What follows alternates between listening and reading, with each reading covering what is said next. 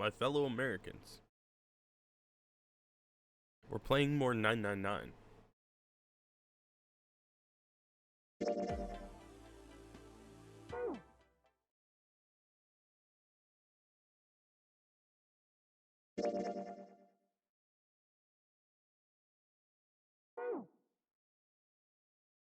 Ugh.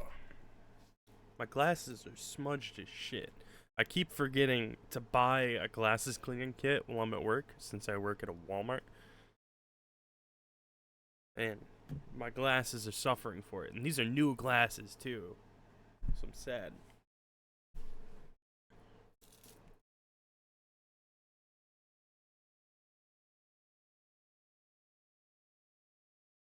Ugh.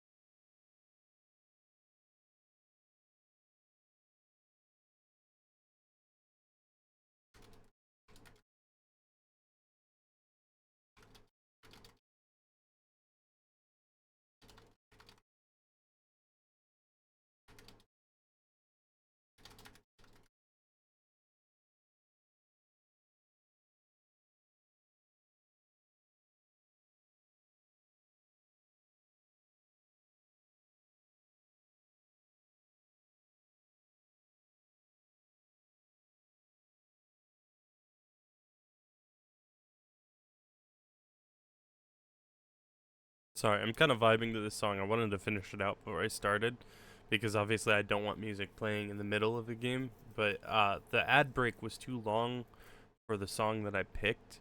I try to pick like a 3 to 3.5 minute long song, specifically so that it will fill the time that it takes for Twitch to, one, recognize that I'm streaming, and then two, play my pre-stream ads. Um, so I just want to like play music for that first couple of minutes so that no one's missing any content. But sometimes it doesn't work out that way, and so I picked another song to go after, but obviously that song is less than 30 seconds because the ad was already running at that time. Okay, no, I don't want to listen to Hysteria by Def Leppard. I'm sorry. I'm sorry, Mackenzie. Actually, I don't even think she likes Hysteria. I don't remember her favorite.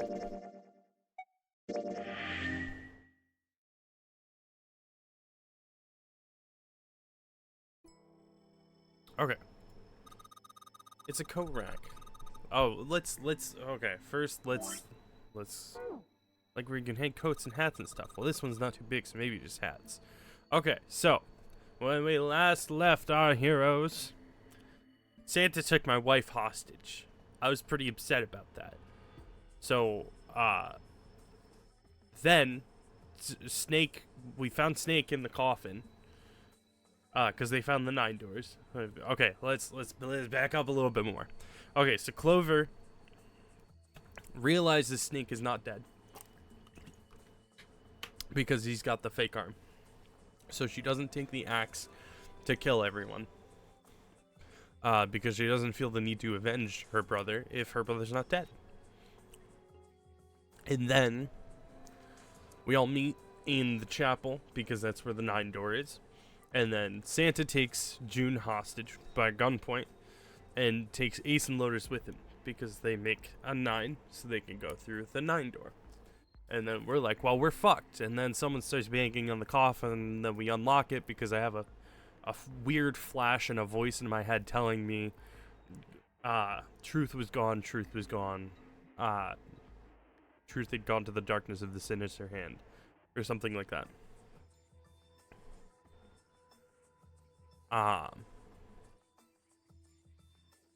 And then that made me do the little pattern on my bracelet, which played the numbers, which was like 138742231, something like that. And lo and behold, Snake is in there. Cool. So then we pull Snake out, and we're like, oh, hey, we can go through the door. And then Clover is like, oh, yeah, I have this bracelet. Well, actually, no. Junpei's like, Clover has a bracelet. And then they're like, oh, that's weird that it's a 0. Let's figure it out. And they find out it's a 6. And then Snake's like, well, I think it's because June. Why would there be 2 6s? Why would there be 2 6s in the Nonary game? I think it is far more likely that she was a 9 and that Santa was a 0 because they went through the same door together. And I'm like, okay, so,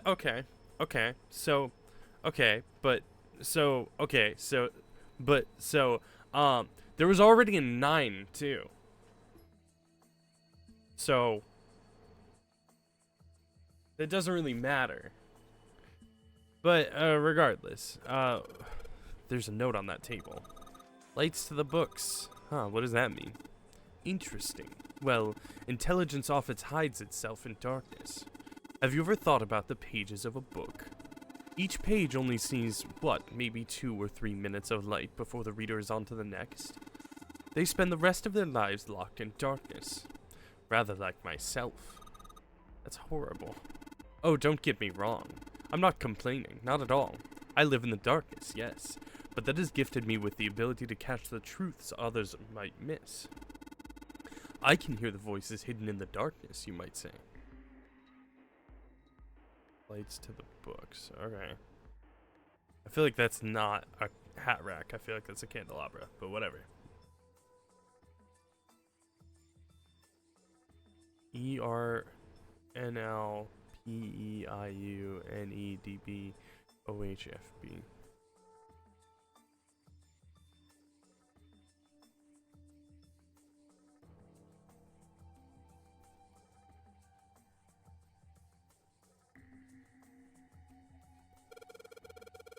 The deal with these titles? They're all just gibberish. Hey, what if we switch them around? Switch them around? Yeah. If we move them around, maybe they'll spell something. Oh, I get it. Yeah, heck, it's worth a shot.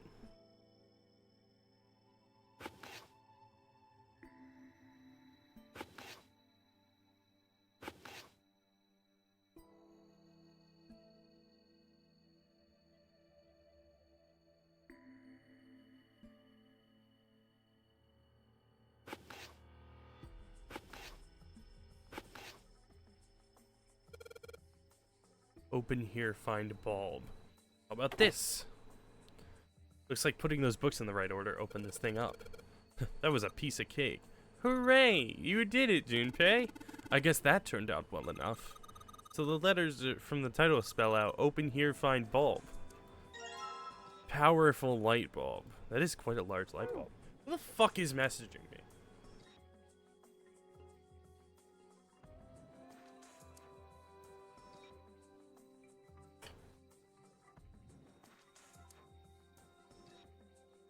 Oh.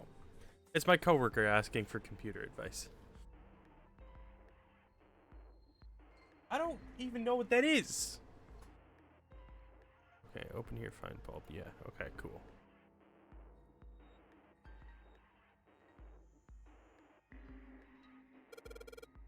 A kid's book here? Looks like it's a children's story about Native Americans. Don't you think a random book like that is kind of suspicious? Maybe you ought to hold on to it.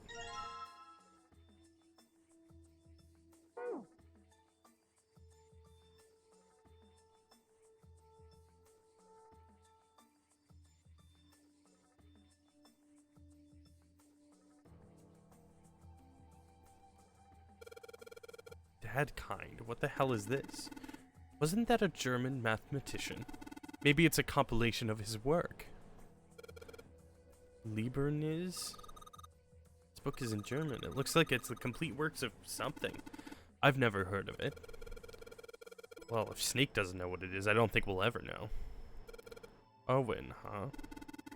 Owen isn't enough to go on. Perhaps it's about the English Revolutionary? Sheldrake. Sheldrake. Isn't Sheldrake? Yeah, that's the guy that the fucking guy that did the experiment where they looked at the sells Sheldrake on the spine. It's got the volume number written on the lower part of the spine.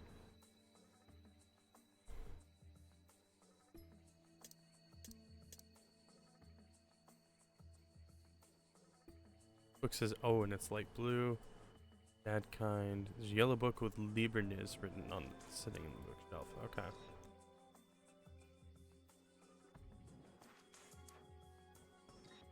There are 3 lights in this thing. They aren't very bright though. Hey, didn't we find some kind of really powerful light bulb earlier? Why don't you put it into one of those lights? Yeah. Well, it'll get a lot brighter, but if there are 3 lights, that means 3 light bulbs. There won't be much point unless we can replace all 3 bulbs. We need 3 light bulbs, huh? Yeah. I think that's what he said. Iron plate's bolted down. I don't think it's a door. I think it's just a wall.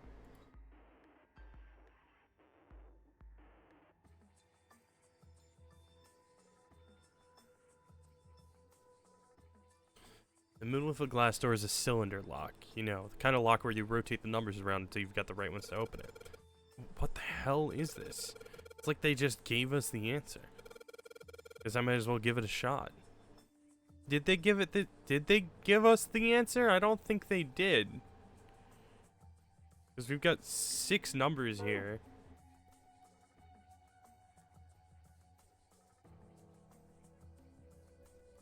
Unless it's 982415. Is it 982415? That's not what I wanted.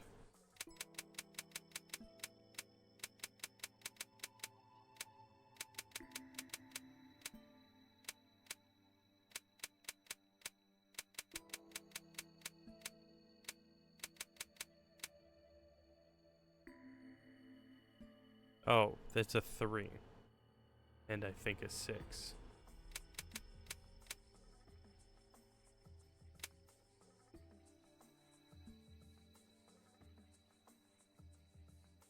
And it... Wait. What? Yeah, I'm just blind. Okay, yeah. That's a 6. I'm not the brightest.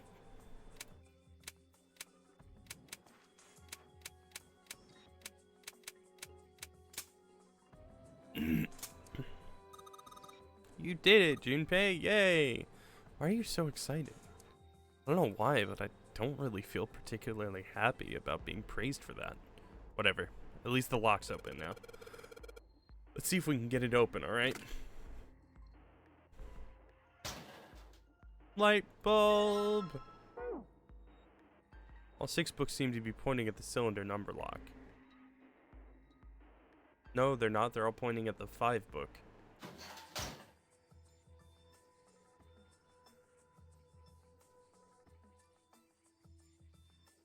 Alright, let's head back upstairs.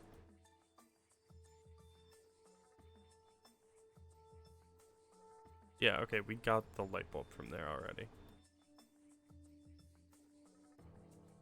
This big opening is the door to the library. It's pretty impressive, almost looks like the door to a shrine or a church or something. There's another door after it and then a passageway beyond that. At the end of that passageway is the door with a Neptune symbol engraved on it. Hurry up. We need to find the key with the mark of Neptune. Okay, this sounds like a job for the best brother and sister team in the world. Man, it's like 7 and I don't even exist, which is crazy because I'm doing all the fucking puzzles.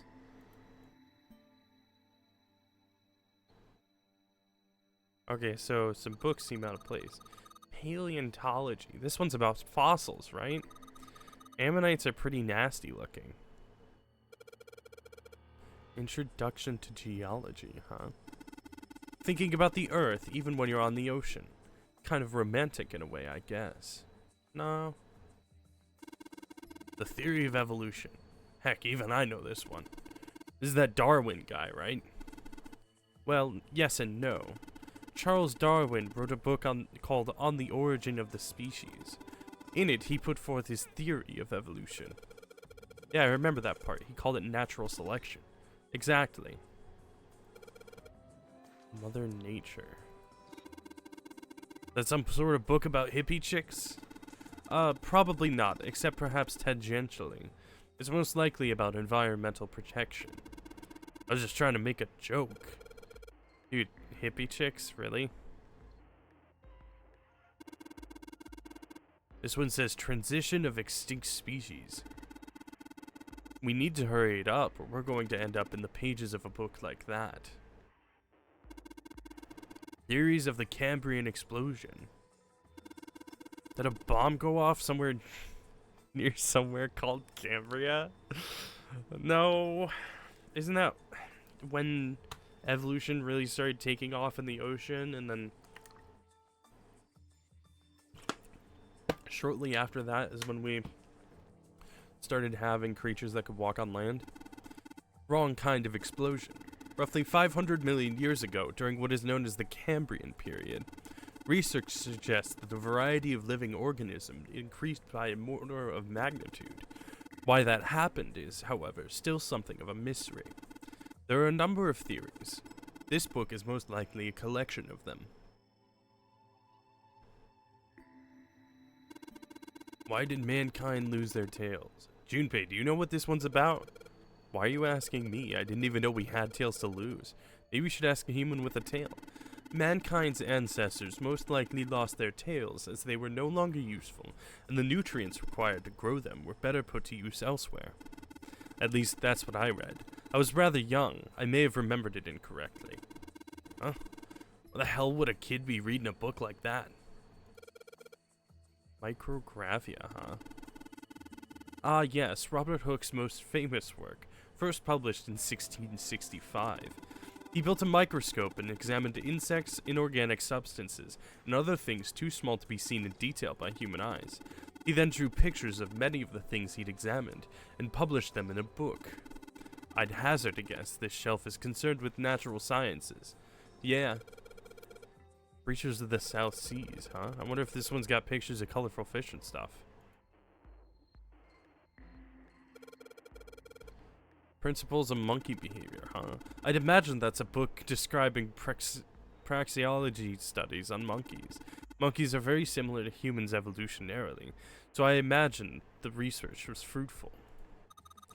Oh look, Seven, here's a book that's perfect for you. It's called Correlation of Muscle Bone Density and Bone Strength. You're just saying that because it says muscle. This book is just called Dissection. This bookshelf must be all medical books. From what I can tell, it sounds as though these books have been organized by genre. This library must be massive. I'm rather impressed by how well organized it is. Functions of the human brain, huh? I guess this is a book about the nervous system? I'd love to ask you to read it to me, but I don't think we have the time. I'm kind of curious about it too. There's gotta be a reason why people connect with each other, you know? This one, it looks like just like that picture book from earlier, the one with the pop-ups. You think they're part of this series or something? They do have the same binding. Fundamentals of baseball? Human equilibrium theory? Human anatomy? Regeneration of internal organs? Dissection atlas, huh? This whole shelf is full of medical books. Look, this one's called Recreation of Lost Human Functions. You think they're talking about if you, like, lose part of your body, then you could grow it back? I don't think so. Maybe they're talking about reconstructing abilities that humankind once possessed. In other words, they may be talking about cultivating a sixth sense. That is not the same thing at all. Ancient gladiators. What's this book doing here? Maybe they were researching human physical limits across history?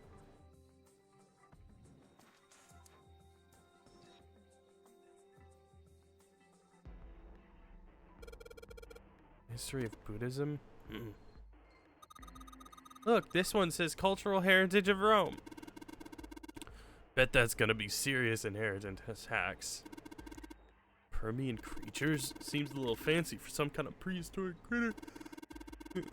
Not to mention, most of them were likely reptiles and amphibians. Without hair, I can't imagine they had much need of perms. That's got nothing to do with this. History of the medieval period. Maybe it's about Sir Lancelot? Isn't he just a story? I don't think you're gonna find a guy who didn't really exist in a history book. These books all seem to be about history. Okay. What's Hellenism? That's Greek. I think it's something to do with a fusion of Greek and Oriental culture. Oriental history. Maybe this one's about China's 4,000 years of history or something? Hey, Chinese history and Oriental history aren't the same thing. This one's called History of the Western World. Well, I'd assume it's about European history. Yeah. Just gonna leave it at that, Snake? Doesn't seem like you. Hey, look at this. This book's called Greek Mythology. Damn, that thing's huge. Can't imagine anyone's actually read the whole thing. Pretty sure it just put me to sleep. Did I miss something?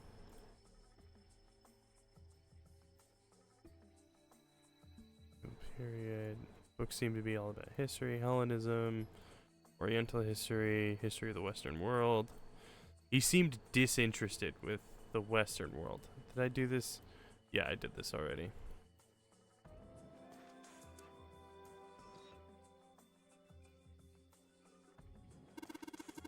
Are property values going up out in space too these days? Man, guess times are tough for aliens too. This one says cosmic inflation. Okay. Quantum gravity. 7. Do you have any idea what this is? How about you start by using real words? Then maybe we'll get somewhere. Supersymmetric string theory and 10-dimensional spacetime. They're just talking about superstring theory. It's a theory of reality where... how to explain... It says that all elements of the universe are governed by the vibrations and harmonics of tiny supersymmetric strings. What's this? An overview of conformal field theory. Ah, well, it's a theory that posits an invariant quantum field where conformal transformation can take place. Knock it off with this science voodoo stuff. You trying to put me to sleep? Theory of general relativity, huh? Oh, I know this one. That's Einstein, right? Yeah, that's, I think that's, no.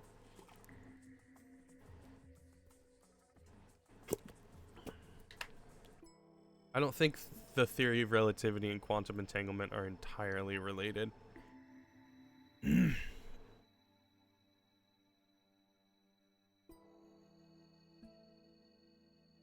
Alright, we did that area already. Did we do this area?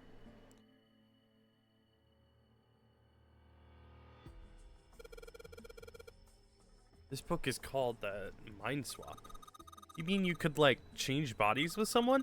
I guess I wouldn't mind switching bodies with my brother or Junpei too much, but I'd rather die than let Seven switch with me. What the hell? Like, I'd even want to swap bodies with a little brat like... Hey, were you just imagining it? You were. Shut up. Well, he wasn't the only one. What the fuck? I mean, I guess she's 18, but, like, what the fuck? Teletemporation and telepathy. What the hell is this one about? Well, I know what telepathy is, but I've never heard of teletemporation. It refers to having the ability to travel through time. Kitab al-Azif. Man, they've got some weird stuff in here. I can't even pronounce this one. Who's that? Some famous guy? It's not a person's name. It's the name of a fictional book created by Abdullah al-Hazred. It's said to be one of the sources used in the creation of the legendary Book of the Dead, the Necronomicon. Oh, so these are all the cult books and stuff. This one says The Golden Rabbit and the Moon on it. Does that mean it's about a rabbit that lives on the moon? Rabbits are pretty cute, but what's the moon stuff about? It's talking about the Judas tree that is said to grow on the moon, according to Chinese legend.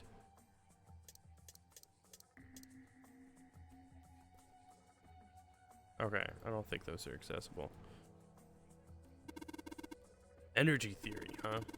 I don't even understand the damn title. Looks like this shelf's all science and technology.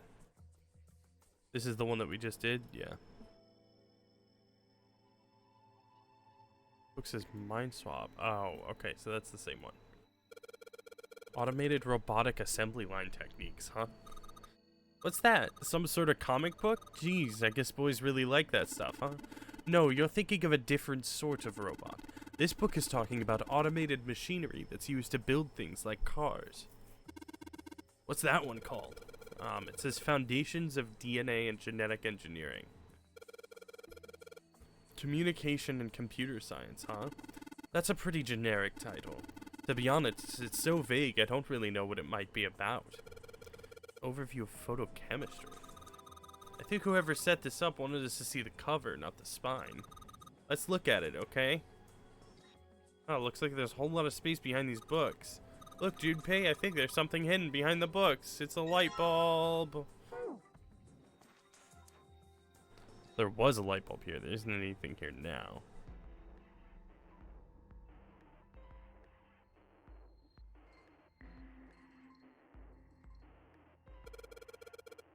The black hole hypothesis.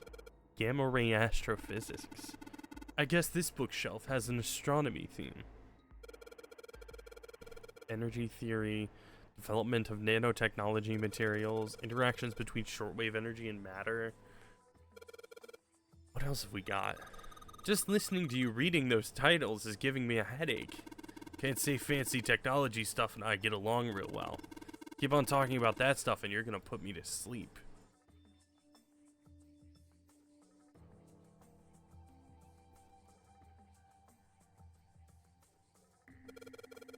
Algebraic number theory, math, huh? There's another one like that over here. It means something like primary number theory, or analytical number theory, or geometry. Oh my gosh, how did you know? Nobody said anything about those. Well, number theory is usually split into 4 chief disciplines. If there was a book named Algebraic Number Theory, I took a wild guess that the other 3 would be there as well. Looks like I was right. Pythagorean theorem. This is a famous one. Sounds like there are a number of math books in this section. One called Goldbach's Conjecture. Conjecture? What's it about? Like magic or psychic stuff or something? Right, I bet it's about jewelry, isn't it? It may have an odd title, but it's actually a very respectable mathematics book. It deals with one of the unsolved problems of additive number theory. Sorry I said anything. Look, let's not get into this right now, okay? That's a weird book, Junpei. Indian mathematics. Haha, that's funny. Why is that funny? It says Riemann hypothesis. What is there to hypothesize about with a Riemann? Isn't it pretty straightforward? Heavens no, there are many factors. Length, girth, lubrication, or lack of. It's an exciting, rapidly growing field.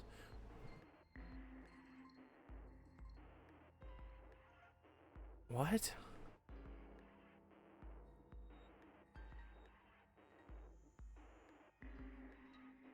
Reaming, like, paper?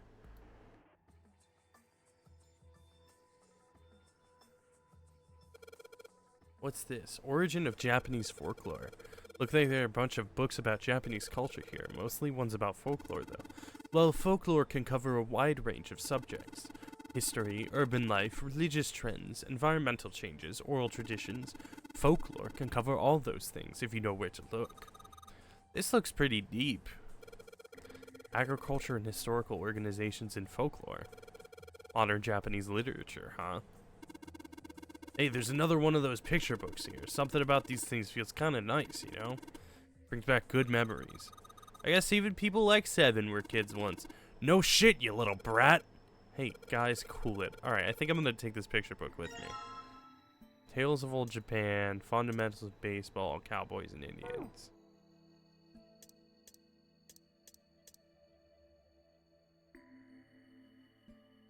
There are 3 lights in this thing. If I can replace the bulbs. Alright, so there are 3 lights in here. I'm going to change these bulbs. Now they should... Whoa. Those little light bulbs really make a difference. It's pretty bright in here now. Small enclosure with 9 sides. There are 3 of these that kind of look like I'm supposed to put something on these stands. I mean, yeah, probably. Got a magic wand on it. Okay. So, what's inside? Well, aren't you going to open it? Pretty sure it's just gonna have pages inside. Smart out. Whoa.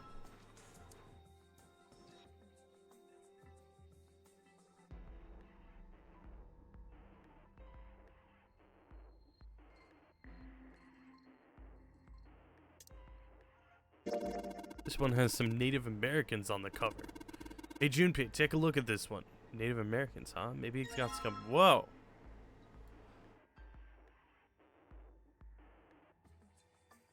Lil K. There's a baseball on this one. Come on, Junpei, let's see what's in it. I'm gonna go out on a limb here and say it's probably baseball stuff. Whoa! Head? So no head. It's a small enclosure with 9 sides. Okay, how about we try painting these picture books on the stand? Then... Sheldrake 5. Awesome, it looks like it worked. Way to go, Junpei. Good job, buddy. There's something projecting on the bottom. These letters, they seem familiar. Yeah, Sheldrake 5.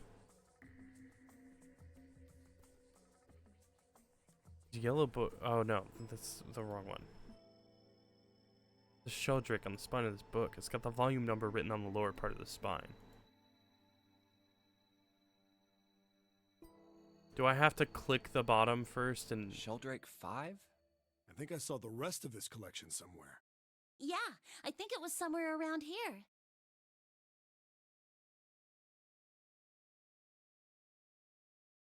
Let's go take a look. Okay. Sheldrake. Have you heard of him? Sheldrake, I mean.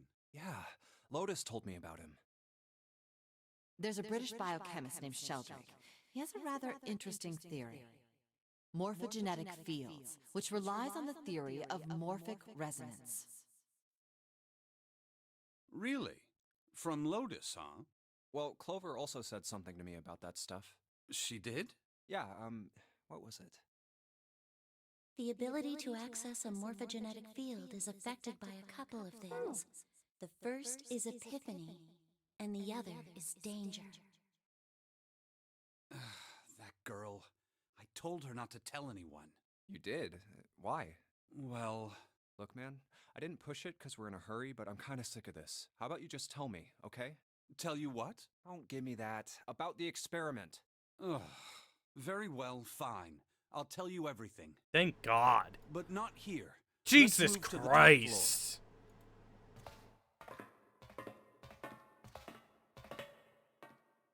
I suppose I might as well start by telling you why I kept quiet, and why I made sure Clover did as well.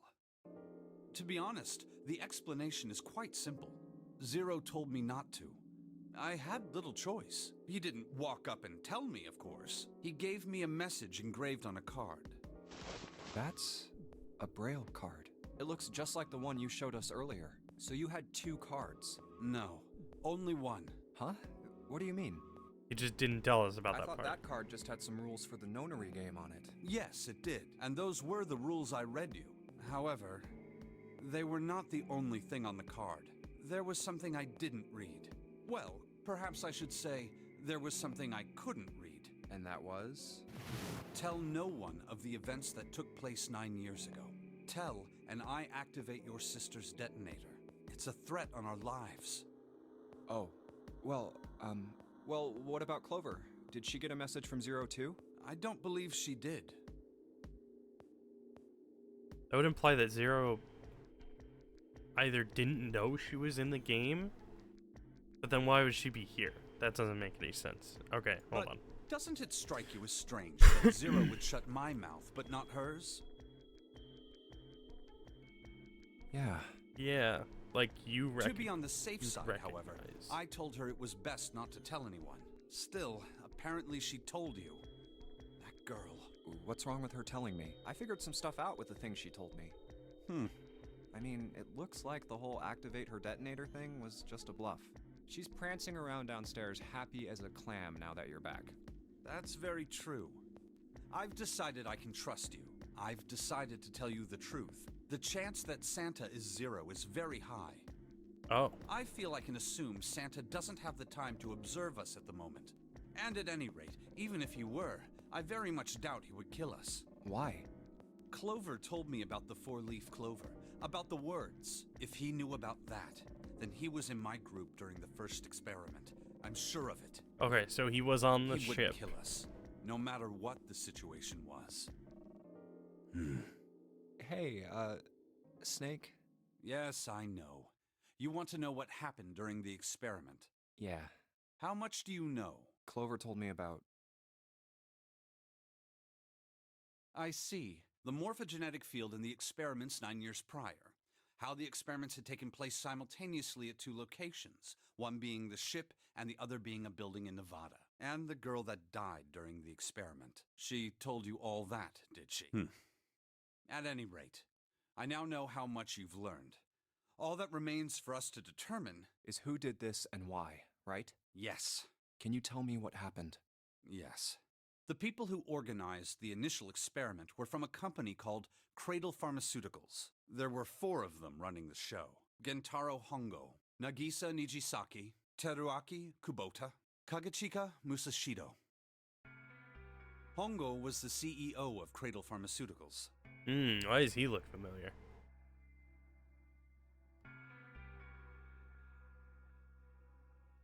Nijisaki was his right-hand man and did the lion's share of the planning. The lion's share of the planning? Kubota led the company's research and development division. That straight up just looks like the 9th man. Musashido was their majority stockholder.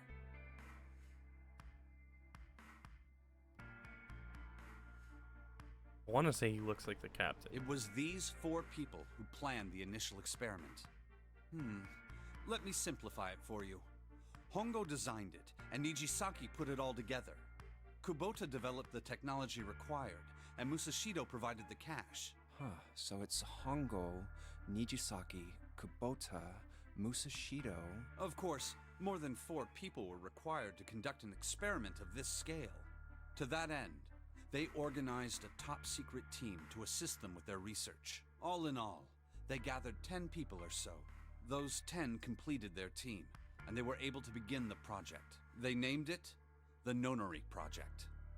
The purpose of the experiment was to research the prospect of controlling a human mind through sheer will. The vessel, I suppose you could say, for this control was the morphogenetic field. Why did the glycerin suddenly begin to crystallize? Why did the crystal structure of EDT undergo a sudden change? Why did the rats improve their puzzle-solving skills with each generation? That's the Santa shit. Experiments with humans produce the same results. The more people who knew the answer to a question, the more there were who could answer correctly without having seen the problem before. Why is that? How could it happen? The answer is that the shape of the answer has been stored in a field invisible to the naked eye. And through that field, the resonant event transmits information related to that answer. That's essentially the idea behind morphogenetic fields. But that's just a theory. A game Can't bring theory. yourself to believe it? Yeah. Let's say someone killed another person because the devil told them to do it. Whether the devil exists or not has no relevance to the murder. They believe the devil exists. Whether or not he does is immaterial. Are we about to get into thought forms? So what matters here is that Hongo believed in the morphogenetic field. That's right. But I still don't get it. You said they wanted to figure out how to control people, right? That is what you were saying. Yes. So how are they going to do that with a morphogenetic field? I'll keep it simple. Let's suppose 10,000 people have solved a certain problem. The chance of you knowing that answer, even if no one has told you, will go up. Let's have another example, shall we? Say 1 million people were to do a handstand right now. Tomorrow, the chances of you doing a handstand would be higher, even if you had heard nothing of this hypothetical mass handstanding. Mankind's thought process and actions are all part of a resonant event. All of the resonant events encoded in the fields are projected onto you. Of course, this assumes you believe in this theory. Do you follow so far? Yeah. Now, if there was a person who had the same effect as those millions of people, what would happen? If that one person were to do a handstand, other people would find themselves wanting to do handstands as well. Okay. Can you imagine what a person with powers like that would be able to do? Yeah, you could make everyone do a handstand. That'd be crazy. Could you imagine everyone doing a handstand? I forgot that my power went out, so I didn't actually launch StreamerBot, which is fine because no one's redeemed first yet, so I have time to get StreamerBot running.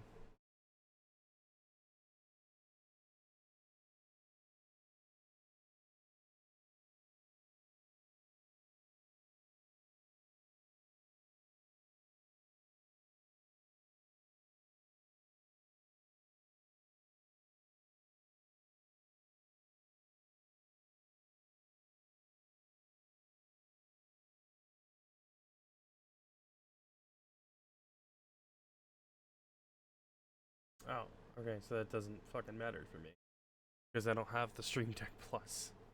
Sorry, I just opened the Stream Deck software. The reason that I was like, oh, I haven't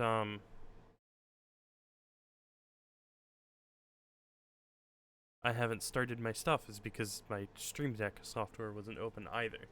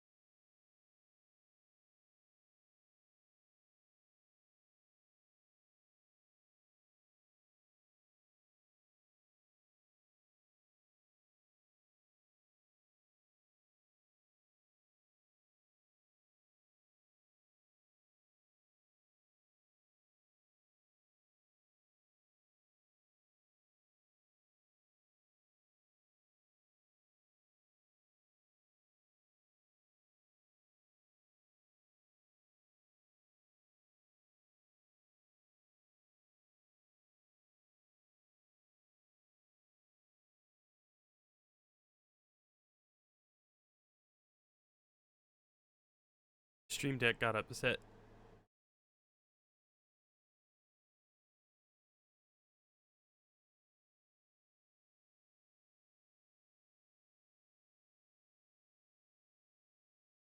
Because it wasn't updated, even though I'm fairly certain the update has nothing to do with my Stream Deck even.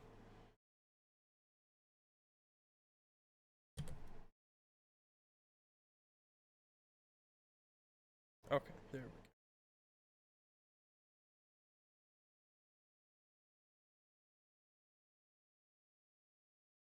go. Okay. Come on, there's no way. There we go. I'm not done. Imagine another scenario. Imagine another person. This is an ordinary person. Let's say he does a handstand. What if there was someone who could grab the resonant event he created by doing that and use it to make other people do handstands? What would happen then? A person who has the power to write to the field and someone who can read from the same. You could think of them as the writer and the reader, or the transmitter and the receiver. What would the world be like if there were people with abilities like these? So the transmitter's resonant event can be transmitted through the field and sent to the receiver. And then the transmitter can control the receiver however they wish. That's what you're saying, right? Yes. Close enough, at least. Come on, that's just crazy. Well, if you want to prove that, then you'll have to test it first. At least, that was how they thought. That was why they decided to do their experiment.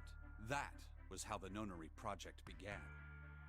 By the way, Junpei, have you ever heard of the Gansfeld experiment? Yeah. That was an experiment in telepathy, right? You place a pair of subjects in separate rooms. Then you show one a picture and ask the other what they see. Interesting. I'm impressed. Yes, that is exactly correct. Yeah, that's how you get the fucking ping pong balls taped over the eyes with white noise playing with the red lights So, on. why did you bring up the Gansfeld experiment? It was used to screen subjects for the Nonary project. The hospital in a remote town was affiliated with Cradle Pharmaceuticals. Hongo used it to conduct experiments on visiting children in secret. Some of them, he found, had potential. He began to gather children that showed promise. Children that seemed as though they might be able to access the field.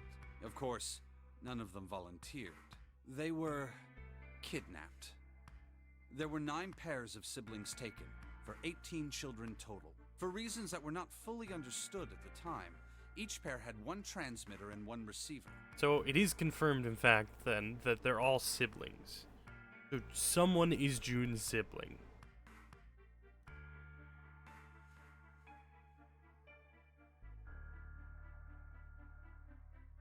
They were split perfectly. As such, the 18 children were split into 2 groups of 9. The children who were put into Group Q were the ones who excelled at transmitting. Group Q. They were transferred to the mock experiment building known as Building Q in the Nevada desert. The Building children Q. who excelled at receiving were put in Group A. Group A. Group A was then placed on the former hospital ship Gigantic. From the experiments he had conducted so far, Hongo had learned the following. There are 2 things that can increase one's resonance with the fields. The first is epiphany. The other is danger. Have you ever been faced with an especially difficult problem and thought about it very long and very hard until finally an answer suddenly appeared in your mind? It may seem obvious to say so, but that is what is meant by epiphany. The information obtained through that epiphany can be easily transmitted through the fields, where it can be easily interpreted. Adding danger to that equation allows for even easier field access. That's where Hongo came in. I'm gonna move my monitor down because I feel like my camera is like, oh god. Oh, there we go. I feel like my camera is like hitting the brow line of my glasses in the line of my face, and it's causing me to lose eye tracking entirely. They set up a number of puzzles across the Gigantic.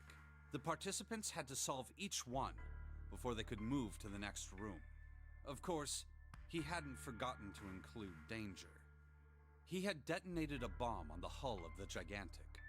The children in Group A were forced to play the nonary game as the ship sunk. By forcing the children into a life-or-death situation, Hongo hoped to increase the likelihood of their tapping into the fields. The children from Group Q, on the other hand, were confined to the mock experiment building, Building Q.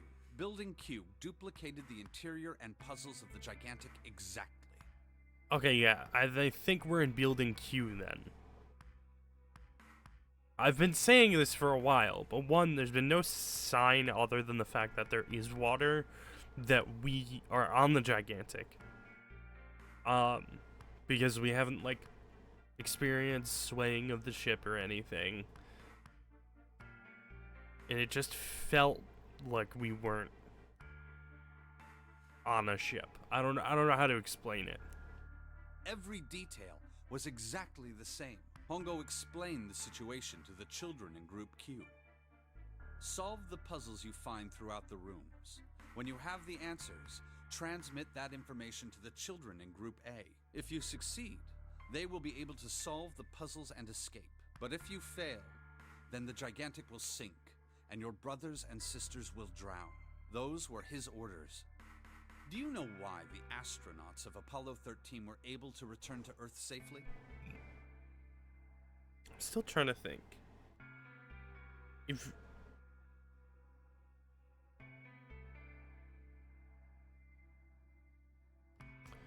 If June was one of those kids and died, probably the girl that died,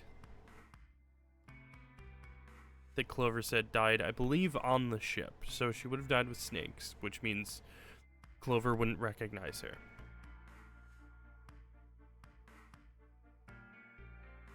But she also doesn't recognize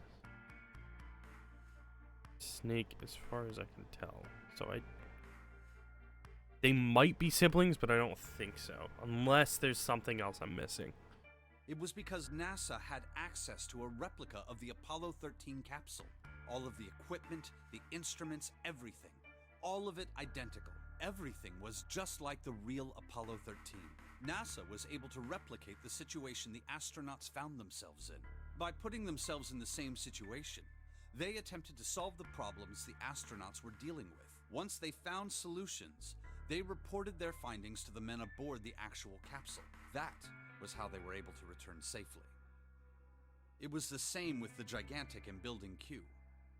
The children from Group Q had to use the power of epiphany to solve the puzzles they found and transmit what they learned through the fields. The children in Group A, however, they had to access the fields to learn how they might advance to the next stage. That is the simplest explanation I can manage. Huh. Hey, Junpei, Snake! How much longer are you two gonna sit around on those bony asses? Get down here already! He's right. Let's go, shall we? We don't have much time. We need to get out of here, and soon. Hold it. There's one more thing I want to ask you. Hmm? Are you sure that there were 18 kids? Why?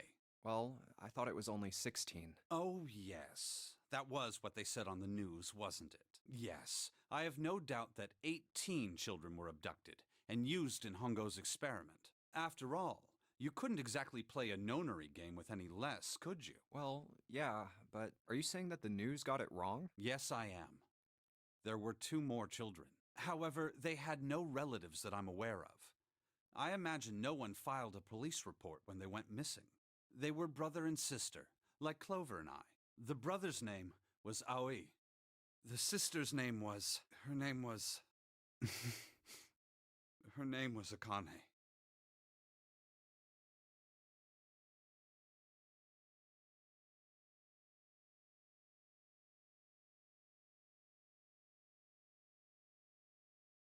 Sorry, I had to hit the right button.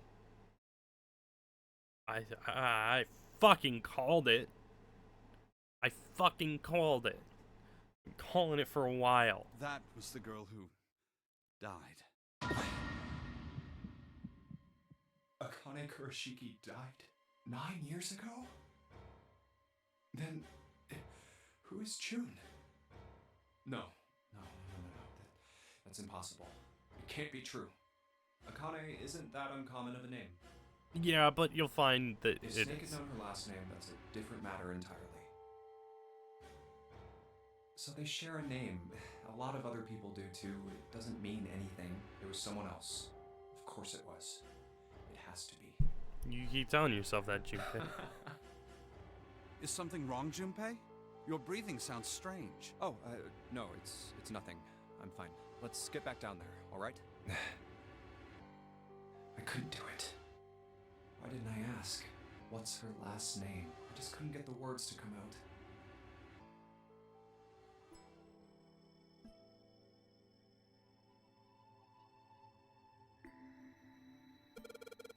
Sheldrick. This is it. This is what the shadow picture was pointing to. But didn't it say 5 at the end of the shadow picture? Yes, I think we need to find the 5th volume. Well, would you look at that? There's a big red button behind this book. Guess we should press this button. Oh. Oh. Oh. What was that sound? It sounded like something really big was moving. It came from the top floor. Alright, let's go check it out.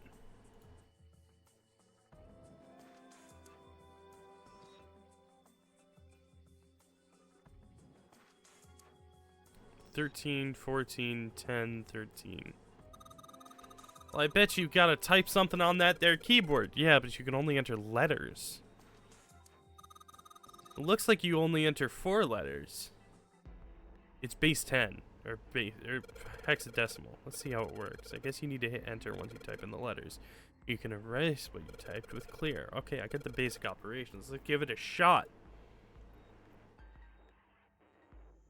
The 13 would be D. 14 E. It's dead. Yay! You did it, Junpei! It's unlocked now! Good job, Junpei. Whoa there, don't get too excited. The password was dead, remember? This makes me think whatever's waiting for us isn't good. So what? Jeez, you're such an old lady. We can't be worrying about stuff like that. I mean, come on. We got it unlocked, didn't we? Let's go. Hurry up.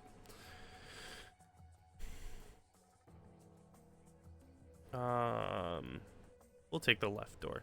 It's a thick metal door. There's a handle in the middle of it, though. Alright, handle. It's time we got this over with. Damn it. I can't get it to open. This thing won't even budge. What? Why not? We put in the password. What else do we have to do? Then that means it's the other door. Okay. Alright, let's get this thing open.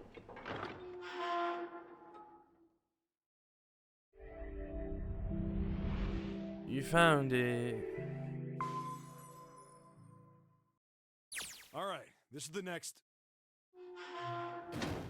Ugh, the door! They spun around. The door they'd just come through had slammed Did that shut. just close on its own? Don't tell me we can't go back. I don't know. Let's see.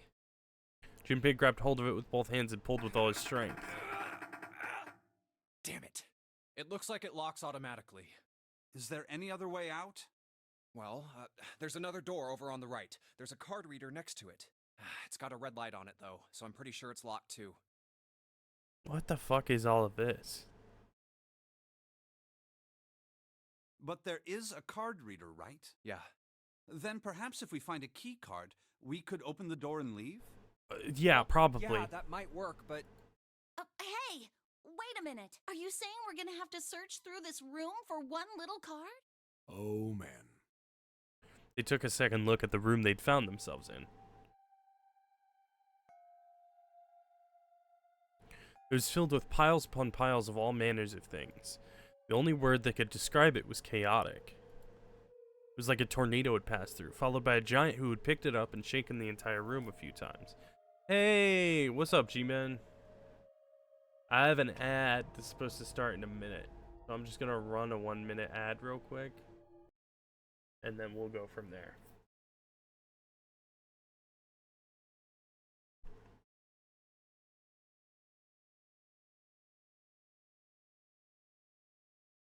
I need to get a little ads in progress thing.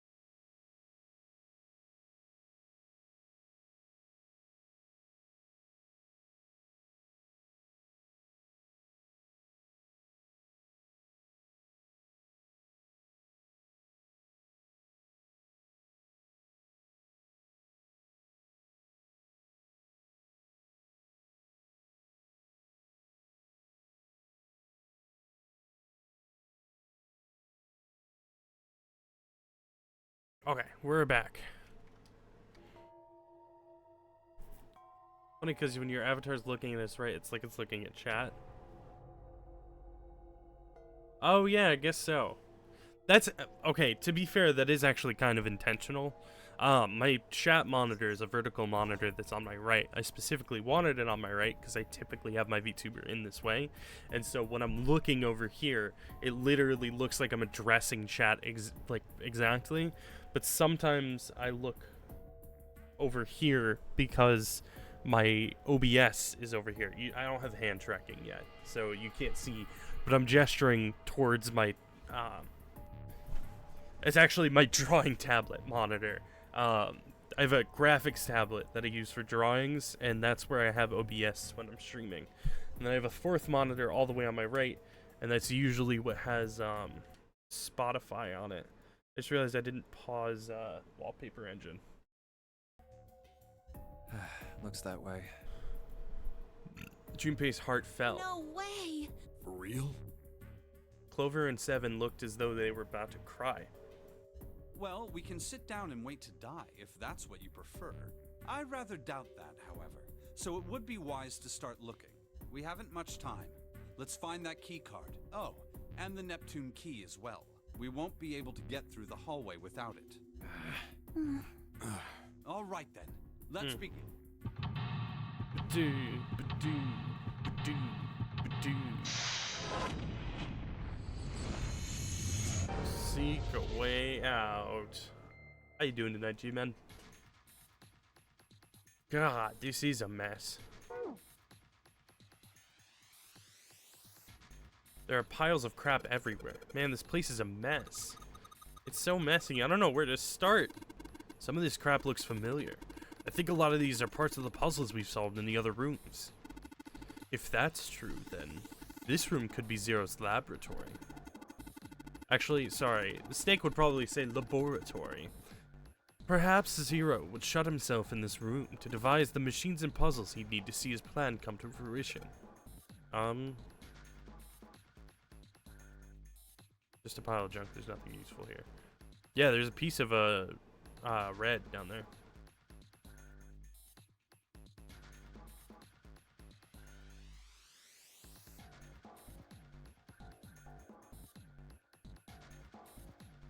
That's from Britain. This is the path that we took for that one puzzle. Hey Junpei, isn't this a nautical table? Yeah, I feel like I've seen this before. New material has been added to the file screen. It's a chair. It's a chair. That chair looks nice. Mind if I take a load off? I think he'd be doing the opposite. A chair. A chair. A chair. A chair. A chair. There are some old computer monitors on this desk. You don't see CRT monitors that much anymore. The screen is huge. Wonder why it's blue. Maybe if I touch it. Something on the screen now. Why does this look familiar? Oh god. Something about this is sparking like a memory.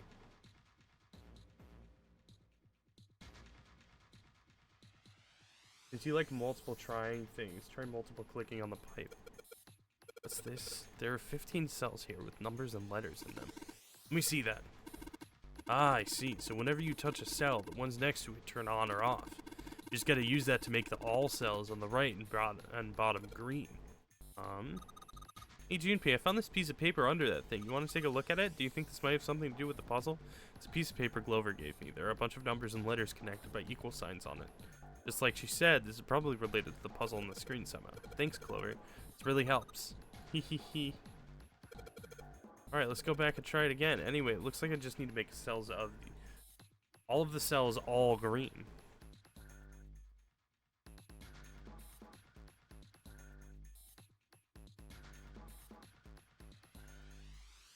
Okay, so it's just hexadecimal. So we need to make that 10.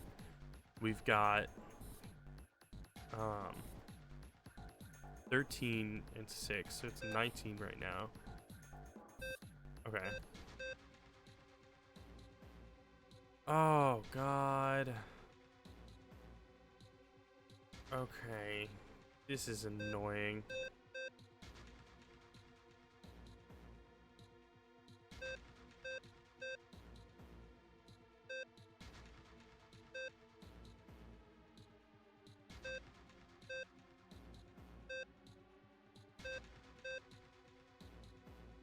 No, that just put us right back where we were.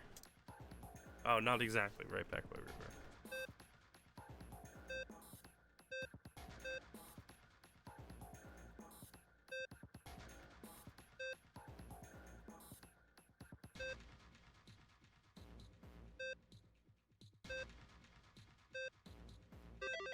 Hey, we got it. You did it, Junpei. You're so smart. You seem to have done an excellent job and solved the puzzle. Just what I would have expected of you, Junpei. Hey, come on, you're embarrassing me. Praise King, guys. Whoa, whoa, don't get cocky, kid. We don't have time for that. Look at this. Check out the right edge of the control panel. I'm at 30 frames per second. I don't know what the fuck is going on right now.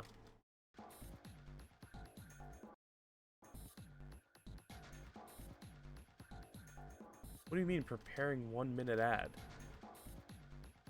Oh, okay, it's just counting down until I can run an ad again. Okay. The lid slid open and something came out. Cross emblem. A metal plate shaped like a shield. There's a cross engraved on it. That's a pipe. There's a cabinet underneath it. There's a small cabinet under the pipe. There's a small cabinet under the pipe. There's a small cabinet under the pipe. There's a small cabinet under the pipe. There's a small cabinet under the pipe. There's a small is there any... Is this the wrong pipe? A pipe, great. A pipe, great. A pipe, great. A pipe, great. A pipe, great. Okay, I don't think that one. A pipe. It's running into this box over here. A pipe. It's running into this box over here. Running into this... Okay.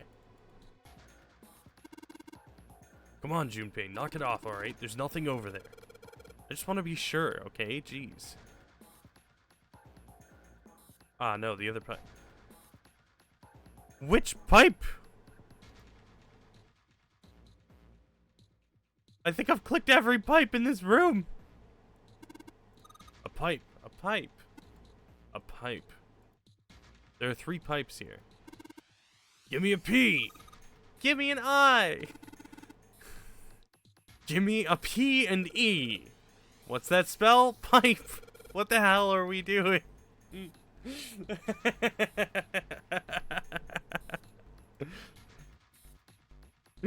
Oh, that is great.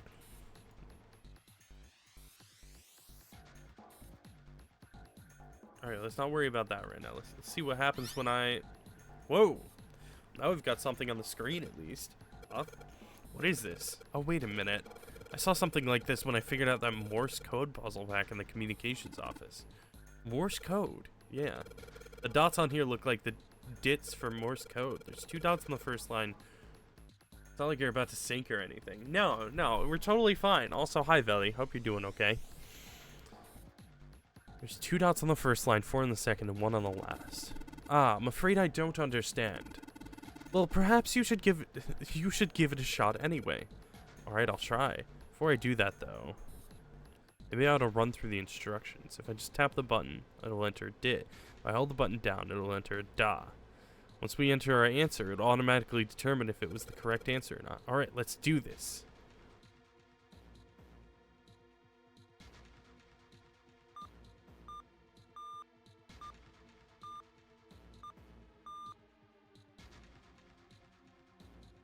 That was just F you.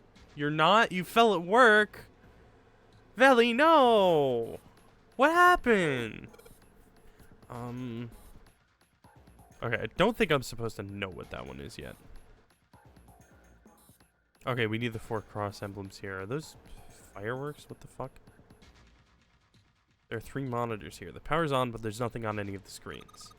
It's so small. I wonder what it is. I got no idea. Let's do this one first. Monitor is part of this machine. It's really dim, though. It's got a map of the world on it, but I can barely see it. Junpei, it looks like there's a compass on there. Ah, now I get it. What do you mean? Guess you weren't there, Clover, but I solved a puzzle like this one in the wheelhouse. I think I just need to do the same thing here. The same thing. The important part is this nautical table we just found. I just have to match up the direction on the compass with the lines on the nautical table. I use the steering wheel in the wheelhouse, but this time I think I'm going to use the wheel attached to the side here. Okay, then show me, now. Maybe I ought to run through the instructions. This looks like it probably works the same way the steering wheel in the wheelhouse did. If I just touch the direction I wanted to turn to, the compass will turn that direction. Then I just got to press stop when the compass is pointing where I want it to. I'm betting something will happen if I can do it right. Alright, let's do this. Okay, we need south first.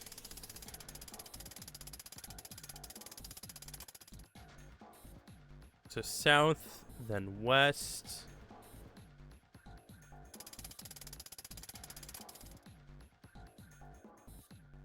Then southeast.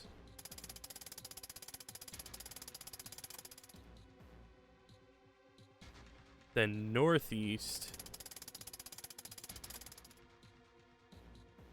Then east-east. Then north.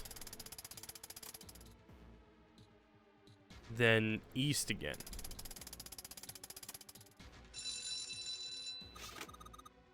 Also, I don't know if I read it, but solve this room faster, please. I want to see what happens next. I'm going to go slower just for you, Veli. Yeah, you did it, Junpei. Good boy. Oh, don't say that to me, Clover.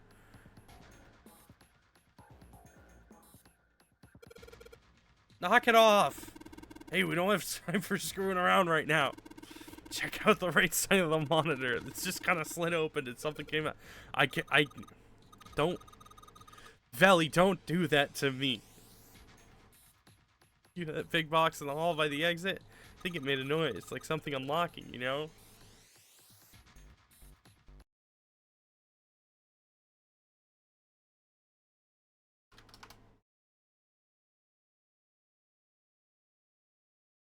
A noise, huh? Helm emblem. That's not a helm, that's a wheel. Sorry. The metal shutter looks pretty sturdy. It's framed with black and yellow warning stripes. Alright, let's open. Dead body. Oh, holy shit. That is pretty damn creepy. There's a coffin in there. A coffin. A coffin. Oh, man. Seven think... Yeah, he's all pale. He's thinking the same thing I am.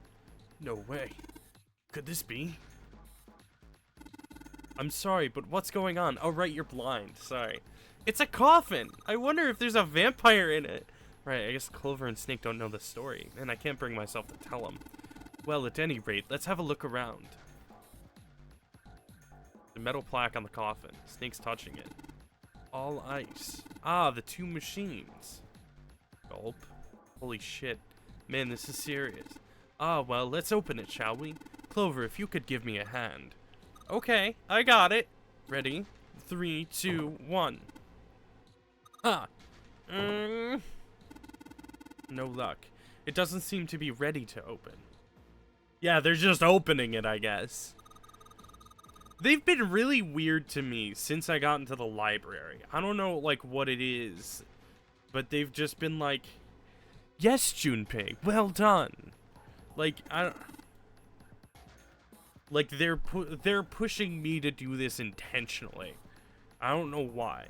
Yes, I believe it's locked in some sort of way. What do you think is in the coffin, June? Hey, Seven, do you think you could open it up with your superhuman strength? No, What's wrong? I think I'll just pass on this one, okay? What the heck? Very well, we'll just have to give up on the coffin for now. Let's look around the room a little more, shall we? Alice sleeps in a small chamber past the Forge of Knowledge beneath the navel of the Gigantic. Is that actually true? I don't know.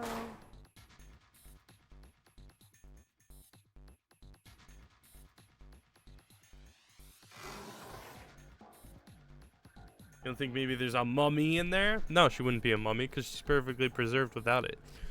There's a piece of paper in here. Not sure without taking a closer look, but I think it might be a clue. Junpei, we don't need this anymore, do we? No, I don't think so. Yeah, this is for a puzzle we already solved. Oh. There's a whole buttload of drawers in this cabinet. Nothing in the other drawers. Steel cabinet with a double door. There's something written on these pieces of paper. Looks like we've got 3 sheets of this stuff. New material has been added to the file screen.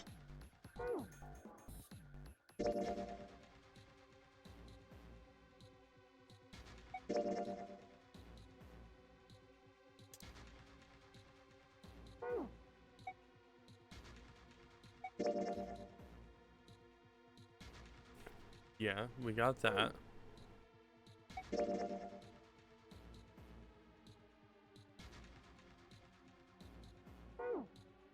Okay, so I know 4 letters in Morse code. Dot dot dash dot, which is F. Dot dot dash, which is U. Dash dot dash dot, which is C. And dash dot dash, which is K, if I remember correctly. Dot dot dash dot.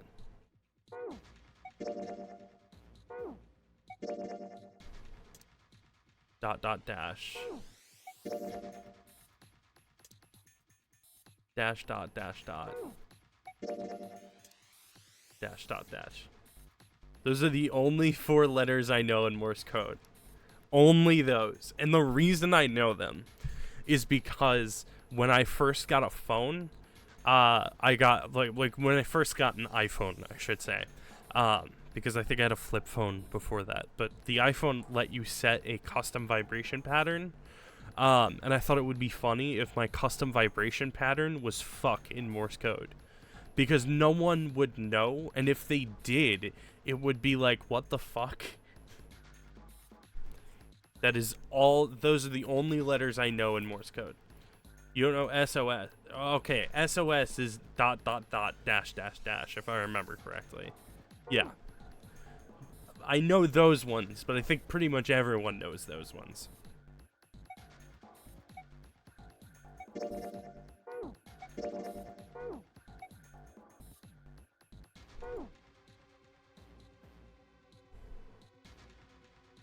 So you know 6 Morse... Okay, I know 6 Morse code letters. Thank you, Veli.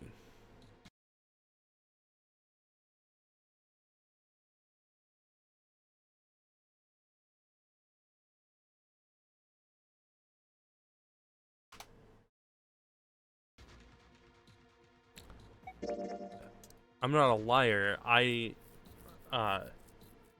just omitted certain information.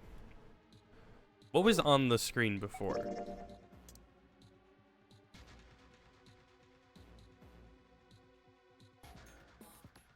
Is it like IHE?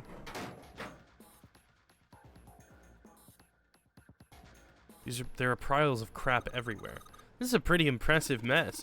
If we try and search every one of these, we're gonna be at it till the cows come home. Well, that doesn't seem too bad. We won't have to go bring them in ourselves then. Don't you get smart with me, kid. How about we deal with this area later, okay, guys? Maybe we should try something more promising. Have you figured out what you're supposed to enter here, Junpei? Looks like the word that's supposed to go here has 3 letters. It's got 3 lines, and I think each line is 1 letter. I see. Well, if that is the case, perhaps the letters you need are made up of 2 symbols, 4 symbols, and 1 symbol, respectively. After all, isn't that what you just said? One line has 2 spaces, the next 4, and the last one only a single space. I see. So in other words, I've got to enter either the dots or the dashes in a set of 2, 4, and then 1. Yes, well, so it would seem. Maybe I ought to run through the instructions. If I just, yeah, I know that. I got that. Yeah, okay. Is it red? No.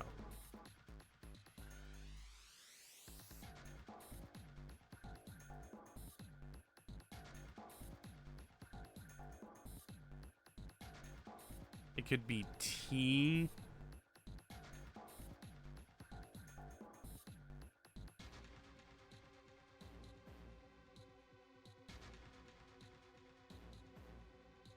It could be T or I for the first one. Or no, not I, E.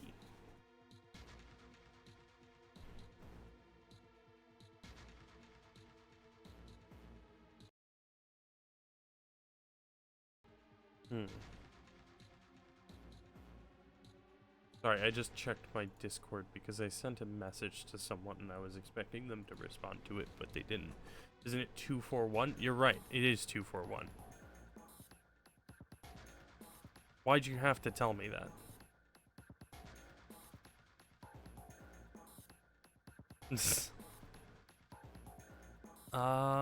So it could be A, I, M, N. That's it.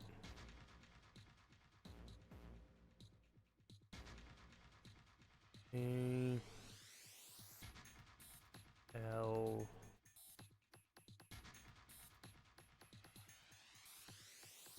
E or T.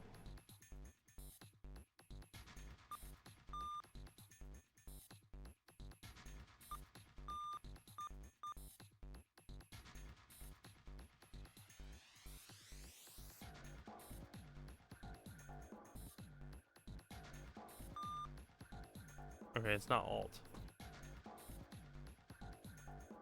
It's gotta be, like, some sort of indication of what the word is supposed to be. I thought it was gonna be red because the previous number or like word puzzle was dead. But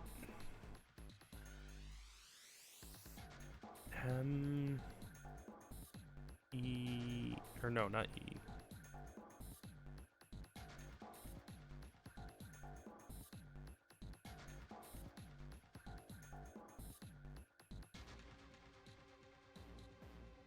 No.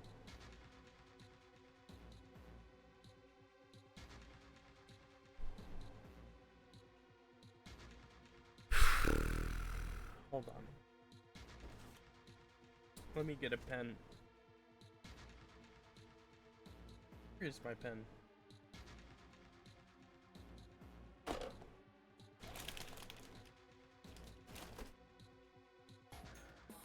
There it is. Maybe you haven't found what you needed yet. I mean, that's possible. I don't think I've searched the entire room yet.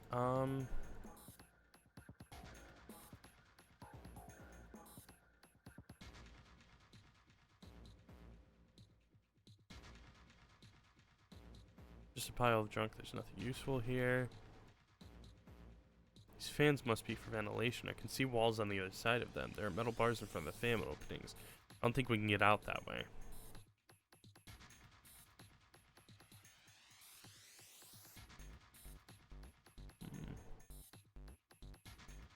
Steel cabinet. There's nothing in here anymore. Card reader. It says lock. I'm not going to be able to open this door until I find the card that goes to this thing.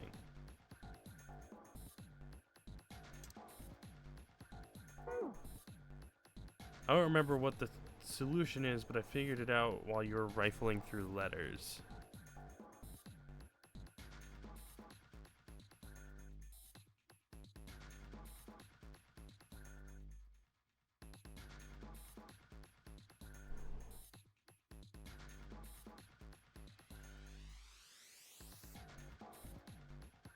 I already did this.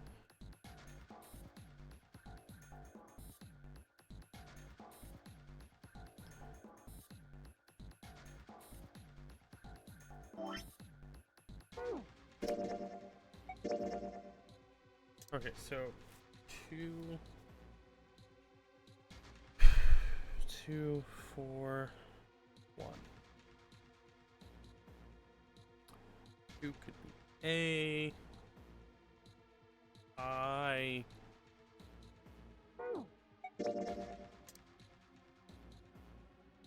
M, N. That's it. Or could be B, could be C, could be F, H,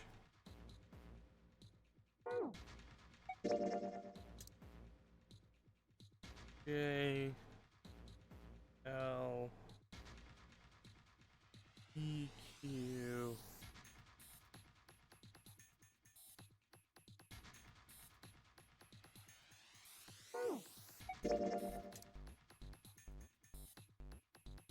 B, X, Y, D. That's a lot of options. And then the one can be, was it I or T? E or T? Oh my god, I'm an idiot.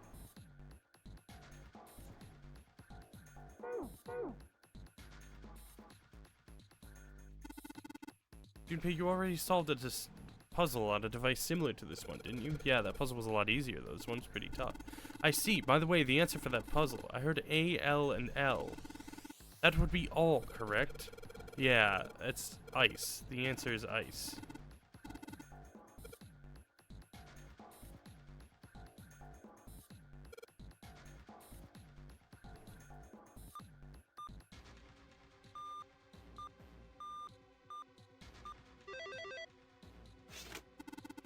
I see. It seems you have solved this puzzle, Junpei. Excellent work. The answer was ice. How did you know? All I had to do was listen to the sounds the machine made. After that, it was a trivial matter to decode them. Ah, yes. I believe I heard a noise from somewhere on the right of the device after you solved the puzzle. It sounded rather like something sliding open. Do you see anything that could have made that noise? Yeah, that's true. Ah, yes, one more thing. I heard a sound from behind the shutter. Perhaps the coffin is unlocked now. What? Code emblem. That doesn't look like Morse code. Oh no, I guess it does.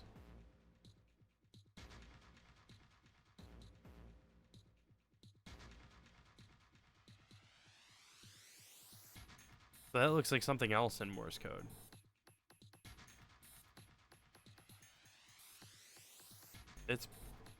That's 4 letters at least. Whatever. I'm sure it's not important.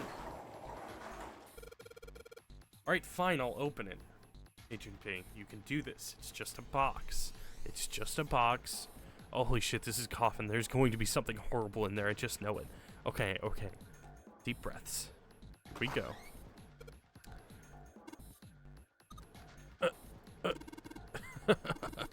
Oh man, there's nobody in there. Shit, can't believe I was scared of something like that. What do you mean, nobody? Were you expecting someone to be in there? It's a long story. Ask Junpei about it sometime. Well, just like Seven said, there's nobody in there. There's something in there, though. Well, 2 somethings, actually. Is it the Neptune keycard and the regular keycard? What is that?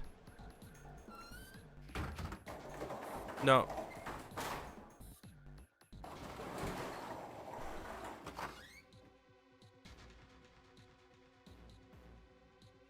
Oh, it's the Neptune key, and then the key card, the thing to get the... We finally found it. Now we can get through the hallway. That's correct, Clover, but we do need to get out of this room first, you know. Yeah, I know. Okay, let's get the hell out of here as quickly as possible. I don't have any objections to that. I don't think we'll use the Neptune key in this room. It's really important, though, so I'll keep it in my pocket. As far as this other thing goes, the coffin emblem. So there was no one fucking in the coffin.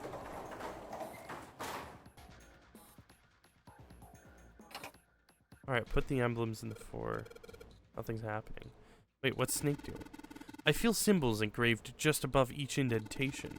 On the upper left is the steering wheel symbol. On the upper right, the cross symbol. On the bottom left, the mysterious circle symbol. And lastly, the waffle pattern is engraved near the bottom right indentation. Additionally, each symbol seems to have been given a number. 1 steering wheel, 2 cross, 3 mysterious circle, and 4 waffle patterns. Perhaps we need to insert the emblems in this order? That order, huh?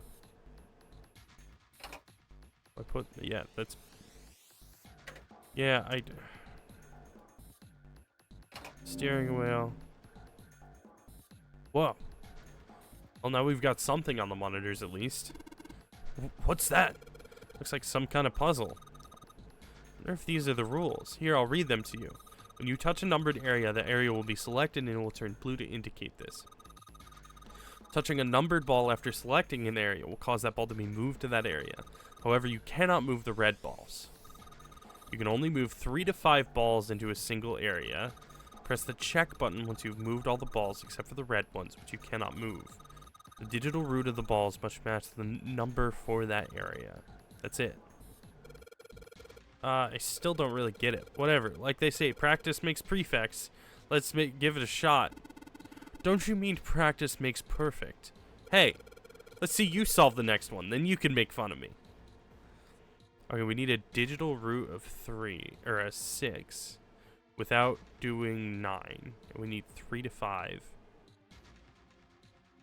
I'm assuming we need to use more for the 3 because we're probably going to end up overflowing the stack to get it to 12. Or no. No, I think...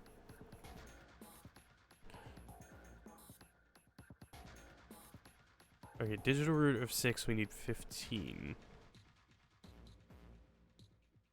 That could be 6, 4, and 5. But then that leaves 7, 3, 2, 1.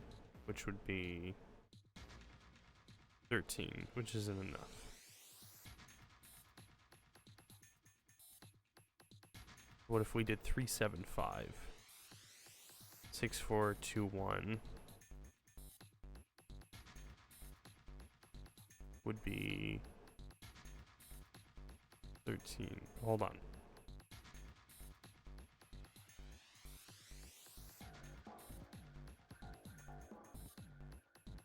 Okay, no. So the 5, it can't be based around the 5 being in the 6. We have to make 16 another way.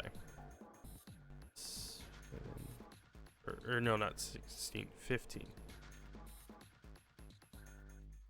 Oh, 7, 3 would be 10. 7, 3. 7, 3, 5. We already did that. That wouldn't work. 8, 3, 4. I forgot about the 8 actually. I didn't think about that. What about 8, 2, 5? Okay, you can put 4 in there, but you can't put 9.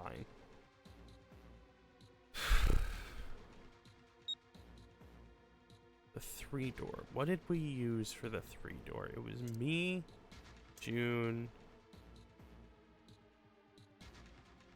Santa, and Ace.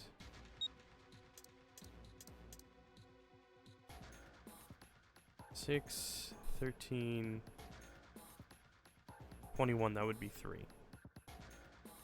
Right? 11, 15.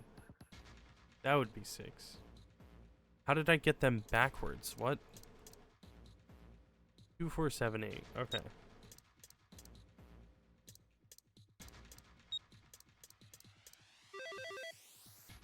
I don't know what...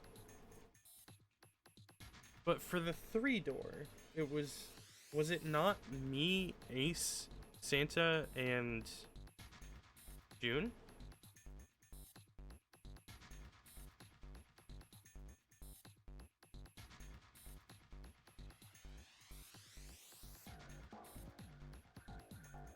Maybe it wasn't Ace.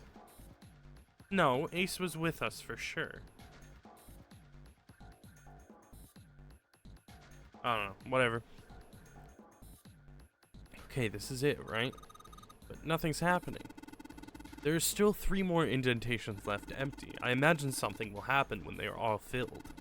Doesn't that seem likely?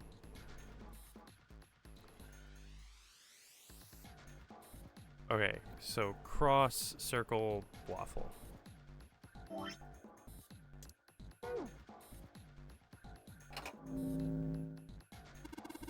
Hey, Junpei, something just showed up on the screen. This puzzle sure looks a lot like the last one. Yep, there's more of those red balls you can't move. The numbers for each area are different too. Looks like it's got the same rules as the last one though. You sure you don't want to double check that? No, I'll be fine. If I get confused, I can just look at the screen over there, right? Anyway, like they say, a picture's worth 1,000 words.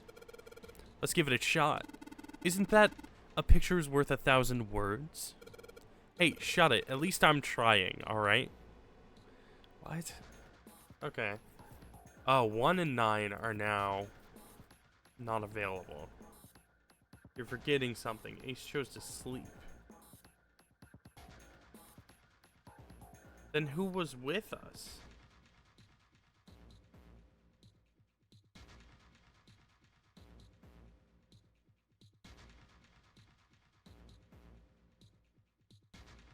Was it? I don't think it was 7.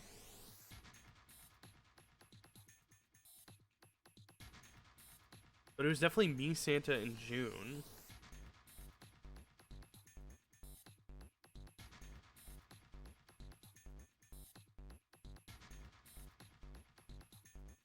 Oh, okay, no. That was it. That was all the people that there was. Yeah, he was like, I'm waiting for the balance to drop, because it was either supposed to be Lotus and Clover, which makes 12, or it was supposed to be Santa, which makes 3. 12, the digital root of 12 being like... Yeah. Yeah, exactly. My bad. Maybe I'm just supposed to make... No, maybe I'm supposed to make 10, but I doubt it. Let's just put 2, 3, 5 in there. That's 10. What does that leave us with? 10, 17, 25. Yeah, that's it. That's awesome, Junpei. There's only 2 left now. You can do it. Indentations on... Oh, Christ. Circle? I think it was circle next. Yeah, let's put in the emblem of the secret code. Damn, this puzzle looks a lot like the last one. Looks like the rules are the same, though. Don't you think you should double check it? Come on, this is the 3rd time I've done this. It'll be fine. So this, if you can't think of anything clever, please don't strain yourself. You might hurt something. Ah, shut up. Just give me a break, alright? I'll think of something. Oh, we gotta make 7 and 7, so we have to make 14. So 5, 2, 7, or 6. No, not 14. We gotta make 16.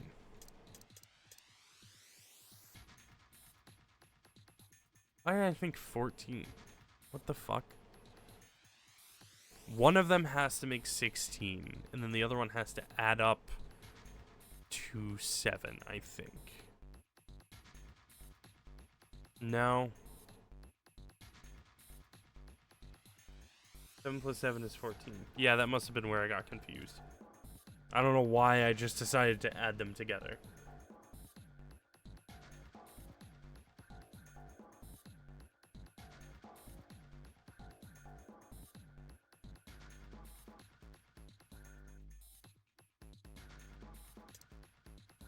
Eight, 2, 6, and then 7, 5, 4. Yeah. Excellent work, Junpei. You've only got 1 left. I can see the light at the end of the tunnel. No, you can't. I wonder which emblem I'm supposed to go in next. This is the 4th one. This puzzle looks a lot like that last couple. I think this is probably the last one.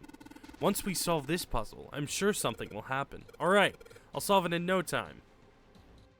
Oh god, okay.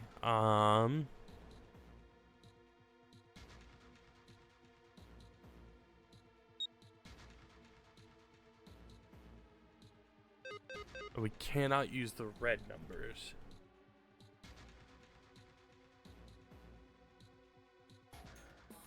I used 3 red. The rest of these, I presume, are supposed to be people who are from Cradle, but why would 3 be red? Couldn't it be 2? So 1 is Ace, 9 is the 9th man, 6 is the Captain Zilch, and then 2 would be Cobra.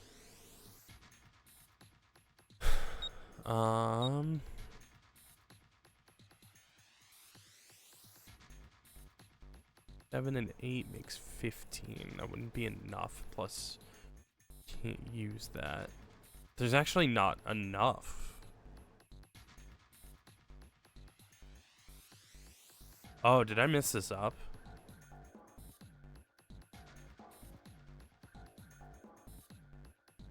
Because it's 3 to 5, isn't it?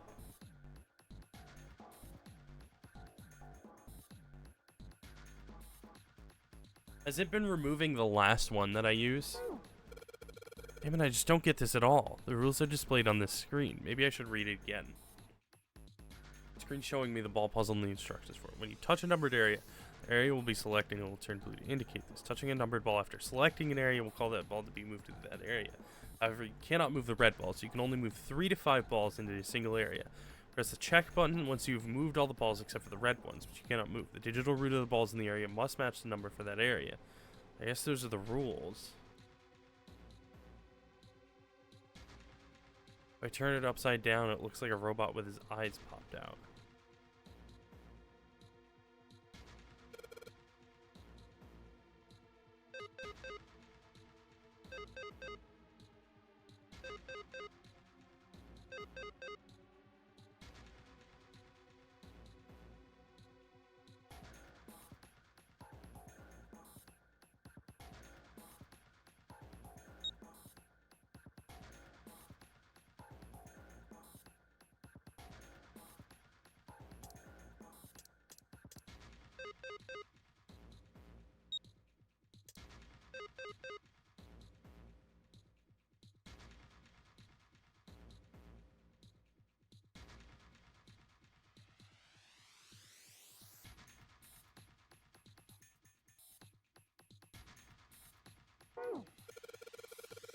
just don't get this at all. The rules are displayed on the screen. Maybe I should read it again. When you touch a numbered area, that area will be selected and it will turn blue to indicate this. Touching a numbered ball after selecting an area will cause that ball to be moved to that area. However, you cannot move the red balls. You can only move 3 to 5 balls into a single area. Press the check button once you've moved all of the balls except for the red ones, which you cannot move. Digital root of the balls in that area must match the number for that area.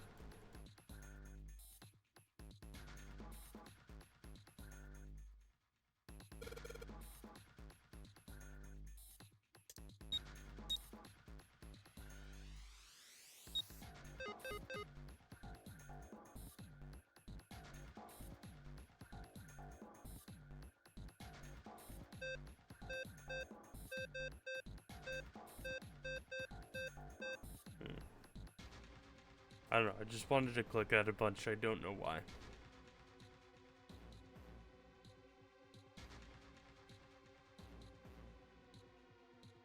Six, 11, 18, 7.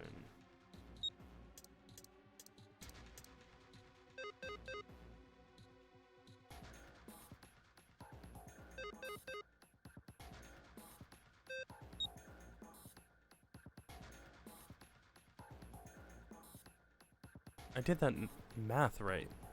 6, 11, 18.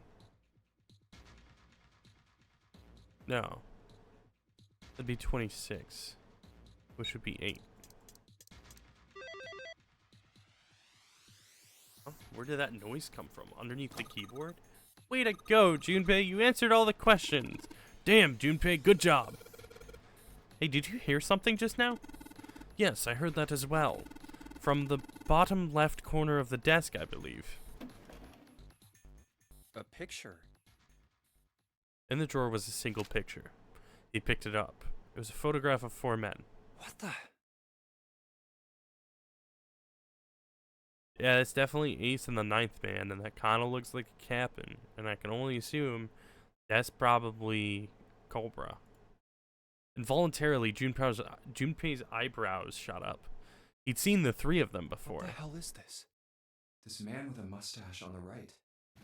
He's the same guy we found murdered in the captain's quarters. He had the Zero bracelet on his left arm. And this second man with the glasses and a doctor's coat. Look at the background. Yeah, oh shit, yeah, that's the staircase. He's the 9th man. The one with bracelet number 9. He died after he went into door 5. But this guy, the one in the striped suit. Oh man, that's Ace. Yeah, I guess it is. No doubt about it. 7 and Clover had come to peer over Junpei's shoulders. But what does it mean? What is Ace doing in this picture? Not only Ace, the 9th man and Cap too. As Junpei looked closer, he noticed the expression on each man's face. Their smiles suggested that they were close, at least to some degree. And they look happy, like they knew each other well. Why? How? How in the world are these 4 men connected? Snake's voice broke into Junpei's thoughts. You say Ace is in that picture? Yeah, it doesn't look like it was taken recently though. Ace, the 9th man, and Cap all look about 10 years younger. Ah, so the 9th man and the man you found murdered in the captain's quarters are also in the picture? Yeah. Is there anyone else? Or are there only 3 people in the picture? I'm afraid I can't see it. No shit. No, there's one more guy. He's got kinda long hair, he looks smart but a little cold. He's the only one I don't recognize. Snake knit his eyebrows. What's the date of the photograph? It doesn't have one. Did you look on the back? The back? Yes, the reverse.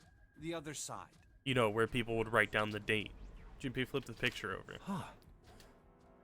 There it was. To be precise, it wasn't a date, but it was certainly significant.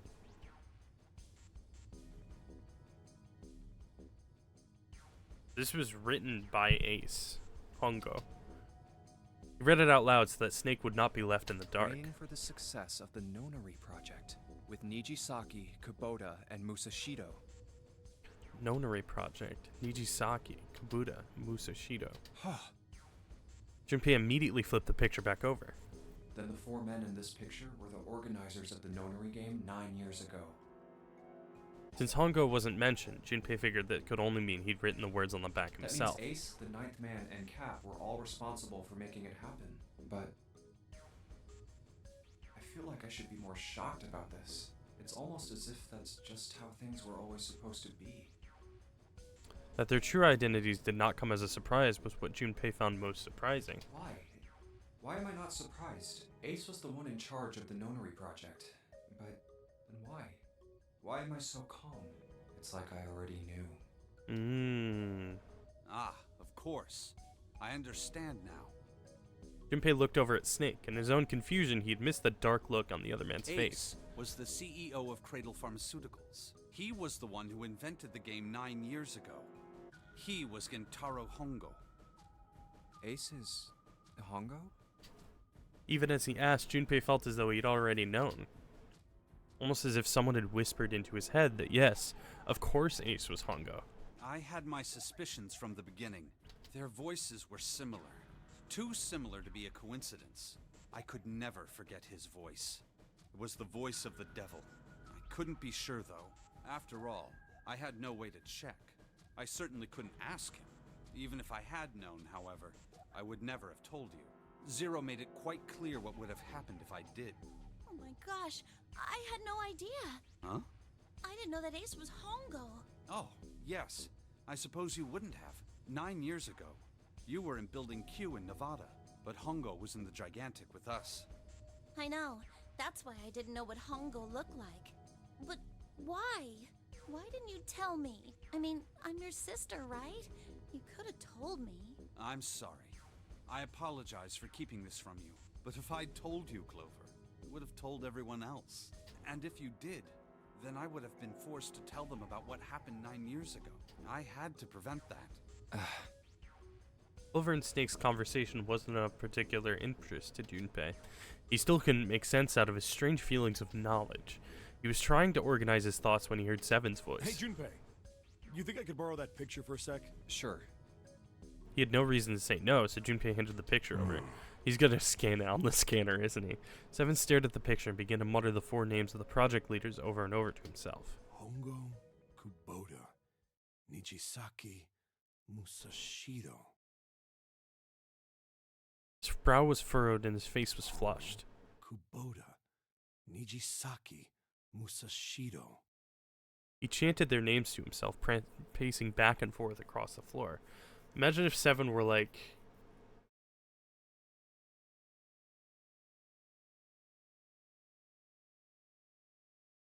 That's it! I've come up with a new recipe. Sorry. Seven wouldn't say that. Thanks for the picture. Excuse me for a moment. And then went into the closet with the coffin and closed the shutter. Hongo, Kubota, Nijisaki, Musashido. Seven shouldn't have known their names. After all, he hadn't been there when Junpei and Snake had spoken of them in the library. But as Junpei watched him pace, it was clear that he did know them. Seven, do you... Shut it! Just be quiet. His eyes were red and Junpei could see sweat beginning to bead on his forehead. I'm this close to remembering. This close. He was sweating heavily now, but his lips were Hongo, dry. Kubota, Nijisaki, Musashido, Cradle Pharmaceuticals, Nonary Project. Then he stopped. Seven set down the picture and looked at the red light near his feet. His eyes narrowed. Then suddenly his eyes went wide and he shot up straight. Shit. What? What's wrong? Holy shit, this is nuts. What's nuts? I remember Remember what? everything. Oh, he remembers everything this time? Everything? Yeah, I remember all of it. My memory's back. I remember what happened before I got snatched. Seven's voice was filled with excitement. Shock and excitement had frozen Junpei in place, along with Snake and Clover. Let me tell you what happened. Seven hastily drew his shaking hand across his mouth and began to speak. Like Snake said, Ace is Hongo from the right. The other 3 are Musashido, Nijisaki, and Kubota. Musashido was the man with the cash. Nijisaki was Hongo's right-hand man. and Kubota developed the actual technical details of the experiments. Realization began to dawn on Junpei, along with a pressing How do you question. know all this? Come on, man, I told you, I finally got my memory back. No, that's not what I mean. I'm trying to ask you why you knew all this stuff in the first place, before you forgot it. Seven rubbed the scar on his You chin. really want to know? Of course. Me too. Snake was the only one who didn't voice any sort of agreement. It looked to Junpei as if he were simply waiting to see where Seven's sudden recovery might take This him. is gonna take a while. Hell, it'll probably take me a good 3 days to tell you everything. Well, we don't have 3 days. Just give us the short version, alright? Short version, huh? The big man pulled off his hat and scratched his head. He made a face and put his hat back on. Alright, fine. I'll give it a shot. No promises, though. Fuck. Junpei and Clover, honestly. I thought it was a good time for a little snacky break. I thought he was going to start talking a lot. I'm a detective. It's a little awkward to say this about myself, but you could probably consider me a lone wolf type. I hold to my own code, as I think doing what's right is more important than doing what you're told. Ah, damn, they handed Seven the character sheet.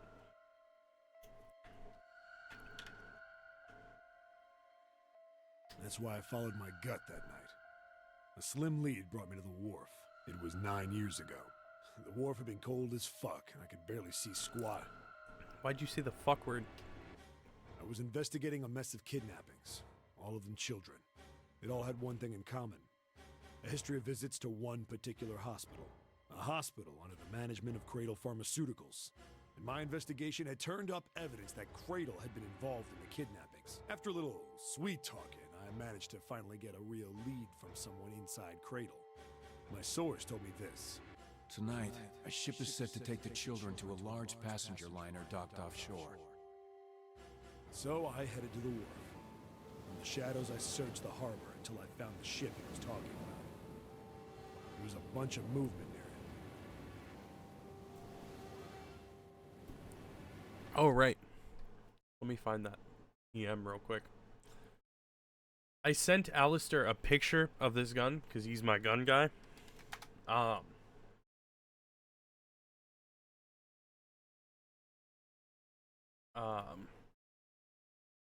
For him to identify it.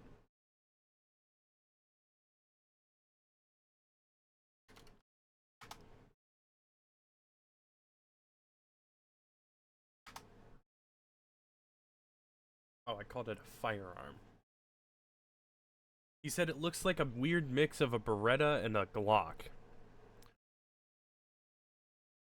As it looks really blocky.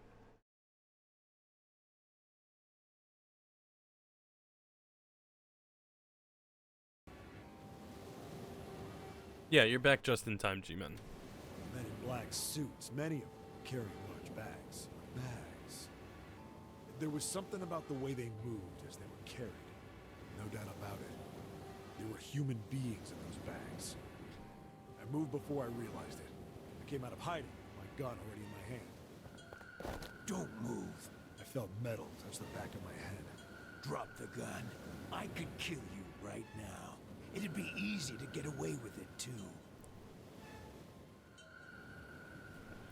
That kind of sounds like the Ninth Man trying to be tough. Just tie an anchor to your feet, and no one would find you for a week. That what you want?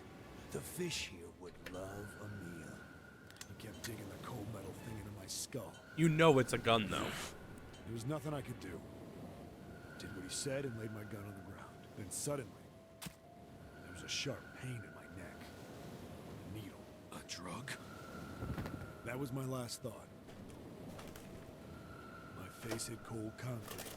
I was out like a light after that.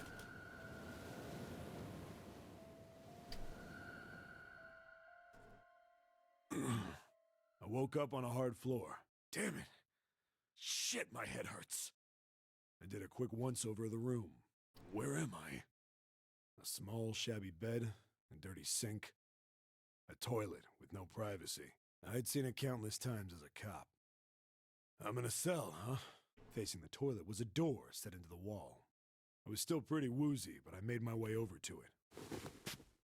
I pushed and pulled on it, but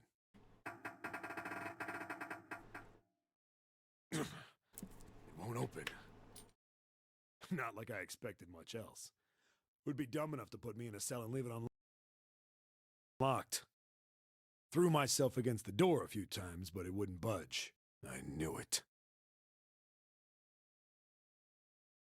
I gave up and made my way back to the bed and sat down.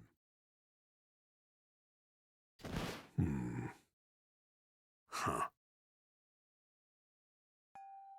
I sat there for a very, very long time. Who knows how long.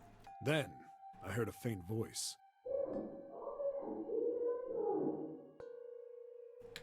Over there, it's the 9 door. The voice was far away. I couldn't understand what it was saying, but I could hear one. It was pretty high, probably a little kid. Huh? No, it was several. I hear 5 or 6, maybe more. Where? Where are they coming from? I pressed my ear to the wall and tried to listen through it. No, that's not it. Left. It's coming from under the bed? I hauled on the metal frame and flipped the thing over. And there it was. The bed had hidden an air vent under it.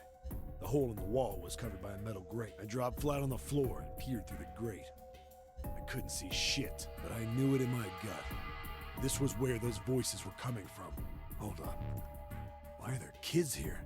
But then what my inside man told me popped into my head. Tonight, a ship is set to take the children to a large passenger liner docked offshore. Whoa, whoa, whoa. Am I on that ship? It didn't matter. All I knew was I had to get to those kids. I checked out the metal grate. Could I fit? I stuck my fingers in and grabbed it. And then...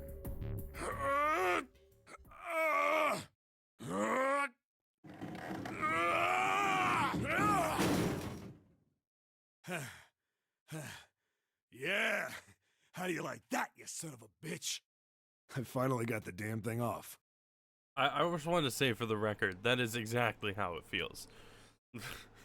Like, when I had to pick up my motorcycle to get it into the shed last year, I think I said that exact thing. Sweat was dripping down my face, so I wiped it off and crawled inside. The first bit or so was tight. I had a wriggle on my belly. It wind up eventually, and there was space for me to crawl along on my hands and knees. I went from crawling like a worm in dirt to skittering like a bug. Couldn't say it was much better, but I'd take what I could get. And when I'd been in the thing long enough to start wondering where it'd take me, a massive sound nearly scared the piss out of me. It was like a heavy metal door had just been slammed shut. Then, there was a voice.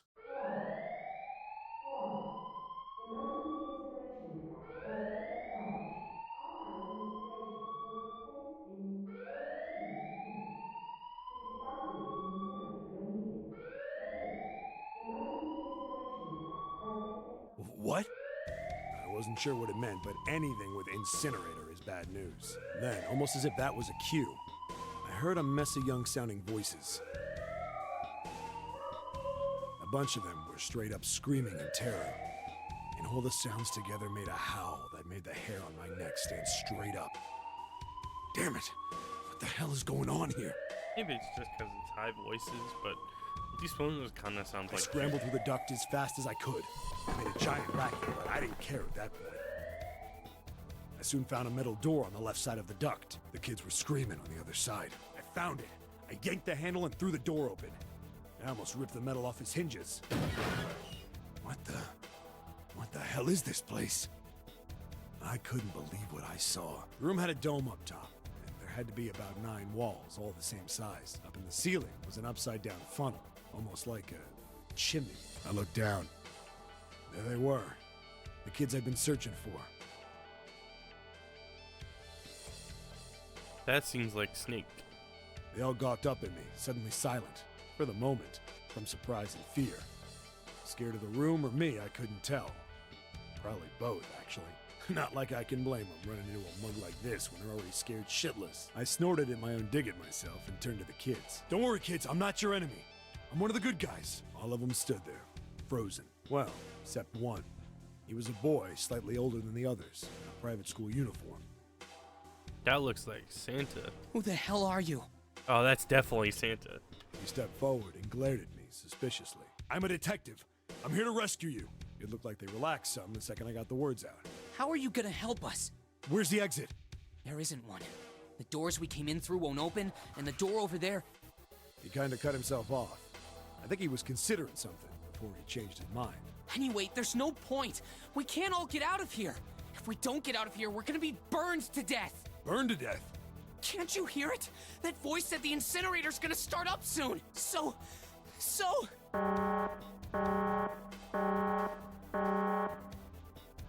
The voice spoke again. Incineration will begin in 15 minutes. They only had 15 minutes. I looked back down at the kids. Looks like a good 20 or 30 feet to the floor. No way I could pull them up. Too big of a distance for any of us to reach. What the hell was I gonna do? But then I got an idea. Wait right there. I'm gonna be right back. What? Where is he going? Are you just gonna leave us here? They just got frightened again. I'm not the best at that kind of thing, but I tried to reassure them with a smile. Don't worry, all right? I'll be back, I promise. So just stay calm and wait right there. Got it? I didn't wait to hear them respond. There wasn't time. I had to hurry. Well, as fast as a guy could on his hands and knees. Didn't take me long to get back to my cell. Still no way out of there, but I had a plan. I needed something from the room. When I got it, I dove back into the hole and took off towards the incinerator. What did he take? He's looking at the toilet. Then... Sorry to keep you waiting, guys. I tipped out the doorway and dropped down the rope I brought with me. Oh, rope. What? Where did he get the rope from? Back in the cell, I'd torn the bed sheets into strips and Oh, tied them together okay. to make a rope. It was sloppy, but it got the job done. All right, just tie that around yourself, okay? I'll pull you up one at a time. Right. Huh. Wait a sec. Something was off. There were more of you before. Where'd the rest of you go? The boy in the uniform answered. I let them go on ahead. We opened the number 9 door and they left. What? You're telling me you opened that door? That's what I said. Then what the hell are you doing here? We couldn't go with them. Why not? Look, the only people who can go through the number door... He was in the middle of explaining when...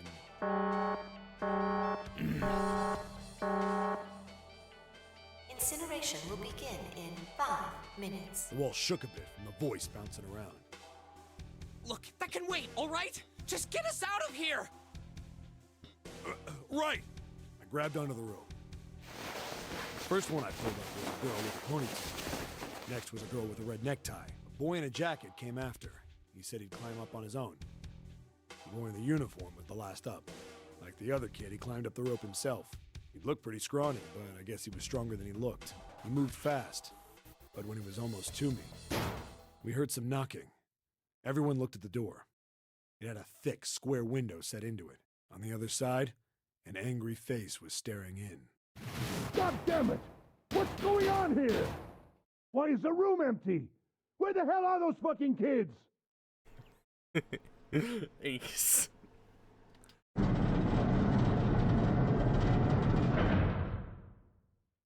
The door opened, and a man stepped in looking half mad with fury. I recognized his face. I saw him many times in photos during my investigation. The man's name was Gintaro Hongo, the CEO of Cradle Pharmaceuticals. Hongo saw the boy hanging from the rope. Yeah! It was like he was an animal. He lunged for the rope. Hurry! I know! The boy in the uniform booked it up the rope. You son of a bitch! Get back here, you little shit! 15 feet. 10. The second I could reach the kid, I grabbed him. Okay, so Ace also I should clarify this because I know I said it before. Ace wasn't just willy-nilly telling people he was CEO of Cradle Pharmaceuticals. Snake just already knew it. I hauled him up and tossed him into the duct behind me. No! Hongo had lost it. His face didn't even look human. It was like the bastard pulled off his fake face. He was really a terrifying devil or some kind of damn monster. I quickly reeled in the rope, leaving a furious Hongo yelling at me from the floor. You fucking bastard! You won't get away with this! How dare you compromise this experiment! Experiment? What experiment?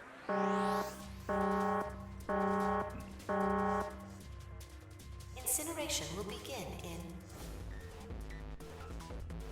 Ace I said Ace looks like a kind man. I wish he were my dad. Which is ironic given... 1 minute. Hey, old man! What the hell are you doing? Hurry up! The boy in the uniform was trying to get my attention. I may have thrown a salute in the raging asshole's face before I closed the door behind me. No point to going back to the cell, so we went down the other direction. After about 30 feet, we came across another duct on the left. This one was heading down. Everybody nodded and took turns sliding down it. The duct emptied us out into a narrow hallway. There was a door on either side. The one on the left was a normal double door, but the one on the right was familiar. It's the other side of the incinerator door. Black and yellow stripes, and a device next to it on the wall. A plate on it read, Incinerator. Incinerator? Yeah, that's where we were. It was the girl with the red tie who answered me. We were inside an incinerator? Yeah, Hongo might still be there. It looks like it's been shut off, though. Wait, what? If he's still in there... Yeah, that's not good. That meant we better... We gotta get out of here. Go to the other door, hurry! The kids started running, and I was close on their heels. On the other side of the door was a large spiral staircase. Run! Didn't need to tell them twice. We went up and up and up. Feet pounded the steps. Our arms pumping fast. Round, round, round. The devil was on our tail. The stairway kept going. We passed a couple of landings when the boy in the uniform suddenly spoke. Yeah, it's definitely Snake. Something's up. Akane's not catching up to us. Akane? My kid sister. The girl with the red necktie. Wait, so Akane was on the same ship as him? That doesn't make sense. Akane. That's strange. I didn't remember seeing that name on the list of missing kids. Hey! Akane! He kept his hands around his mouth and yelled. Maybe we outran her. The boy in the uniform skidded to a stop. I stopped too, and so did the other two kids. When did we do that? Well, we passed a couple big rooms on the way here. Maybe she took a rest in one of them? No, that's impossible. Sorry, Grandpa. You keep going. I gotta go look for her downstairs. He turned to go. Hey, kid, wait! God damn it, I said wait! I don't think the kid even heard me. Fuck! I spun around to the boy in the jacket and the girl with the ponytail. I'm going after him. You two keep going, all right? You got it? The girl nodded and ran up the stairs. But the boy... I'm going with you. I didn't have time to argue. I just nodded and took off down the stairs. I could hear him following me. We ran all the way to the bottom floor, calling for her. Akane was nowhere to be found. God damn it, where the hell did she go? I could tell the kid was frustrated, and then suddenly... Help me! Somebody help me! We heard a girl's voice. Akane! The boy in the uniform threw open the door and leapt into the hallway by the incinerator. We rushed in after him. Ace has her. Couldn't for the life of me believe what we were seeing. That bastard Hongo had Akane by the arm and was forcing her into the incinerator. Yeah, that's definitely June. Come on, goddammit, move!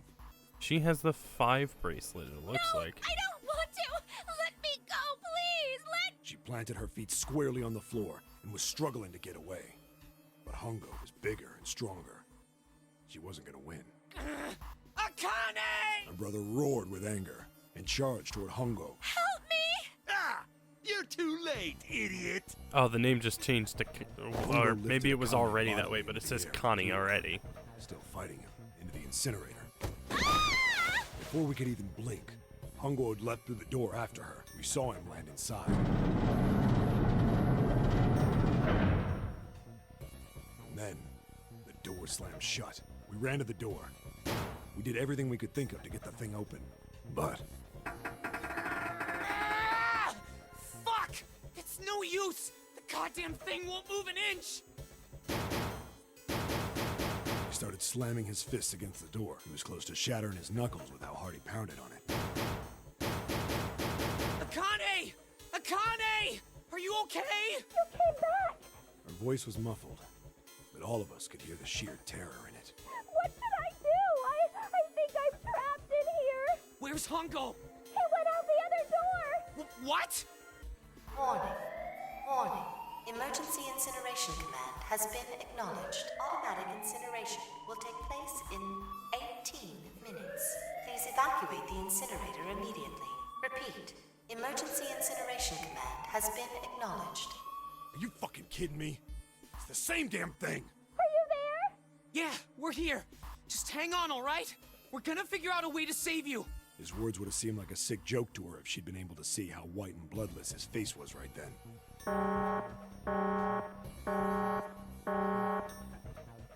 Incineration will begin in 17 minutes.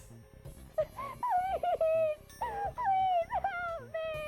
I'm really scared! I don't want to die, please! I don't want to die! It's gonna be all right. I'll figure something out. I promise. I promise, okay? You hear me? I promise. It was torture listening to her sobbing on the other side of the door. Her brother was nearly crying himself. He could only stand there, fists clenched so tight his knuckles were white.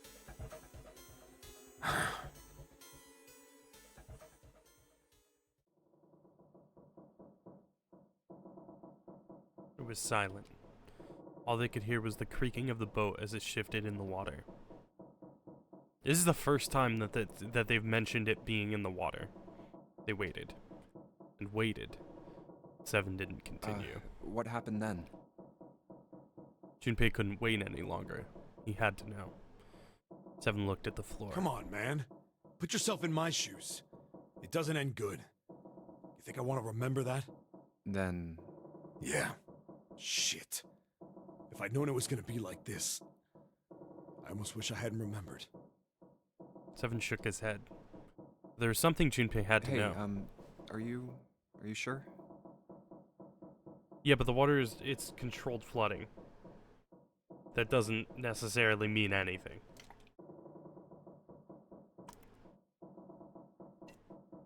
The water was still and unmoving the whole time. Huh? Look, I don't want to ask this either, but there's something I don't get. So if you could just tell me, did that girl, Akane, really... Seven stared straight ahead at nothing. Yeah, I'm sure. There wasn't anything we could do. After a while, the countdown ended, and we heard something... burning.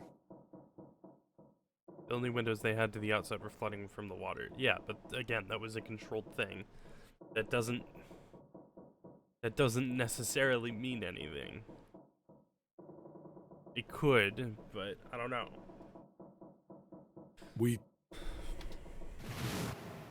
The fire stopped, but we still didn't move. Me and the jacket kid were frozen. The boy in the uniform collapsed as if he couldn't hold himself up anymore. A few minutes passed. The door opened.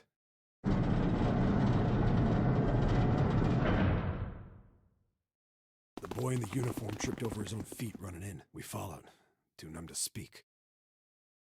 The air in the incinerator was hot. Every breath made my lungs feel like they were on fire. It was like standing on hot asphalt. The air was wavering, and in the middle of the room, there it lay. The kid's legs were shaking so bad, I don't know how he managed to walk. I couldn't see his face, but his body somehow looked empty. Finally, he reached it. He fell to his knees as his legs gave out on him. And then...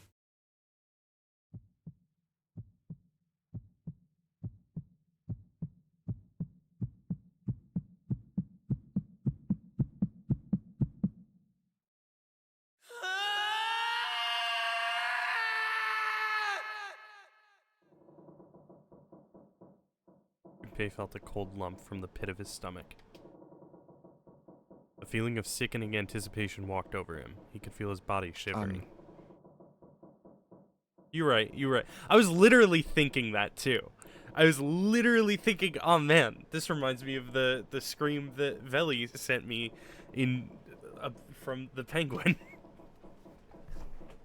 He desperately did not want to know the answer he feared he knew already, but he had to ask. He had to know for sure. Can I ask you one more thing? What's that? The girl, Akane. What was her last name? What does it matter to you?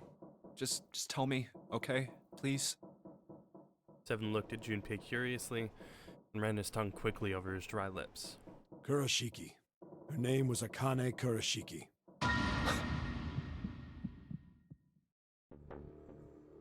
Something inside of Junpei stopped. He had no more words left. He had no more Junpei left. It was just a shell of flesh and bone. Seven turned to Snake. You were there that day, weren't you? The tall kid in the jacket. That was you, wasn't it? Yes, it was. You are correct, Detective. Junpei's mind was blank, withdrawn from the world. Somewhere far away, he could hear Seven and Snake talking. Don't misunderstand me. I told you before how Zero threatened me. There was nothing I could do. I couldn't say anything about what happened 9 years ago. So you're saying you're not working for Zero, right? Of course not. Clover, what about you? Hey, come on! You really think I'm working with Zero? I told you before, you idiot! I was in Nevada, in Building Q. I did hear that a detective rescued the kids on the boat, but I didn't know it was you. Her surprise seemed to be genuine. Seven regarded Clover for a moment and rubbed his chin thoughtfully. Well, I guess I believe you. Clover nodded. Alright, let me ask you another question. Also, I fucking knew it. I have been saying Akane was in the original Nonary game and she's dead since like forever ago. Basically since I found out there was a previous Nonary game.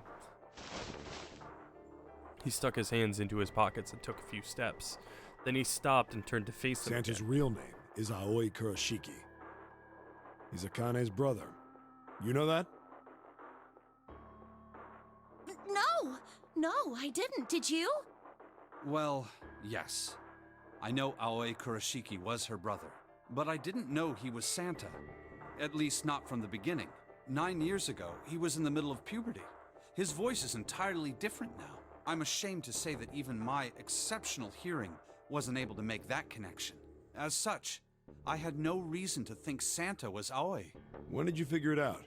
Clover told me that Santa might have been one of the subjects of the initial experiment. It was only a short while ago, while we were leaving the library. When she told me that, I had a feeling. Santa is Aoi? Akane Kurashiki, June's brother? That spark caught flame in Junpei's leaden mind, and the fog began to clear. Like an engine beginning to turn, images and thoughts began to coalesce in his mind, coming faster and faster, forming bigger images, bigger thoughts. Junpei blinked. He was back. There's still a lot we don't know. I mean, like a lot. But there is one thing I think we can say we know. What's that? The body we found in the shower room. It had to be Nijisaki, dressed up to look like Snake. What? Come on, man. What kind of detective are you? You didn't figure that out already? Hey, go easy on me, man. I just got my memory back, alright? Cut me some slack. Well, if he is, the 3 murders make sense then, don't they? Yeah, that's right. Murder. Kubota blew himself up, but that was murder too. So why did these murders take place? If Junpei is correct, and the body in the shower room was Nijisaki's, that means all of the people who were murdered were involved with the creation of the Nonary project. Kubota, the person who conducted the actual experiments. Nijisaki, Hongo's assistant. Musashido, the man who financed the project.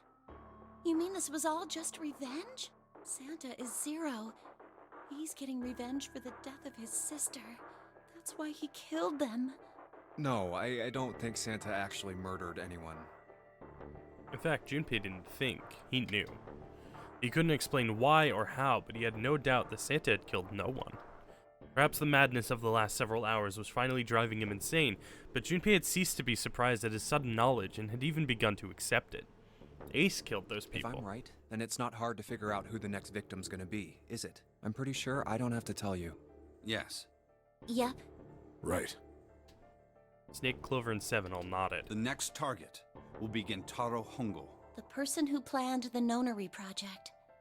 In other words, Ace. There was a moment of silence. What? And then the room shook. From far away, they heard the sudden rush of water. What the hell's going on here? It must be 6 a.m. Our time is up. Shit! Come on, we need to get out of here. How? In the drawer that held the picture was a keycard. Junpei grabbed it. I'm betting this sucker opens the exit. Come on, let's go. New material has been added to the file screen.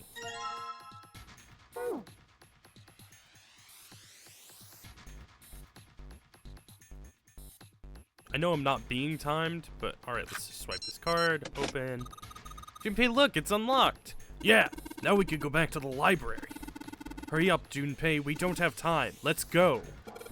Alright, let's go. We found it. Ding. Good job standing around talking about pipes forever. Sorry. Alright. The door opened and they stumbled into the library. Huh. I think the shaking stopped. It would seem so, but we are yet to be out of danger. You're right. Let's hurry. They ran across the hallway. This exit needs the Uranus card too. Straight for the large metal door. Next to the door was the Uranus card reader. Hey, Junpei. Yeah, I know. They slid the keycard through and the door rumbled open. All right, it's open. Let's go. Out of the library and into the hallway they ran. And at the end of the hallway was a door. Junpei reached into his pocket to pull out the key as he ran toward it. Okay, Neptune Key, let's see if you work. He turned it. Yes! I think it unlocked. The lock clicked.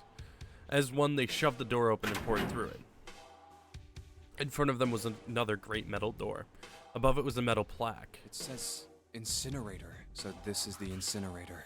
This is the first time I've seen it from this side, but yeah, I think so. Then there ought to be a lever near the door. Yeah, right here. Junpei ran up to it. Pull that and the door should open. Got it. As he spoke, he pulled the lever. And inside were Santa, Ace, Lotus, and the ghost of June. The motor in the door groaned as it slowly ground open. There was no time to waste. As soon as the door had opened far enough to admit them, all four dashed through. Then suddenly, there before them were the four who they'd parted from earlier. Ace and Lotus stood in front of the number 9 door. Santa was curled into a ball against the wall of the incinerator, holding his stomach. And then there was June. She sat slumped against the wall, exhausted. What the hell is going on? Junpei ran toward June. He skidded to a stop in front of her and What's knelt wrong? down. Are you okay? Her face was pale and her lips dry. When she spoke, he could barely hear her. Jumpy, you came to get me. Of course I did. I made a promise. I'm so glad you're here. So glad. He mumbled the same words over and over, weakly. Junpei could feel his heart breaking. Hey, what happened to you? I'm fine. I just fainted. I wasn't feeling very good. I'm feeling a lot better now, though. Are you sure? Yes. I just need to rest a little longer. I'm sure I'll be fine. No. What happened to you 9 years ago? You shouldn't worry about me. She was looking towards Santa. Junpei turned to look as well. Santa. Santa grimaced, his face contorted in pain. Seven grabbed him by the collar and roared at him. Where is it? Where's the gun? You hide it somewhere? Despite himself, a grunt of pain escaped Santa's lips as Seven shook him. Don't have it. Anytime there's a scene like this with Jumpy and June, I just remember that one scene I showed you with the fireplace. June! I got sucker punched and they took the gun. That's what happened to June. What? Who took it? What? Isn't that obvious? I took the gun. Oh, good. This shit again. He did indeed have the revolver in his hand. It was pressed against Lotus's temple. Ace had her pinned to him with the other arm, and she was shaking visibly. Her fiery attitude was gone, replaced by fear. Imagine if, like, Lotus had the gun. She just shoots Junpei. She's like, I know you're Zero. She didn't dare speak. There was sweat on her forehead. When her eyes weren't flicking up to the gun pressed against her, she seemed to seemed to desperately want to say Just something. what the hell do you think you're doing, Ace? Or maybe I ought to say Gentaro Hongo, CEO of Cradle Pharmaceuticals? Seven's deep baritone rumbled, shook the walls. Ace You sneered. have me at a disadvantage, and I don't like that. You know me, but I don't know you. Do you have any idea how much I've suffered? Can you even begin to understand my pain? The pain of prosopagnosia, right? Junpei's voice was casual, or at least it was trying to be. Another irritating insect. And how do you know that? Good question. Junpei couldn't say, he just knew. Another unexplainable mystery. No matter. If you don't want to answer, it makes no difference to me. This is a waste of time anyway. It's time for me to go. Behind Ace, Junpei could see the red. It was placed in the small indentation in the wall. Quickly, Ace placed his hand on the scanner. First is 1. Give me your hand. It beeped and he forced Lotus's hand onto it as well. 8. And with this... Then at last he reached into the pocket of his jacket. He pulled something out and pressed it against the panel. The third asterisk appeared on the red. 9. The thing he had used for the final verification was the bracelet with the number 9. The 9th man. Kubota's bracelet.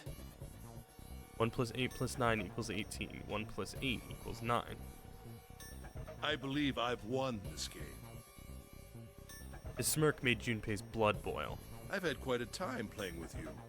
I must thank Zero, I suppose. Let me think about this. So he has 9, 8, and 1. That still leaves us 2, 3, 4, 5, 6, 7.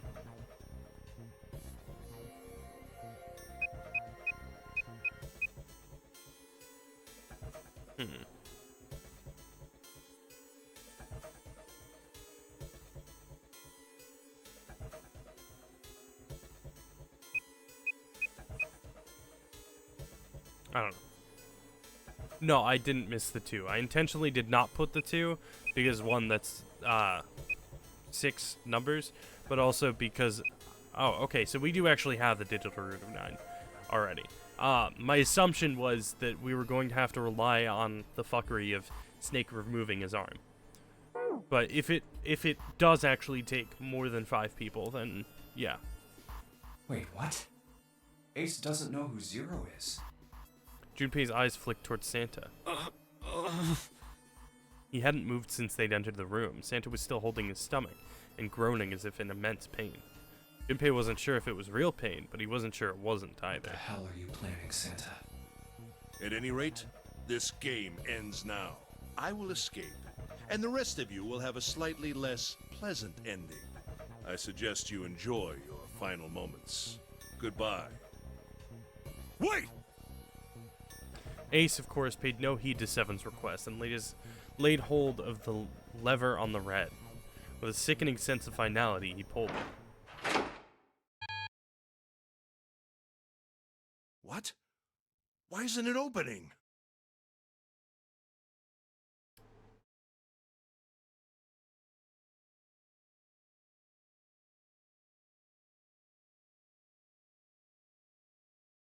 Is it?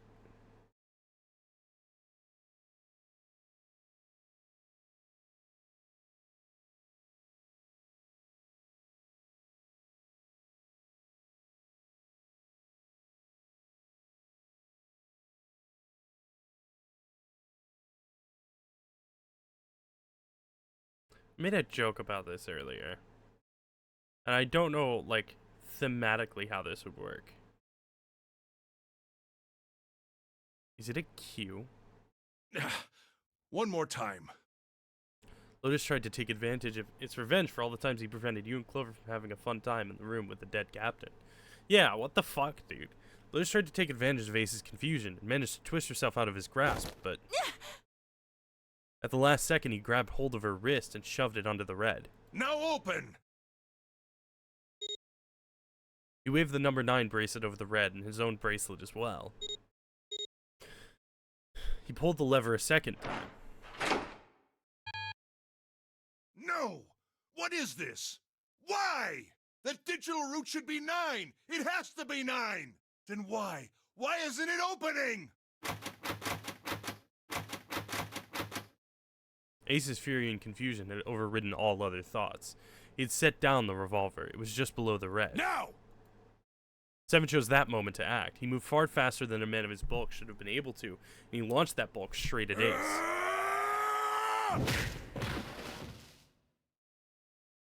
I hope he punched him in his fucking jaw. It was over before they knew it. In the blink of an eye, Ace was on the floor. He rolled onto his side, groaning in pain. Lotus ran straight for Junpei. She darted around behind him and stuck her head out, making sure to keep Junpei between herself and Ace. That was close. Too close. Thank you, Seven. Don't mention it. Seven stood over Ace, his breathing slow and heavy. Just one punch ain't enough for this piece of shit. After what he did 9 years ago, I ought to rip him to pieces. But if a suspect can't talk, they ain't much good. Once he's locked up in a cell, we're gonna have a little chat. 9 years ago? Then you must be... Yeah, you finally figured it out, dumbass. Ace planted his hands on the floor and shook his head. Junpei walked toward him. He stopped and looked down at Ace with pity on his face. Ace, you killed Kubota, Nijisaki, and Musashido, didn't you? Wait, Nijisaki? He peered at Junpei, genuinely confused. Oh, right. You don't know yet. All right. We'll just go through them in order then. Let's start off with Kubota. You talked to Kubota and managed to convince him to go into door 5 alone. You killed him without making it look like you killed him. The way I figure it, you had 4 motives. 1. In the nonary game, the number 9 is dangerous. Whoever had the 9 bracelet could join whatever team they wanted. Adding 9 to any number doesn't change the digital root. 1 + 9 = 10, 1 + 0 = 1. Yeah, okay, etc. Which means that number 9 could do whatever they wanted. You wanted to remove that threat as soon as possible. 2. You wanted the number 9 bracelet for yourself, so that you could make use of its power. In fact, you did use it in the murder of Nijisaki. 3. Even if his number hadn't been 9, Kubota was a problem. He knew your past. He knew what had happened 9 years before. You needed to silence him before he told anyone. 4. But last, and perhaps the most disturbing, you used Kubota as a test. You wanted to know how serious this nonary game was. Was it truly life or death, or simply a harmless prank? You convinced him to break the rules so you could see what would happen. That was why you killed Kubota. But he was only the first. Next was Nijisaki. While everyone was off looking for the missing parts for the Reds, you ran into Nijisaki near the big hospital room. However, because of your prosopagnosia, you didn't realize he was Nijisaki. Chiefly because, when you met him, he was dressed like Snake. That was why you thought Nijisaki was Snake. No, that's not... That was Nijisaki? Why? How did... I'll get to that. Anyway, you thought he was Snake. Snake was one of the kids in your experiment 9 years ago. You remembered him because he was the blind kid, but his presence made you think. Snake was one of my subjects 9 years ago. He probably hates me. But if that's true, why isn't he saying anything? Is he keeping quiet because he can't see? Or perhaps he's working with Zero to get revenge on me. Whatever the reason, anyone who knows my past is a threat. Before he tries anything, I need to get rid of him. That was when you decided you had to kill him. The murder weapon was Kubota's bracelet. You just waved it over the red. Verified your own number and then grabbed Nijisaki's arm and forced it over the scanner panel. Then, when the door opened, you kicked him in. 9 seconds later, the door closed. And then 81 seconds passed. And poor Nijisaki was dead. Then you mean to say Snake is still alive? Sorry to disappoint you, but I'm as good as new. Thank you for killing the wrong man. But I can't say I like knowing that you wanted me dead. Although, to be honest, even if you hadn't tried to kill me, I would still hate you very much. Well, I wouldn't blame you. Ace's self-derision was frustrating, but Junpei kept his emotions in check and continued. Last but not least, let's talk about Musashido's death. When Clover and I were investigating the chart room, you came over to talk to me. Do you remember what you said? Oh, a pocket watch. Might I take a look at it? I handed it to you, and you left the room. You had been in charge of the Nonary project. Of course you would have known the solution to every puzzle, which would mean that you also knew how to get out of the wheelhouse. All you had to do was place the watch in the indentation on the door to unlock it. With the door open, you could enter the captain's quarters. Musashido was there.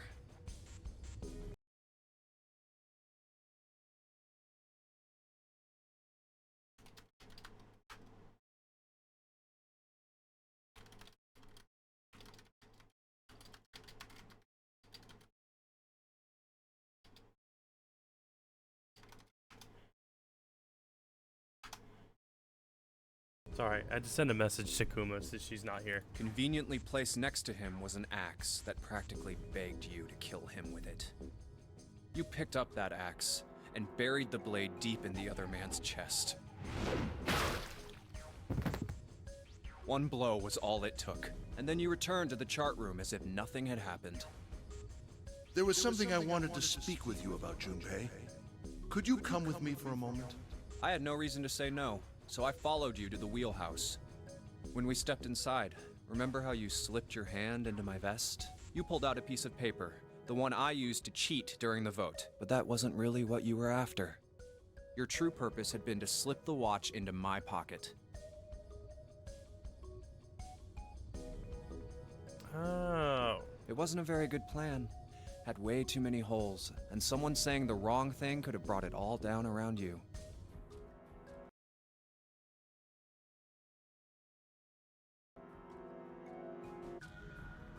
You must have been desperate. But what made you willing to risk it all to do it? Ace.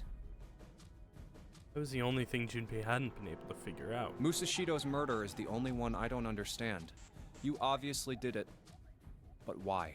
Because of this. Slowly, Ace reached down and pulled something out of his pocket. It was a folded What's piece with the of paper? Just read it. Junpei took it and Let's opened see. it. This was what it said. Number 1. There are 2 ways you might survive this ordeal. The first is to win the nonary game. The second is for you to confess your sins of 9 years past. I have prepared a camera in the captain's quarters. The images captured by that camera will be streamed through a satellite and distributed across the world. Simply look into the camera and repent. Once you have confessed everything, I will release you from this ship. To make your confession more credible, I have left you a witness in the captain's quarters. Perhaps he will confess with you. The decision is yours. Do as you please. Zero. When I awoke in that room on D-Deck, I found that in my pocket. That was why I chose door 1 when we voted. If I went through that door, I knew I could get to the captain's quarters. As you said, I knew how to enter the wheelhouse. My plan was to find the pocket watch before anyone else. If I could, then my alibi would be set. At least, that was the plan. Unfortunately for me, you got to it first. That sleight of hand was the best I could manage on short notice. You meant to kill him from the beginning then? Musashido, I mean. I only knew Musashido was the witness after I reached the captain's quarters. I asked him, and he answered. He seemed groggy. Perhaps he had only just awoken from sedation. I suppose Nijisaki was in much the same state. He seemed confused and disoriented when I encountered him. But yes, you are correct. I intended to kill him from the beginning, even though I didn't know who he was. I proceeded to the captain's quarters in order to remove this so-called witness.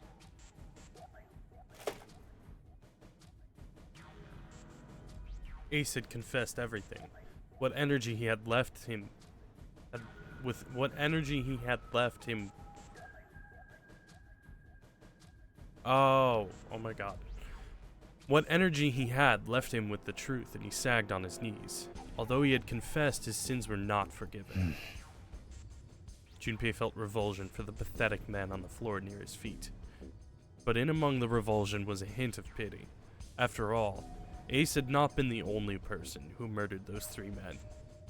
Junpei spoke quietly. Ace, you figured it out, haven't you? You were being manipulated. Yes, so it would seem. I was little more than a puppet, in many ways. Everywhere I went, everything was already prepared.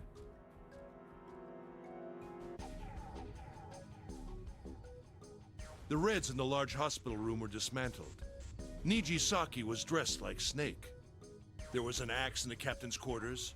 Musashido was Nijisaki as well. In retrospect, I I can't understand how I could have fallen into such a simple trap.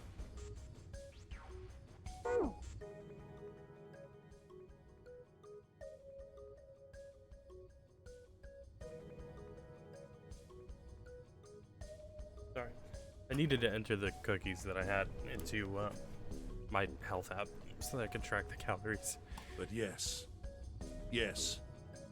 this was a trap. It was Zero's trap. And I fell for it, hook, line, and sinker. Yeah.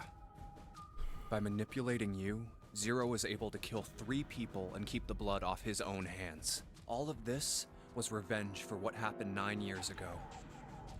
That's why this nonary game happened. Am I right, Santa? Junpei looked over at Santa. As Junpei spoke, he stood up, his legs still shaky. What the hell are you talking about? I don't know any... Ain't no point trying to play dumb anymore, Santa. Actually, I guess I should call you Aoi Kurashiki, huh? Seven's face was sad as he spoke. My memory came back to me, kid. You're Aoi Kurashiki, no doubt about it. Never thought I'd be back in this room talking to you. But hey, I guess this was all part of your plan, right? After all, the person who planned the nonary game this time around was Zero, and Zero's you. Looks like you really do have your memories back, huh? Santa's smile was sarcastic and something else. I guess there's no point in hiding it then, huh? Yeah, you got me. I'm Aoi Kurashiki. I was one of the kids in the nonary game 9 years ago. I made it out. So did Snake over there. But there's one thing...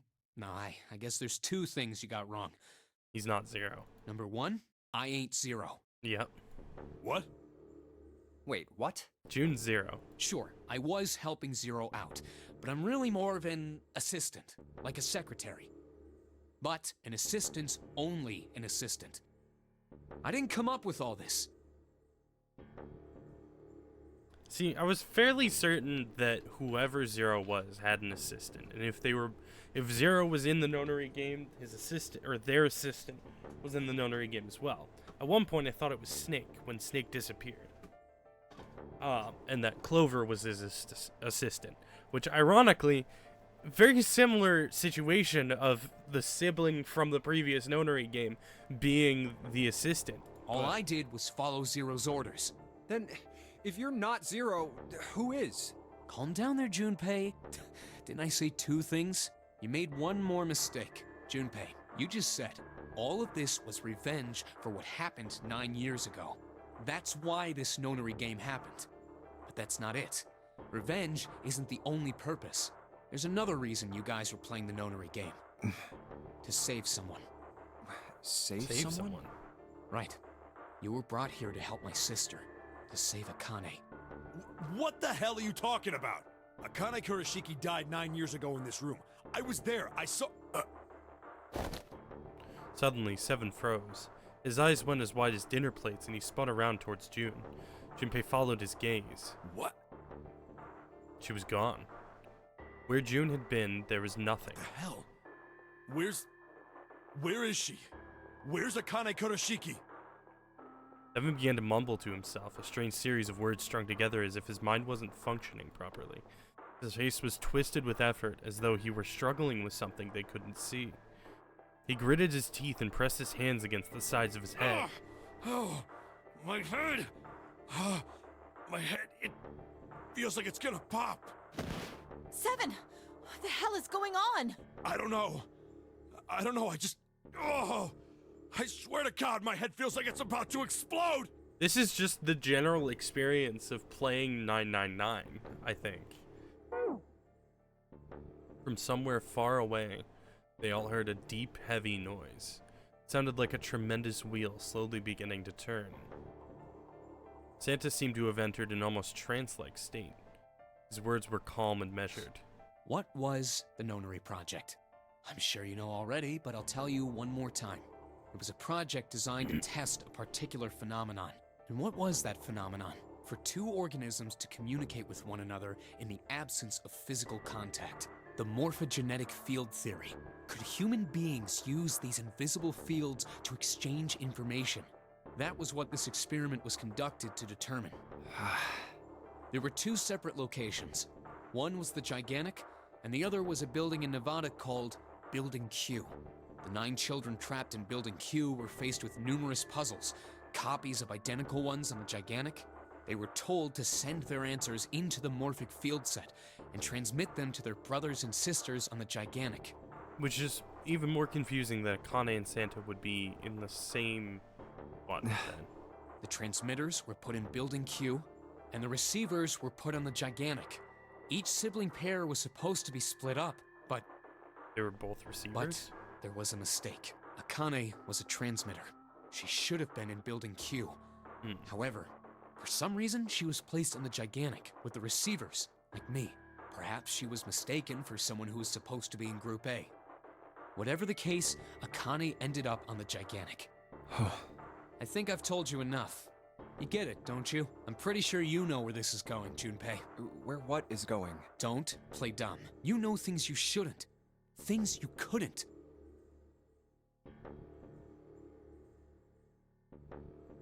How did you know Ace had prosopagnosia?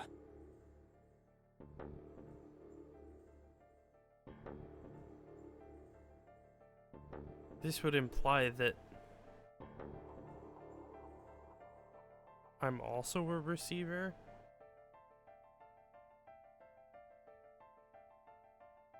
But isn't the information transmitting from myself in a different timeline?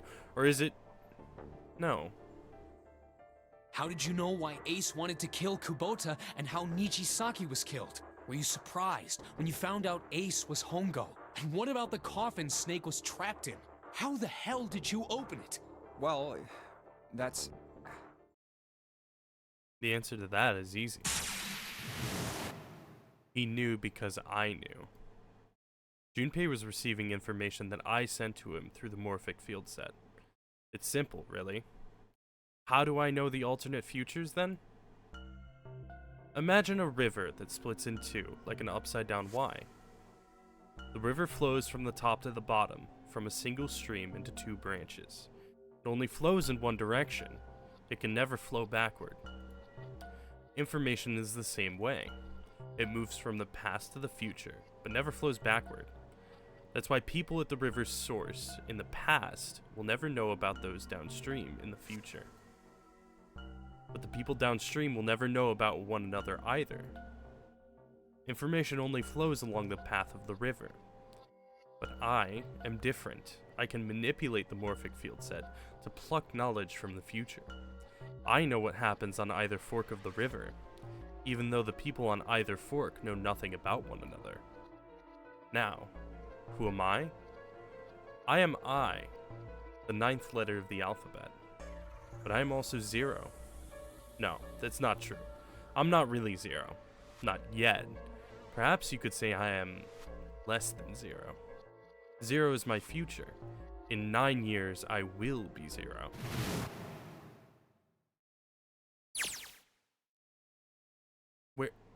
Where did she go? June. No, Akane. Where did you go? Santa! Why's Clover... Oh, shit. Freeze. Santa's got the gun. Guess he picked it up when we weren't watching. Looks like he's turned the tables on Ace, though.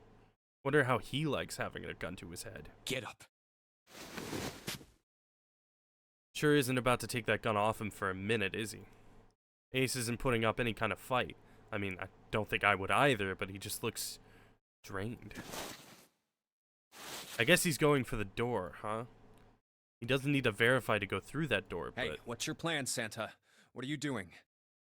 he can't get through any numbered doors with just 2 people. What the hell is he thinking? Didn't I tell you? I'm Santa Claus. It's time for me to go make a wish come true. That's it? That's all he's gonna give us? What the hell does that even mean? Shit, they're out...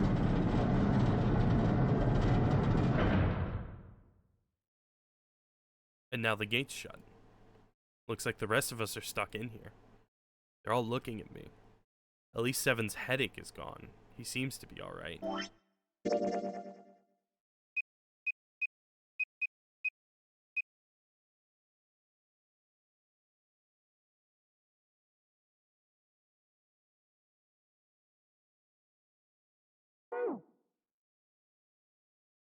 Well, I guess there's no harm in trying. Let's see if this door still opens. Damn. Well, it looks like this door isn't opening anytime Oh, soon. right, June's gone. Yeah.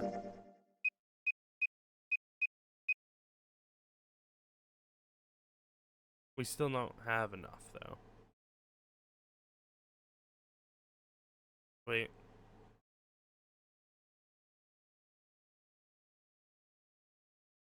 But also, if June was here, it wouldn't be... It would have been 9. Oh, I accidentally put... Yeah, it wouldn't have been enough either. Oh, you mean we're trapped? So it would seem. What the hell is Santa trying to do? Oh my gosh. Oh my gosh, what? Have you considered where we are? There can really only be one thing Santa would do now. No. No, you can't be serious. Oh, but he is. Shit, we've got to do something. Maybe we can still get out through door 9. There's the red. Yeah, alright, we can do this. I've just got to... No, it's not going to work. There's no way. The 5 of us can't open this door. 2 plus 4 plus 5 plus 7 plus 8 equals 26, and 2 plus 6 is 8.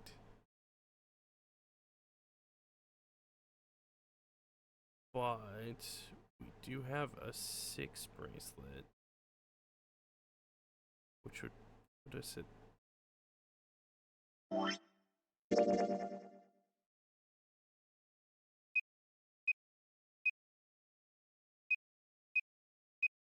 No.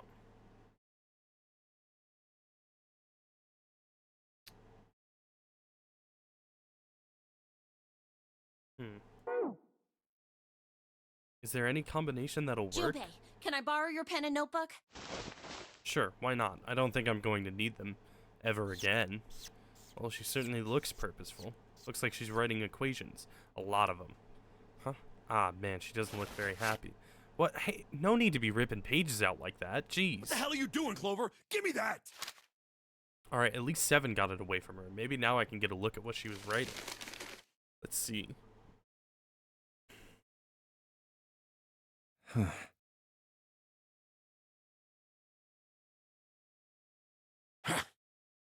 What? And there's no other way? Lotus. Looks like she'd figured it out, though. Man, this is just too cruel. It's okay. Go. Lotus. Come on, you know we can't do that. Oh, don't give me that. I'm sure you'd love to get rid of me.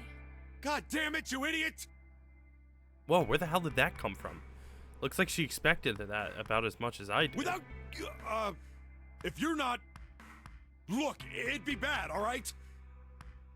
For a cop, he sure doesn't have much confidence. Yeah. If there weren't assholes like you around, I'd be out of a job. Uh-huh. Look, I'm just not leaving you behind, alright? End of story. 7. He's right. I'm not leaving you either. Me too. You didn't honestly think I'd abandon you, did you? You're all idiots. Act as tough as you want, Lotus. We can all see you're about to cry. That being said, however, I doubt we would be able to open the door anyway, even if we were to leave Lotus behind.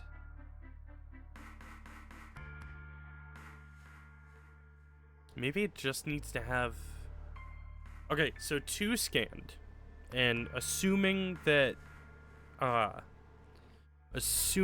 Snake's number is actually 0, which we're not sure about, that would mean 1. If not, it would mean 4. Because he only scanned 2. So maybe it's not a number. And maybe it's... No. Because...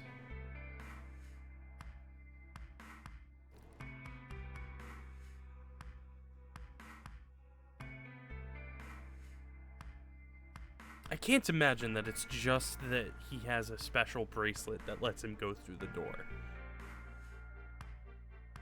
Also, it's interesting that it has locked me out of novel mode. Like, I literally can't go through. Why? I trust you remember what happened to Ace? I couldn't, see exactly what happened, but I was able to guess what he was attempting to do earlier at the red. Oh, yeah. No! What is this? Why? The digital route should be 9! It has to be 9! Then why? Why isn't it opening? Just to see, why don't we give it a shot?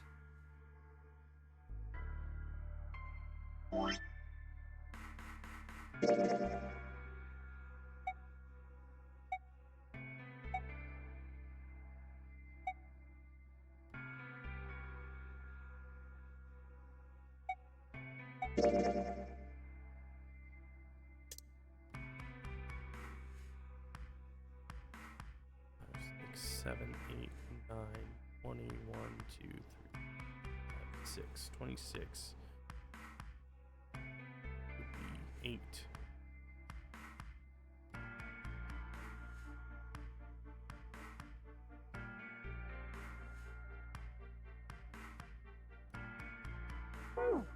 Technically, if that is a Q, we could technically get through, but that doesn't explain how Ace and Snake got through.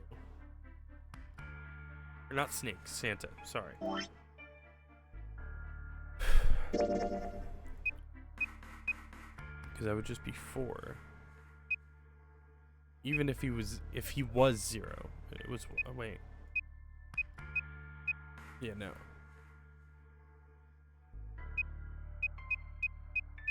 Yeah, no. I mean, just now when Santa took Ace away? Yeah.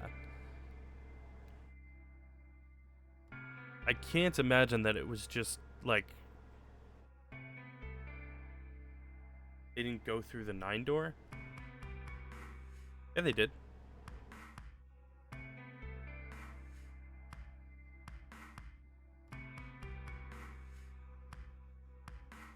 I thought they did anyway. Maybe they didn't. Regardless, maybe it's a Q. Give it a shot. Yes, that is what I said.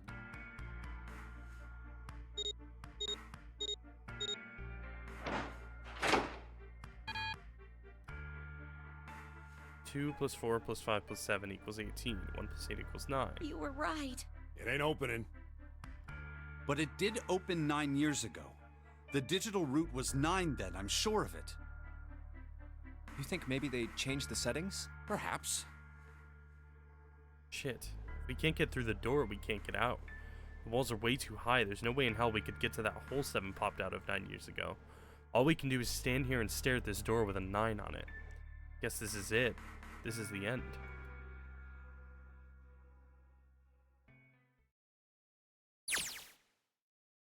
Akane vision. What the fuck is Akane vision? I was watching. I had watched everything that was reflected in his eyes. I was listening. Every sound that vibrated in his eardrums, I heard. Smell, taste, touch. I felt everything he felt. I knew. I knew everything about him. What he was thinking, what he was feeling, what he was sensing. All of his feelings and worries and fears became mine. My mind, my consciousness was inside of him. Through the morphic field set, we were resonant, and we were as one. I was him, and at the same time, I was an observer.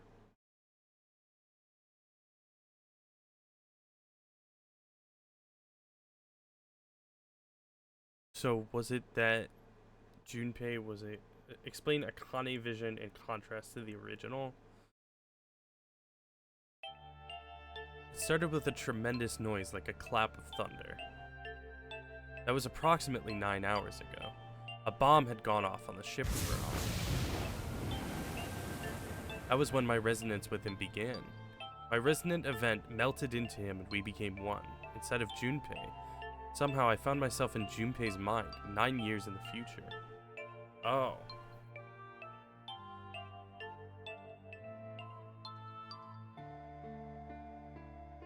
Okay, I will wait and hear this explanation, G-Man. Unless you want me to just continue while you're doing it. On the DS, you had the action on the top screen and the narrator on the bottom screen.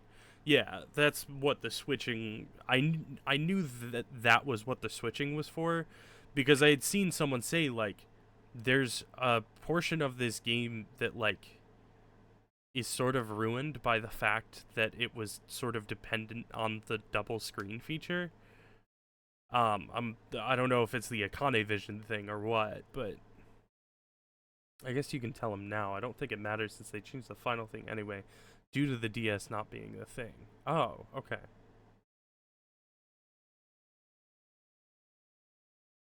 Now suddenly what you see as Akane Vision is on the bottom, narrator mode. Was there anything special on top? When it switches to Junpei Vision, it's the top screen. Okay.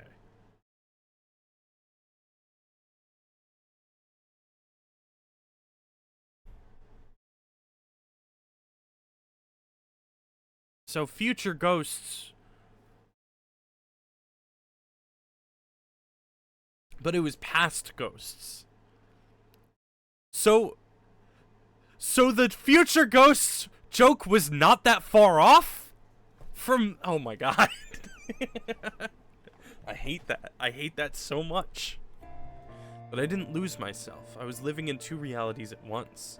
One was the present and the other was the future. Perhaps you can think of it as two movies showing on the same screen at the same time, like a DS. Eventually, it becomes difficult to separate them and determine which movie is which. However, if I concentrated, I was able to focus on one or the other. That was why I was able to grasp what was happening in front of me. Come on, over here!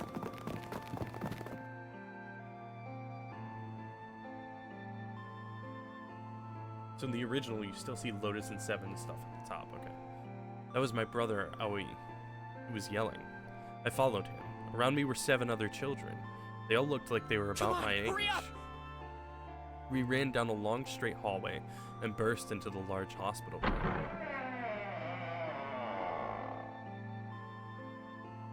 Everyone was arguing. 2 of the boys got into a fist fight. A girl watching them began to cry. I want to go home, she cried. I want to go home. Another girl slapped the crying girl and glared down at her. It had been 2 hours since the Nonary game began. We were starting to fall apart, but just when all hope seemed lost, Light started talking. He was blind. 9 years later, we would call him Snake. Hello? Everyone? Could you come over here for a moment? He was older than most of us, and his voice had authority and dignity. The fights died down, and we gathered around him. I have a little sister. She is very important to me. Right now, she is over in Building Q, and is desperately trying to send information over to me. Her name is Clover, and today is her 9th birthday. As he spoke, he pulled something from his pocket. Yeah, so Junpei is a transmitter, and Clover, or not Clover, June Akane is a receiver. In his hand were 9 4-leaf clovers. I was going to give these to her as a birthday present. I was outside picking them when I was abducted. I would assume this is Lotus's kid. I'm sure I've already told you, but I am blind. For a man who can't see, collecting 9 of a very specific plant is... well, it is difficult. But my sister means a great deal to me. And I hope that these would show her how much I cared for her. Since it's her 9th birthday, I thought 9 4-leaf clovers would be appropriate. Every one of you has a brother or a sister in Building Q with Clover. For their sake, we have to survive. We have to get off this ship. Do you understand? If we're going to do that, there are 3 things you have to remember. We need trust and love, and we have to have faith in one another. If we can take all 3 of those to heart, then I promise that good luck will come our way. Did you know that the leaves on the 4-leaf clover mean faith, trust, love, and luck? Those words are leaf words. So if you believe what I've told you, and you understand, then I want you each to have one of these. They're a promise between friends. He gave a clover to each of us. I took one too. Eventually, he was left with only a single 4-leaf clover. He had one last thing to say. Wait.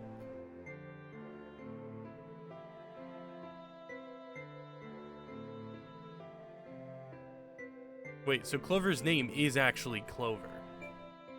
Now, don't ever forget, so long as you have that, we will always be connected. Do you understand? When he finished, the tension of only a few minutes before was gone. We were calm. After that, we ran around the ship for a while longer and opened several of the numbered doors until we finally found a door with the number 9 on it. In fact, there were 2 doors with a 9 on them, and we found them in the chapel. We split into 2 groups and walked through the doors.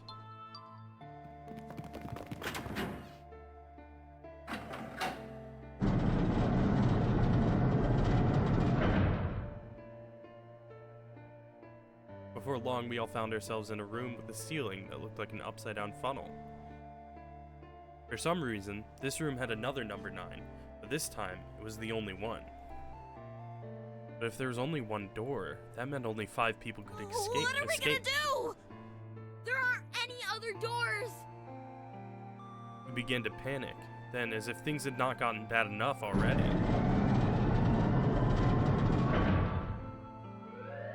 Warning. Warning. Emergency Incineration Command has been acknowledged. Automatic incineration will take place in 18 minutes. Please evacuate the incinerator immediately. Repeat. Emergency Incineration Command has been acknowledged. What? I just realized I can put this on auto and not click the whole time. What did that thing say? It took me, I'm sorry. That didn't sound good. I just want to say, it took me this whole time of playing this game to realize, oh, I don't have to keep clicking. I could just put it on auto. And I knew there was an auto function, but for some reason, I kept forgetting, and I'd only notice it when I was going to skip. My brother Aoi swallowed hard and This answered. room is gonna burn. Burn! The plaque on the door says incinerator, and that voice said that the incineration is about to start. And incinerate means to burn. I remembered why I haven't been using the auto this whole time. Because I'm reading out loud the narration, and that doesn't work. Help me! Abject terror filled the room as everyone began to scream and cry. Every pair of eyes were filled with despair. Then, high up on the wall, a door opened and a man appeared. He was a huge, frightening mountain of a man, as large as a bear. 9 years later, we would call him 7. Don't worry, kids. I'm not your enemy. I'm one of the good guys. I'm a detective. I'm here to rescue you. The rest happened just like 7 had said it did. 4 of us who stayed behind were saved by 7. We crawled through the vent away from the incinerator and slid down into the hall. We came out on the other side of door 9. On the wall opposite the door was a set of double doors. We went through those and began to run up the spiral stairs.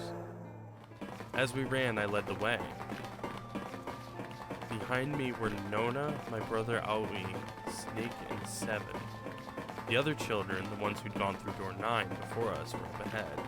I could hear them cheering each other on. We ran and ran and ran. We leapt across as many stairs as we could, and we kept running. The stairs spiraled upward like a tornado. Eventually, I pulled ahead of the rest. Perhaps Nona had slowed them down. I didn't want to lose them, so I slowed down as well. I didn't stop, but I glanced over my shoulder from time to time to see if they had caught up. That was when I realized... Where is it? Did I drop Jumpy's present? I knew I'd had it with me when we passed through the vent. Then, had I dropped it as we slid out? I had to go back, I had to. But I knew I couldn't tell the others. They would stop me, I was sure of that. But I didn't stop to think, I simply moved. I ran to the central hall, the room that connected to all the other areas of the ship. I hid in the shadows, and moments later I felt a rush of wind as they ran past me, up the staircase. I waited until they were out of sight, and then I ran. I moved as quietly as I could, down and down and down. Finally, I reached the bottom deck. I ran into the hallway and looked around frantically. There it is! It was just where I'd thought it would be, sitting under the opening of the vent. I ran over and snatched it from the floor, but as I ran back towards the stairs of freedom...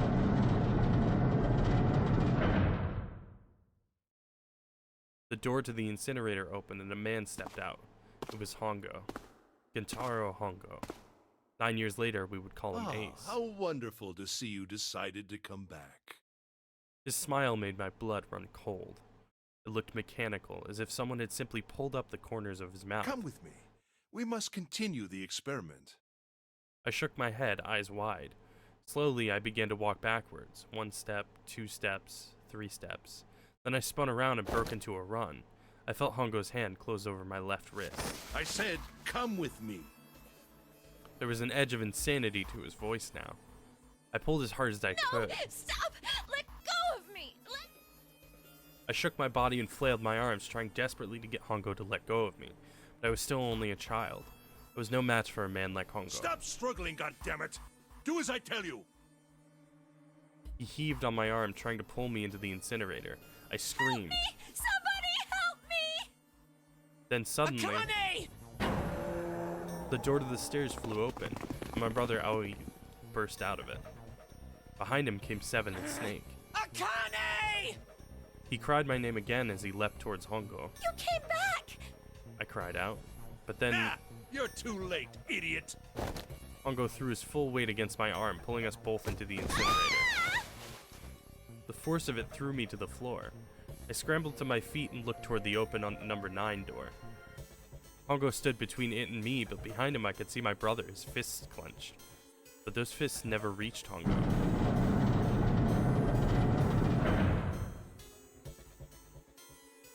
With the cold, heartless screech of metal on metal, the door slammed shut. Hongo glanced at me mechanically, his face registering that there was an object there, but not anything he would consider a human being. Then he turned away and walked to the red that sat next to the door. He reached into his pocket and removed 2 bracelets. He waved them both over the scanner panel.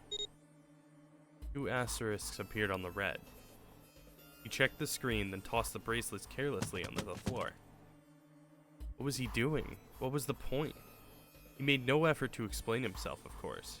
He said nothing at all and walked past me as though I were nothing more than a rock by the roadside. A few moments later,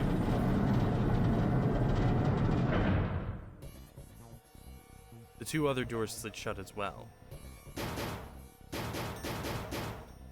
Faintly, I could hear someone pounding on the door behind me. I turned around and ran toward the door with the 9. Akane! Akane! Are you okay? I could hear a voice from the other side of the door. A worried, frightened voice. Help me!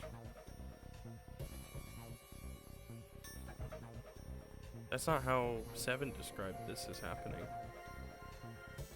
My throat was already raw, but I screamed as loud as I could. My voice echoed lonely across the empty room. What should I do? I think I'm trapped in here! Where's Hongo?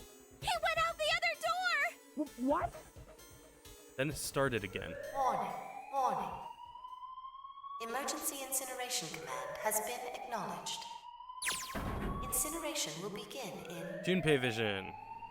18 minutes. Please evacuate the incinerator immediately. Holy shit. Man, I knew what it was gonna say, but that is one hell of a creepy voice. I knew it! It's starting. Santa started the incinerator. Fuck! Man, I never thought I'd hear that damn voice again after 9 years. What the hell? What the hell? What in God's name are you talking about? It's 9 years this and 9 years that, and when it's not 9 years something, then you're talking about some sort of fucking experiments. You aren't making any sense. But you know about it. I'm sorry, Lotus, but we really don't have time to explain it right now. I promise. I'll tell you everything once we get out of here. But Incineration will begin in 17 minutes. You know what that means, right? Incinerate means burn! what kind of idiot do you think I am? I know what incinerate means. Well, God damn it! Okay, fine. I won't ask anything else. Talk about whatever you want. But you have to do something for me. 7, figure this out. What?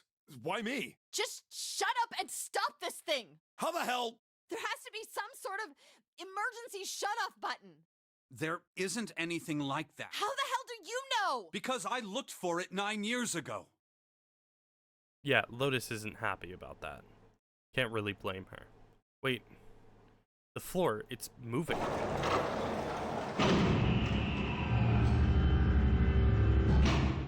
What the hell? What else can I say about it? What the hell is that?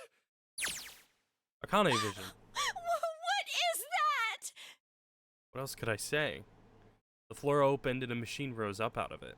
It looked like a computer. At least it kind of did. There was a monitor, a keyboard, and a cross-shaped device of some kind. Something about the machine scared me, but I forced myself to walk up to it. I was terrified. Tears poured down my face. I wiped them off even as more took their place, and I forced myself forward. Finally, I reached it. I looked at the screen. It was blank. All I saw was my own frightened face staring back at me from the glass, drenched in tears. All I can see on this screen is a reflection of my own face. I'm looking kind of freaked out. I know I'm sweating like crazy, but seeing it kind of drives it home. Okay, Junpei, just calm down, alright? Everything's gonna be okay. Yeah. Man, I wish that thing would just shut up. Incineration will begin in 15 minutes. Alright, back to this thing. If it's only showing up now, then it's gotta be important. But what the hell am I supposed to do with it? Hey, move! Yeah, right, she's the computer. Gah! Hey, we're all tense, lady, but that doesn't mean you get to shove people It's around. turned on. There's nothing on the screen, though. Oh, this is bad. This is really bad. If there's nothing on here, how are we supposed to do anything with it? Sure, I'll just push buttons. I'm sure that'll... Huh, well at least it's on now.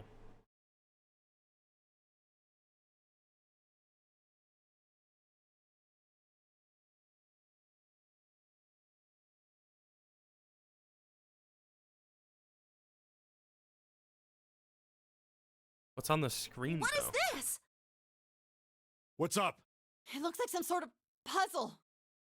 It's got a bunch of numbers and letters scattered across a 5x5 grid. The numbers range from 1 to 8. Do you think that if we solve this puzzle, the incinerator will stop? Yeah. Well, we can hope, right? Alright, puzzle, how do you work? Ah, man, that goddamn voice again. Incineration will begin in 13 minutes. Shit, 13 minutes. Can we really do this? My heart feels like it's gonna pop. My heart was pounding like it was about to explode. I stared at the puzzle on the screen. I was sure I had to solve it somehow, but I had no idea how. My connection to Jumpy had been gone for a while. His mind was gone. I couldn't get to any more information from him.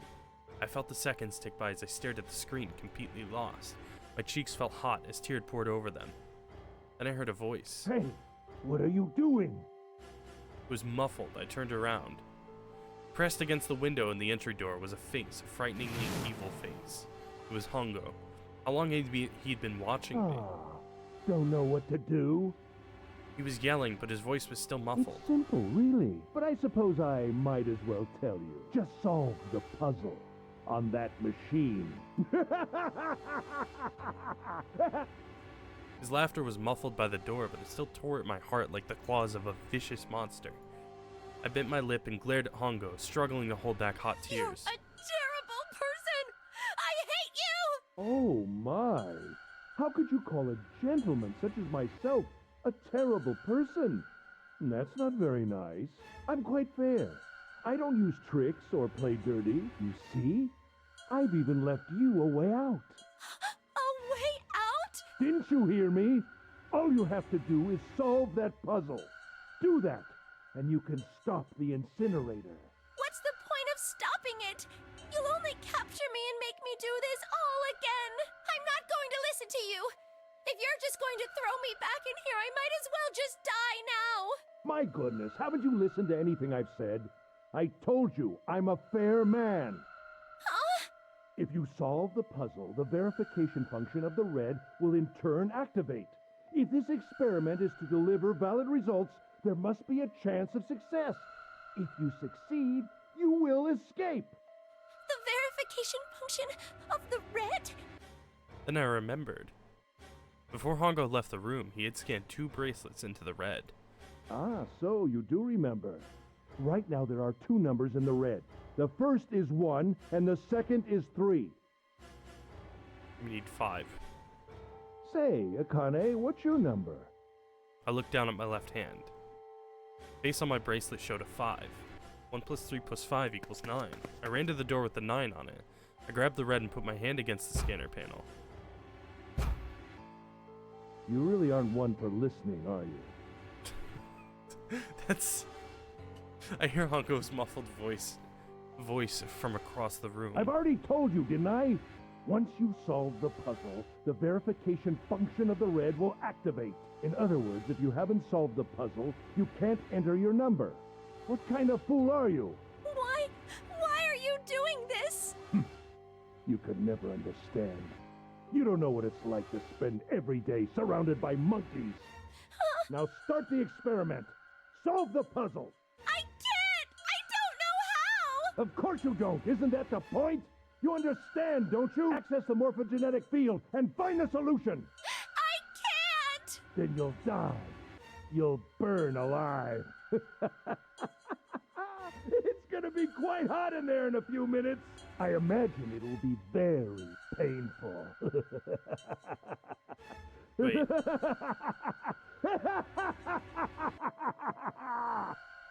So Group A was supposed to be a bunch of receivers receiving the information from Group Q, who were a bunch of transmitters. Accidentally, Akane ended up on the ship, even though she was a transmitter. How would she be able to receive information from Junpei?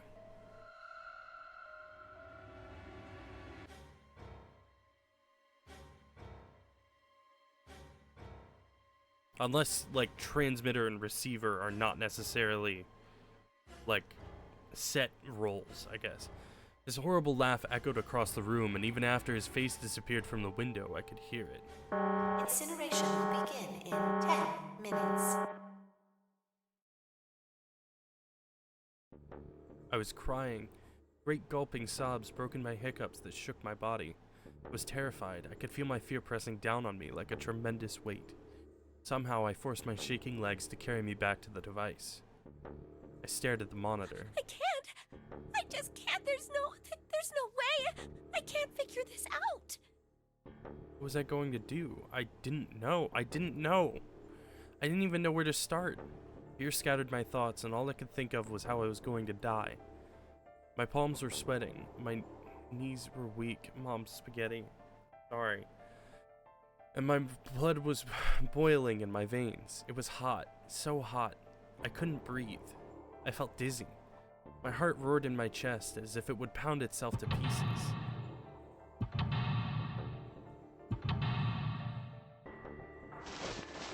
I reached into my pocket. I wrapped my hand around the thing I'd come back to get, the doll Jumpy had given me. At least I had that. I held it tight with both hands and prayed. Help me! Jumpy! Help me! Help me! Help me! Jumpy! Jumpy!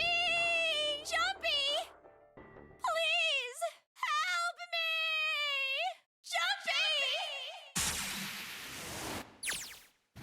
Jumpy! Akane? Akane? Who the hell is Akane? Shut up! Just shut the hell up! Seven and Lotus don't understand. I think Clover and Snake have an idea, though. Clover's looking at me, and I think Snake may have figured it out. No, it doesn't matter. They're in my way. Where'd she go? Maybe over here? Akane! Akane! Can you hear me? Akane! Say something!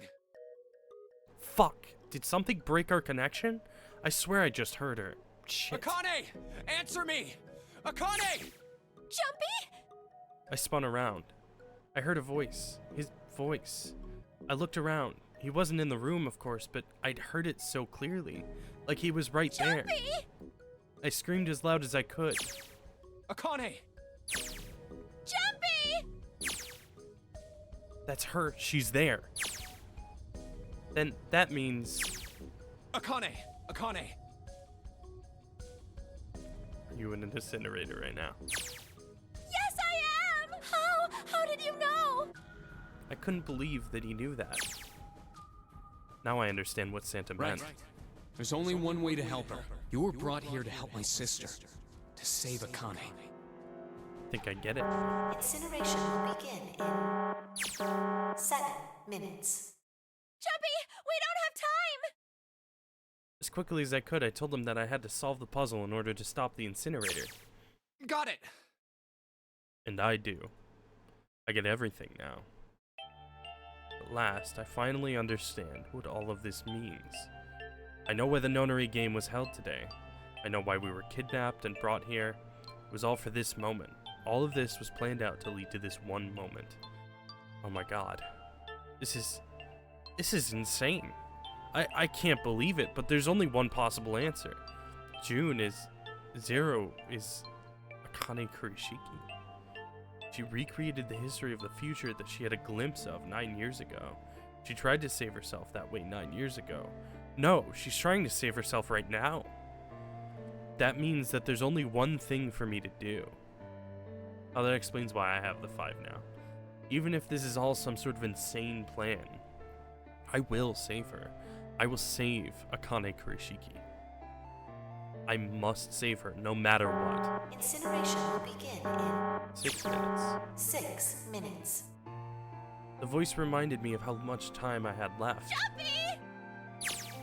Yeah, I know. Just hang on, all right? I promise I'll get you out of there. I'm not gonna let you die. I promise. So don't worry, all right? Just give me a few minutes, okay? Okay. My voice shook as I answered. It was hot in the room. It felt like my heart was on fire. 6 minutes or not, my heart burned with my feelings for him. Alright, time to get to work, Junpei. Snake talking to them about something? Whatever, it doesn't matter. Get out of my way. Hey, what are you... Just trust me, okay? Sorry, Lotus, I didn't mean to snap, but there's a lot more at stake here than your pride. I'll apologize later, alright? Now let's have a look at this thing. We've got numbers all over this grid. I think the panels are out of order. So I just need to switch these out? Staring at it isn't going to accomplish anything. I'll just have to try it. Think of what I did all those times before. I'm gonna do this on my own, with my own mind. I'm gonna solve this problem. Seek a way out.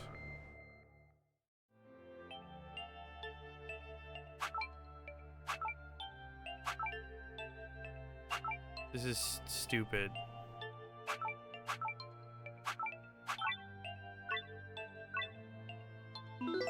That was it?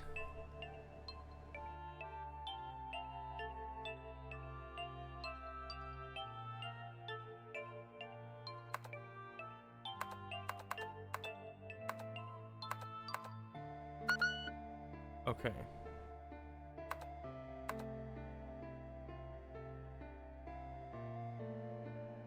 I think I fucked up.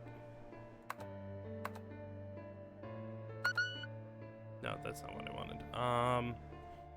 Puzzle is stupid, a travesty. I'm glad you got it right.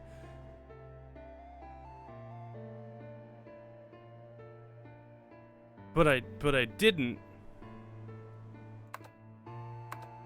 No, it wouldn't be. I could elaborate for hours why it's stupid, but since you cleared it, let's not stick here. Okay, that's one password. I'm inputting a password now then. Are there any hints? What the hell am I supposed to put here?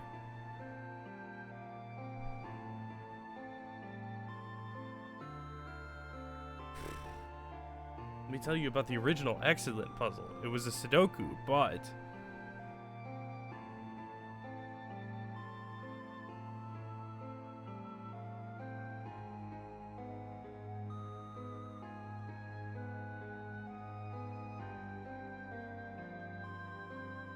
Was I supposed to be paying attention in the previous one?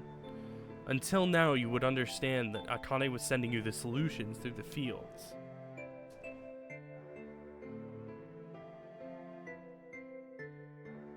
But now that you have to save her, you have to send her the solution.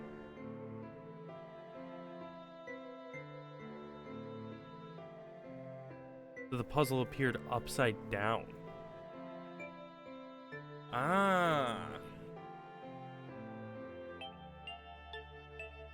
And you had to turn the DS upside down to solve it? That's kind of sick, actually. Was I supposed to be paying attention in the previous panel to know what this password is? Because I wasn't.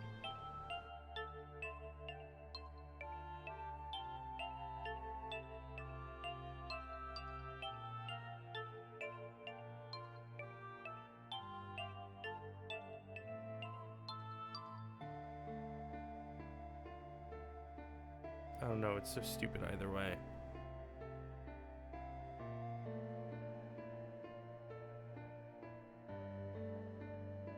hate it with the intensity of a million suns. Honestly, I understand.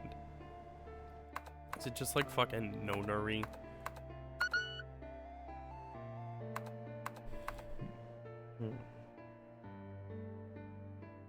I propose you just click a few times, see if the hints help you, and we just spoil it. The screen appeared after I solved the last puzzle. Maybe the hint was in that one. No. Puzzle. The answer ended up being password. After it was an extra space. Ninth square. Maybe that's the password.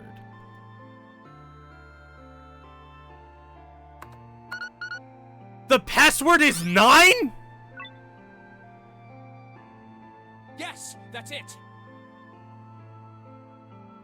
What the fuck?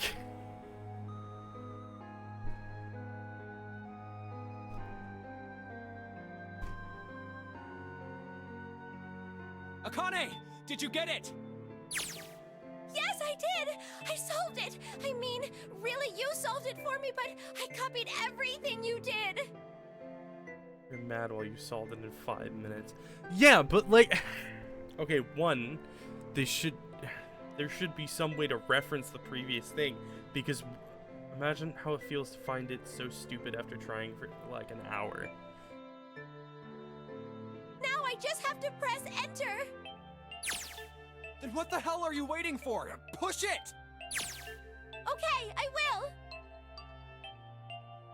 I hit the enter key. Emergency shutdown command has been confirmed. Incineration system has been disabled.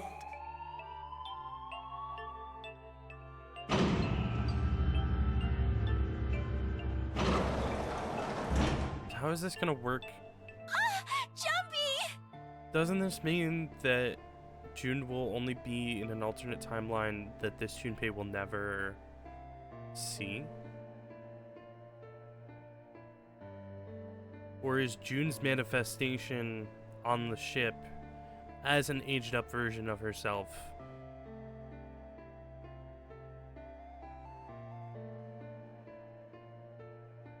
a result of the timeline changing? It worked! It worked! The incinerator shut down! It worked! Tears rolled down my face as I cried out to him, but they were a very different sort of tears. A wonderful feeling of accomplishment and relief flooded my body. At the same time, what strength I had left disappeared, and I collapsed to the floor. For a while, I just lay there laughing and crying and enjoying being alive. Every time I thought about him, I thought my heart would burst. Whew. I can't quite believe I did that, but I am so glad. So glad. Compared to the Sudoku, what about that was difficult for Akane to solve? I mean, she was in a high-stress situation. Maybe she didn't even know the word password. I feel like my heart's on fire.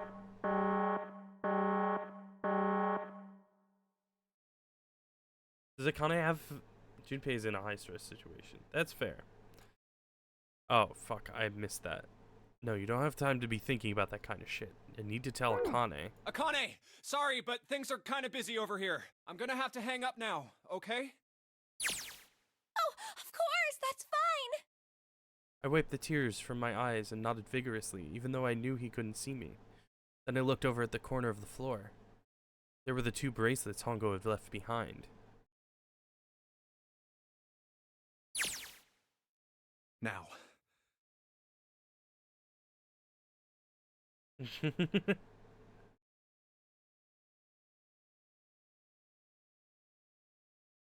The problem, that puzzle supposedly has a math and kind of hard way to be solved. Okay, but like there's enough of that together. Like there's enough of the lettered tiles in there to know it's supposed to spell password. You were supposed to switch tiles until all of the blue ones have their surrounding ones have a digital root of 9 using base 36 addition.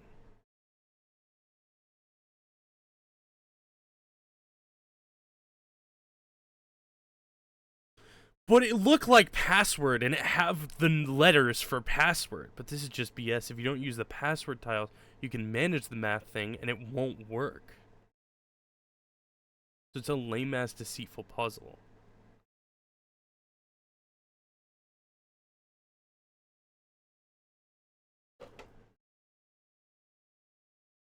Why did I just get a notification that I went live?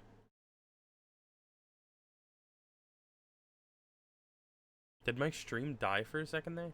No. I don't think so.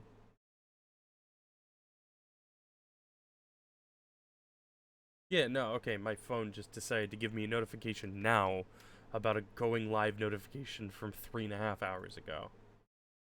Okay. Yeah, that's a stupid way of doing that puzzle. Like, at the very least, because I was like, I'm pretty sure I'm supposed to, like, reference something from the first panel, but I didn't look at the first panel long enough to memorize anything about it, because it says one ass fucking 6 OR something. It's password. It says password. It's the same number of letters, and most of the letters are there in the order already. Why would I not just make it password?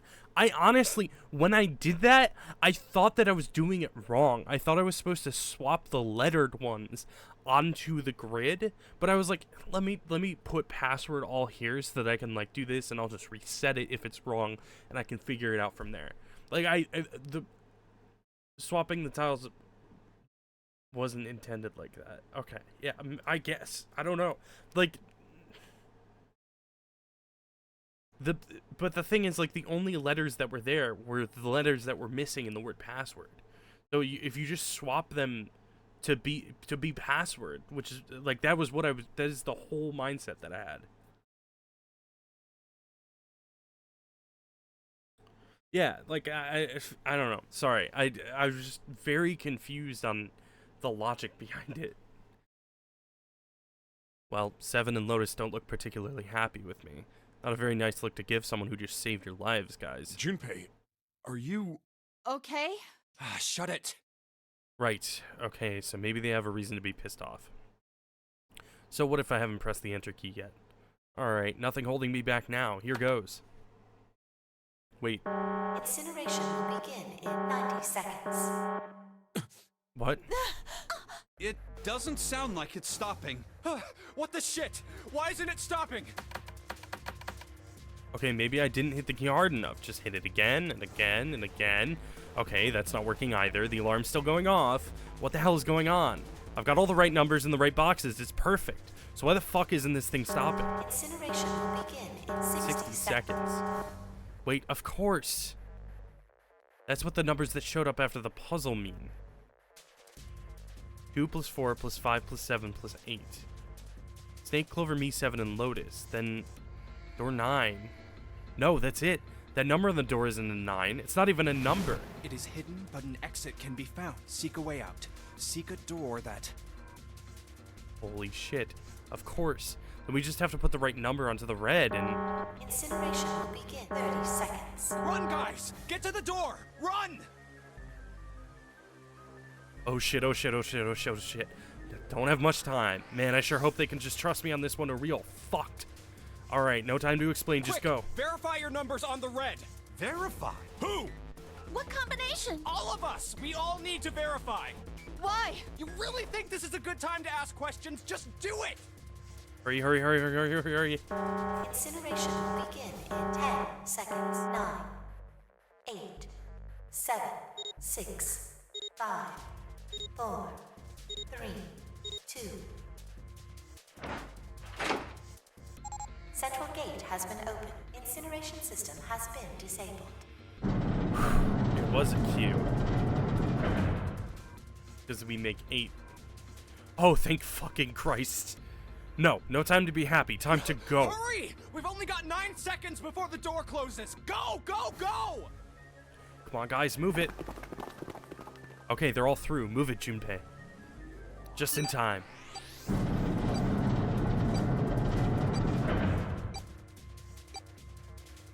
And there goes the door. No, don't calm down yet. You're not done. We still gotta find the dead.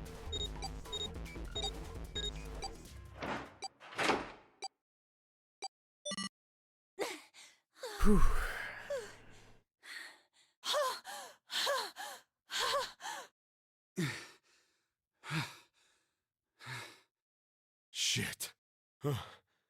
Looks like we made it, huh?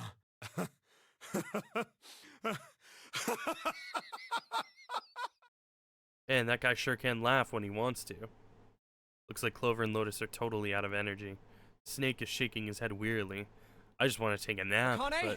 but Akane! Can you hear me? Akane!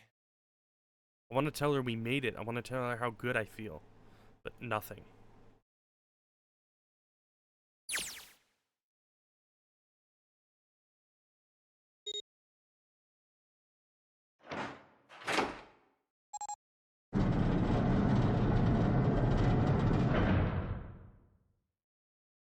The door opened.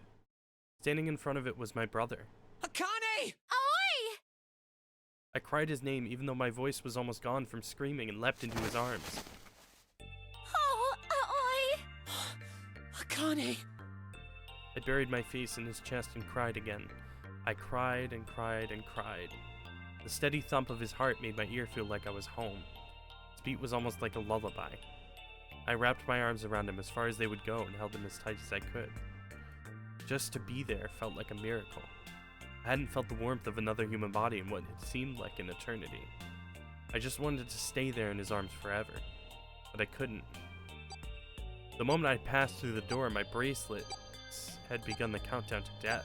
I leapt away from him and looked around. The door had already closed. I spotted the dead only a short distance away. Audio gone.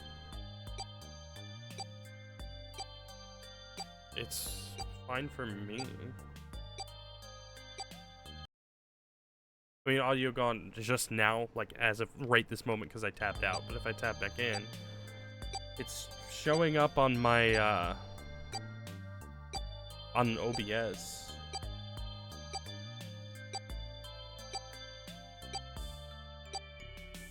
I spotted the dead only a short distance away.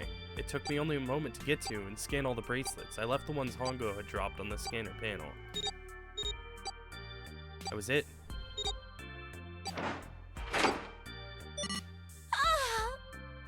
I took a deep breath and looked around again.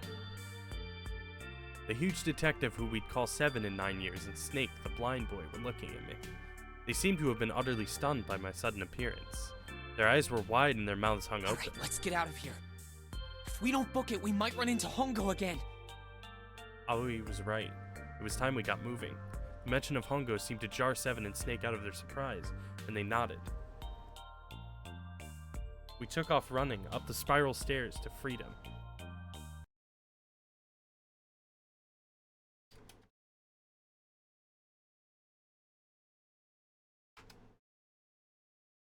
I don't know if you're still having audio, like if the audio is still gone on your side. I didn't mean to just like continue, but I'm not having. There's nothing indicating that it's on my end. The problem anyway. There's a ladybug on my fucking keyboard. Buddy, you gotta. There you go. It's weird. Here, let me go to my stream and check. No, I can hear myself just fine.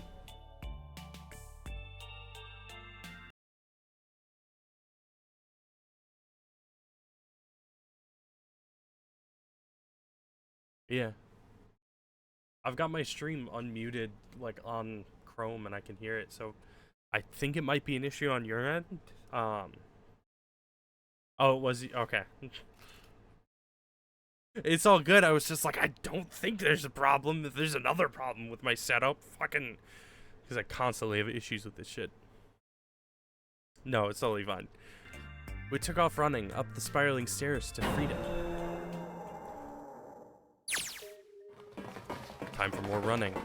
But if they can get us out of here, no wonder we're running so hard. My heart's beating so hard I can barely hear. God, I can't wait to breathe real air again. 7 talking? Hey, Junpei, can I ask you something? What's up? That door, the one with the 9 on it. Why'd it open? Yeah, all 5 of us verified our numbers on the red. 2 plus 4 plus 5 plus 7 plus 8 is 26. That makes our digital route 8. It shouldn't have opened. I accidentally muted the browser tab with the keyboard shortcut or something. Something to also note, if you have another stream open and you mute the tab, it actually just mute site, if you're using Chrome, that is. So that might be something to keep in mind as well.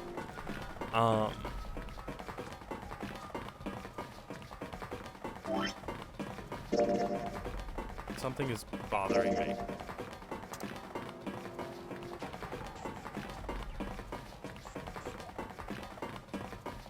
Okay. Okay, yeah, never mind. Makes sense. That's not like you, Lotus. I thought you would have figured it out already. Huh? Why? Because you were the person who taught me about the idea of bases. Bases? Yeah. What are the two numbers in base 2? 0 and 1. How about base 10? That goes from 0 to 9, right? Then how about base 16? 0 through F. After 9, it starts at A and goes from there. B, C, D, etc. You're right. In other words, A in base 16 is 10 in base 10. B is 11, C is 12, D is 13, and so on. So, what about it? You don't get it? What if we keep going with that pattern? What if you go way past base 16 all the way to base 27? Base 27? Yeah. Well, the numerical digits are the same, so I guess you'd add alphabetical digits. E is 14, F is 15, G is 16, H is 17, I is 18, J is 19, K is 20, L is 21, M is 22. N is 23, O is 24, P is 25. Yeah, and? What comes after that? Oh, Q. 26!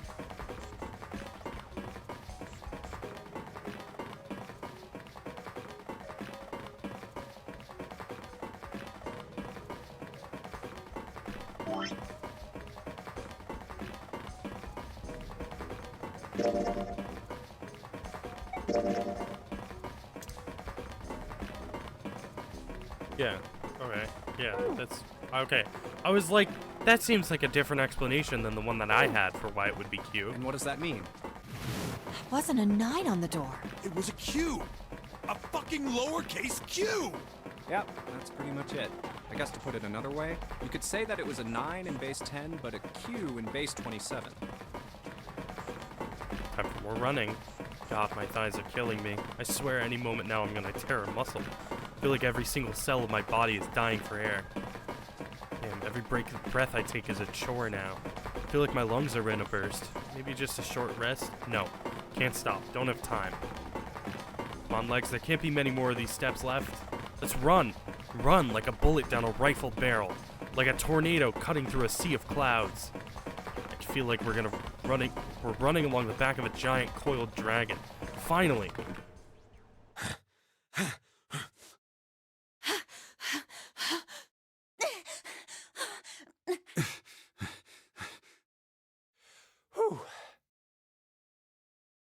Jesus, I can hardly breathe. No, Junpei, no time to rest. Pull yourself together, you're almost there. Alright, I'm gonna open it. Yeah. Yes, we're finally here! Please do. Sure, you look like a big heavy door, but you're the only thing standing between me and my freedom. But even more important than that, you're the only thing standing between me and Akane. You're gonna open and you're gonna open now.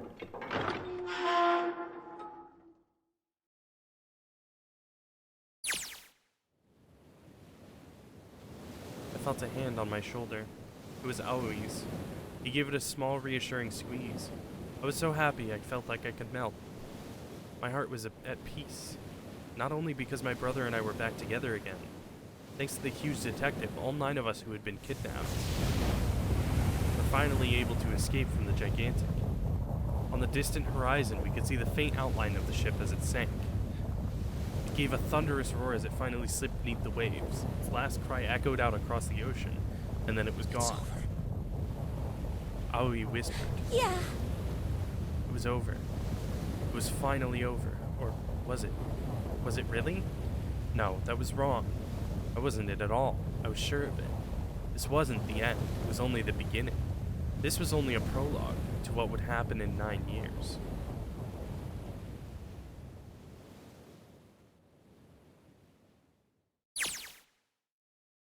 Yes, finally, air.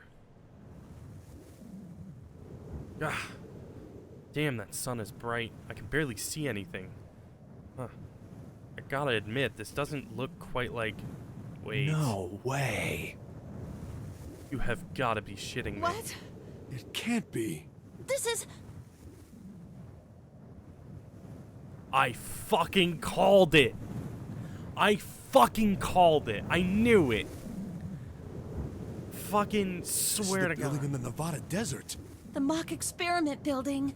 Oh my god. This whole time we were in Building Q. Sure enough, it's a desert out there with mountains all around it. Hello there, son. Boy, am I ever glad to see you. I don't think I've ever been so happy to see a sunrise. Huh? Did I just hear something fall? Right, our bracelets. Guess I've never really got a good look at the underside of these. Let's see what's inside you. Just a little electronic chip, like in an ATM card. That's it. There's nothing else. Nothing that even looks like a detonator. There was never a detonator to begin with. Figures. Jumpy.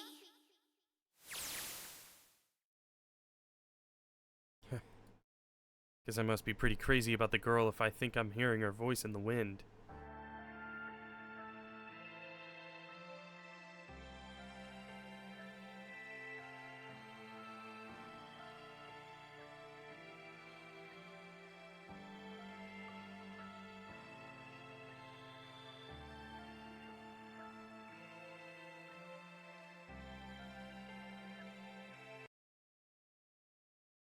Oh, okay. She's not messaged me back yet.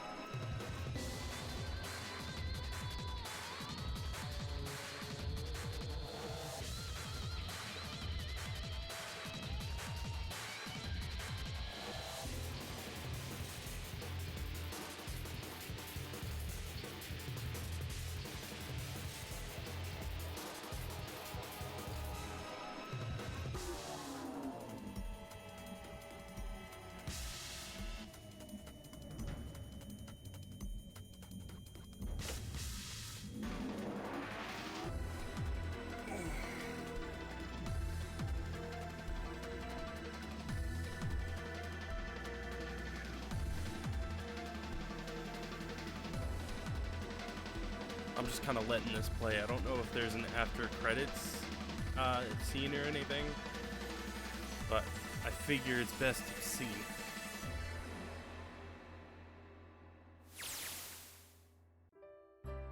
Are you okay? Oh, come on. This is nothing. Really? Yeah. You don't look okay. It was just before the end of elementary school. Jumpy and I were sitting next to each other on a small hill, looking down at the town as the sun slowly set. How does it look then? He was half serious and half joking. Thought about it for a minute at first. Well, let's see. What happened, buddy? It looks like you kissed a toad and got warts, but then they just kept growing and growing and... What does that even mean? Ginpei grinned. Ow, ow, ow, ow. See? I told you you're not okay. You're too reckless. You can't beat 5 8th graders, Jumpy. That's crazy. Yeah, that's crazy, dog. Yeah, but I couldn't just stand there. I mean, don't you think so? I had to do something. Look at the Nevada desert go past. For an SUV, this thing is a pretty smooth ride. It was nice of someone to leave it for us outside the building, keys in the ignition, gas in the tank. Almost like it was a present, you know? Anyway, we jumped in, and now here we are, screaming across the desert. Lotus is over there in the passenger seat. Snake and Seven and I are all squeezed in the backseat here. Still can't believe we let her drive. Woohoo! This is so fun! Why did we let her drive? This is so awesome! Driving is so great when there's nothing around, and there's no speed limit. Hey, Clover, watch those bumps, all right? This car jumps even a little, and I think I'm gonna get crushed to death.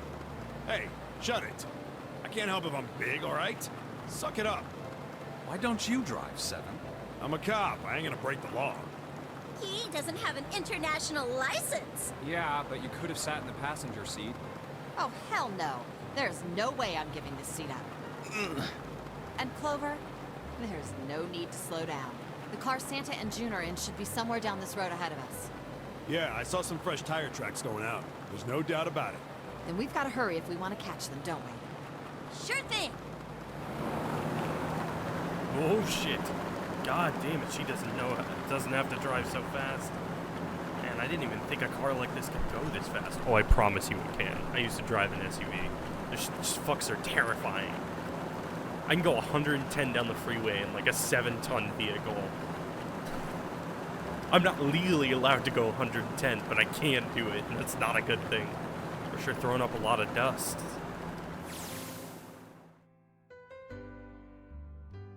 It was a couple of hours after we'd run into the junior high students. They'd been hiding in the bushes on the back of one of the hills, drenching a kitten in gasoline. What the fuck? The moment we saw what they were doing, Jumpy ran up to them, furious. Hey, what the hell are you doing? Then he jumped on one of them. He quickly scooped up the kitten and tossed it to me. I caught it and ran for the police station as fast as I could. Officer, please! You have to come with me! Oh, there's an ad break coming. We'll run a 30-second ad real quick so that it, and we'll hold until that's done.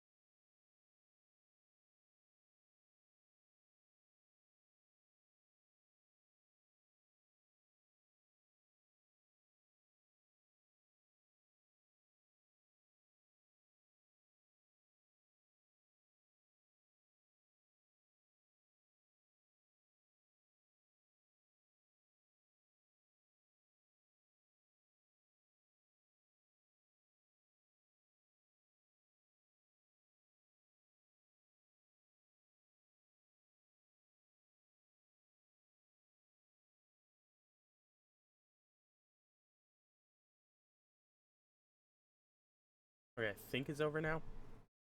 Alright. The policeman and I headed back to the hill. All we found was Jumpy, sprawled on the ground, with a face covered in big, swelling lumps.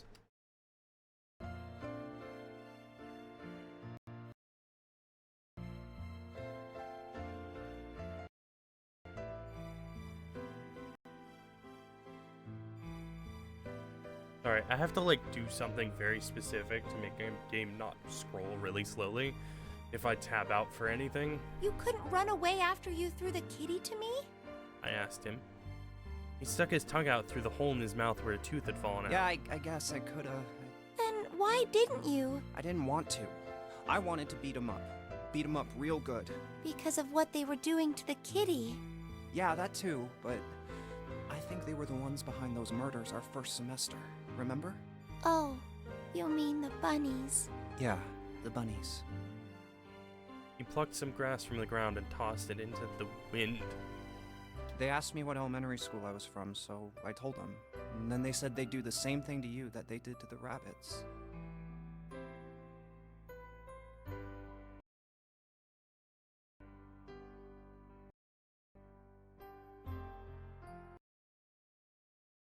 I couldn't forgive him for that, so I...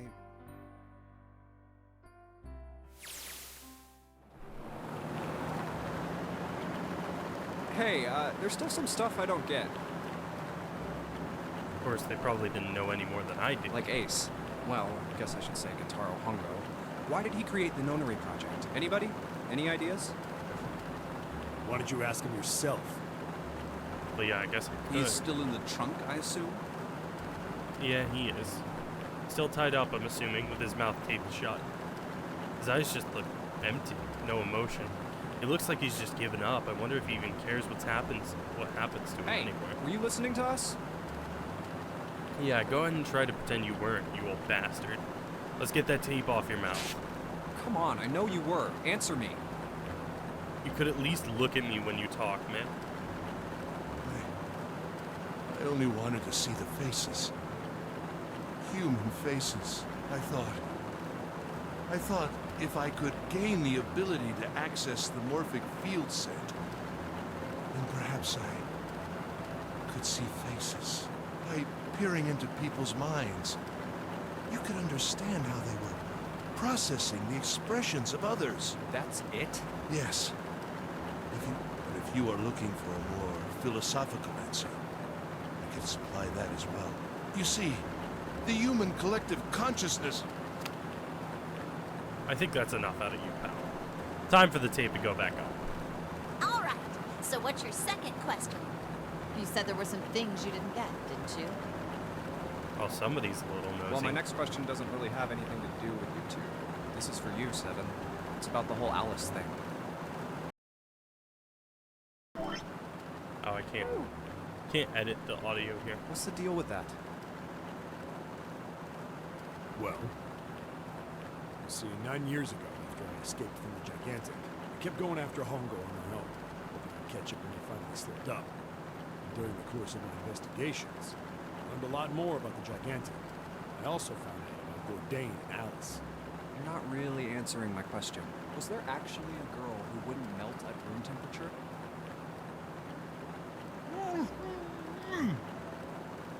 Sounds like Hongo has something to say. Alright, fine, I'll let you talk, but you gotta behave. What? Alice doesn't exist. 9 years ago, I found Alice's coffin behind the library on the bottom deck. There was nothing in it but the root of a peculiar plant. My research determined that it was a member of the genus Madrigorum, of the family Solanaceae. I was able to extract a particular alkaloid from it. I used that extract to create Socorro. Its creation was a tremendous boon to my firm, and we grew rapidly. Shit, this is gonna go on forever. Tape's going back on, Hongo. The rest of my questions can wait a bit. For now, I think I'll just enjoy the ride.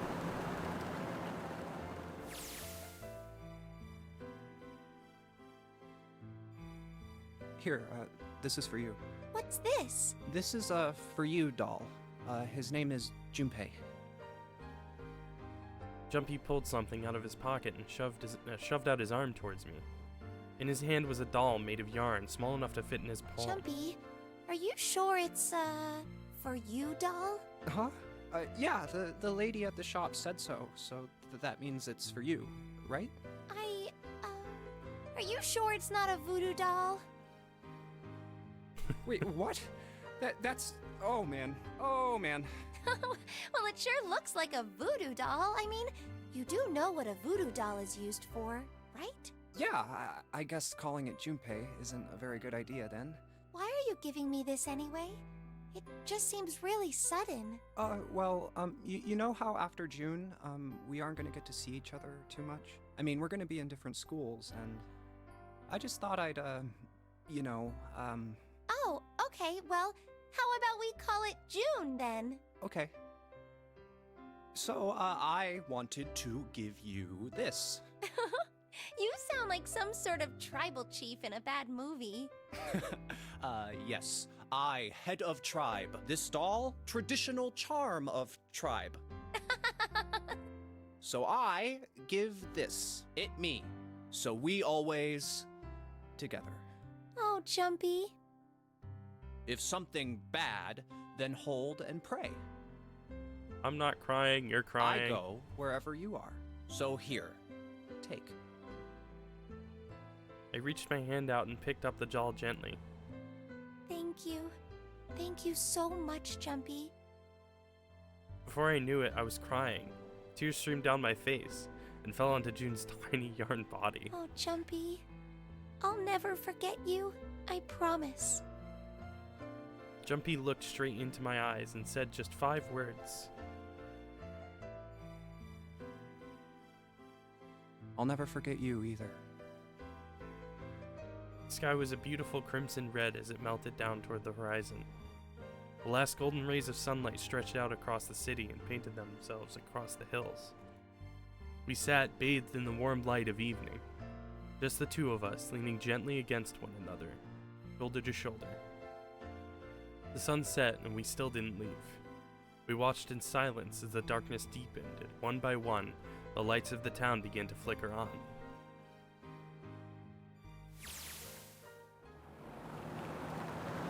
There's still one thing I don't get. To be honest, it's the biggest mystery as far as I'm concerned, and also the only one that's really important. It has to do with June and Akane. 9 years ago, she died in the incinerator on the Gigantic. But she's still alive now. It's June. But how? Was it because I tapped into the Morphic Field set and saved her 9 years ago? Alright, let's say that makes some kind of insane sense. If I did that, then how do I make sense of what Seven remembers? Snake makes sense. He's blind. He couldn't have seen her body anyway. But Seven, he said he was sure he saw it. Does that mean there's some kind of historical discrepancy? Or wait, maybe that's not it at all. There's one other logical explanation. Was what you told me the truth, Seven? You look satisfied. No. No way. He couldn't. Hey, look! Over there! There's somebody next to the road. Huh? What? Hmm?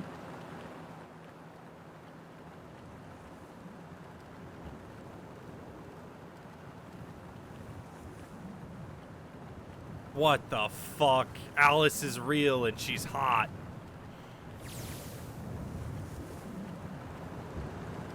The burning gaze of the Nevada sun pounded down on her head. The desert around her rippled with heat. Standing there on that shimmering plain was a woman, her arm out and her thumb up. It would not be long before Junpei realized who she was.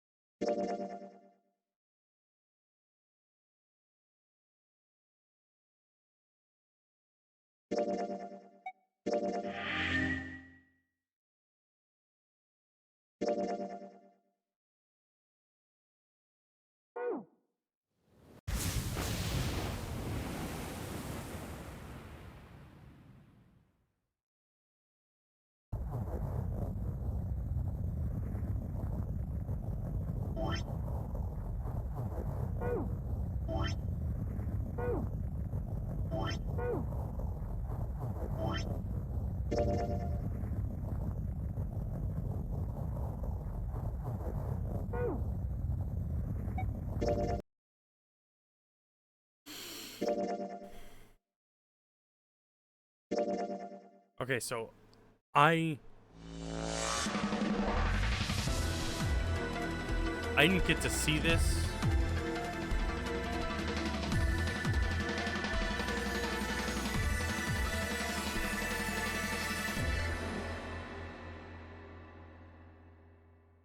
Now it is time. Let our game begin. Woo! So I think this, the way that it was explained to me, this was supposed to play at the end of the coffin ending, but because I had already done the safe ending, there's no coffin. I haven't played this PC version, but what I've seen, I'm not sure they really pull off the whole bottom screen narration versus top screen that the DS used originally, but how'd you find it?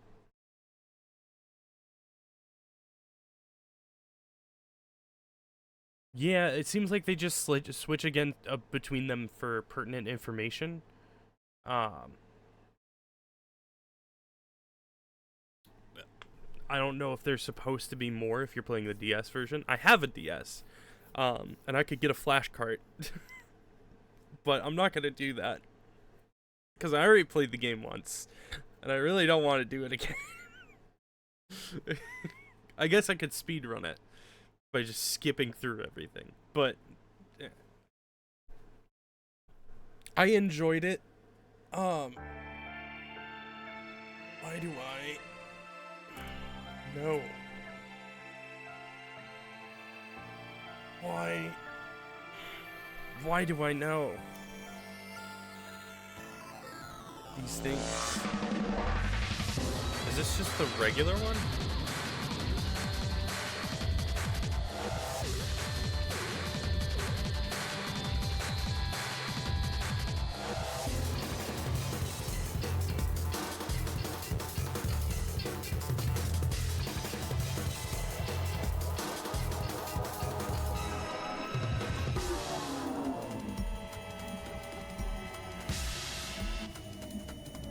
Yeah, I feel like this is not the normal preview that you've seen.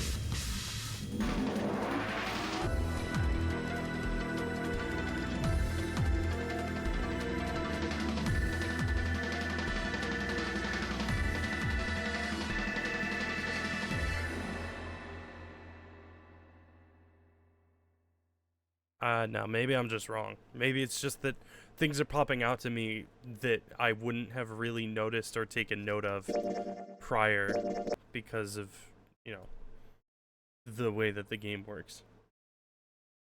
Let's go to my rarely used just chatting screen.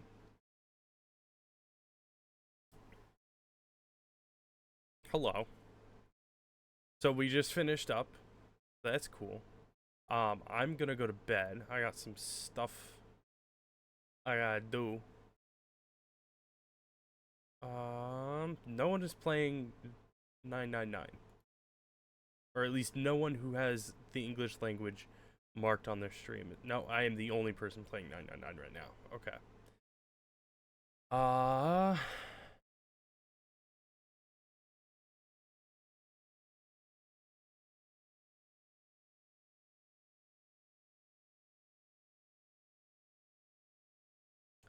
think maybe we just don't raid out.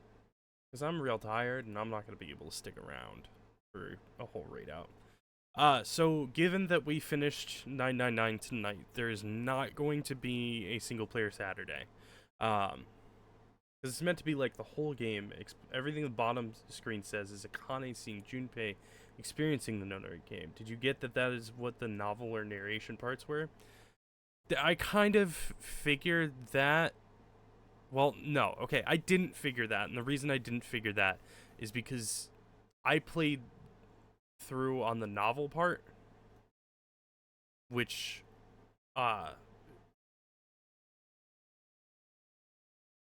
it seemed like the only thing that novel was really adding was just like descriptions of how the people were reacting and acting. So like, you know, Seven takes off his hat and scratches his head, that kind of thing.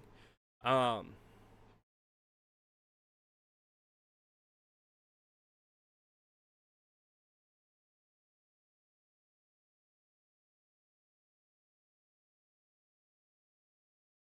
guess in a way, because I didn't have the two screens, that connection wasn't really made for me. To be fair. I don't think it ruins it per se.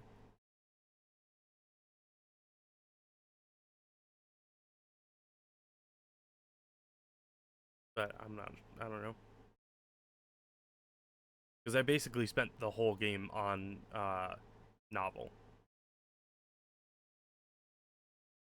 I think. Fuck, now I don't remember. Whichever one is the one that doesn't have a chat box and instead just has like a long line of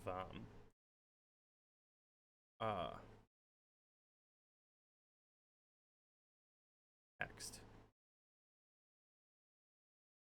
Yeah, novel.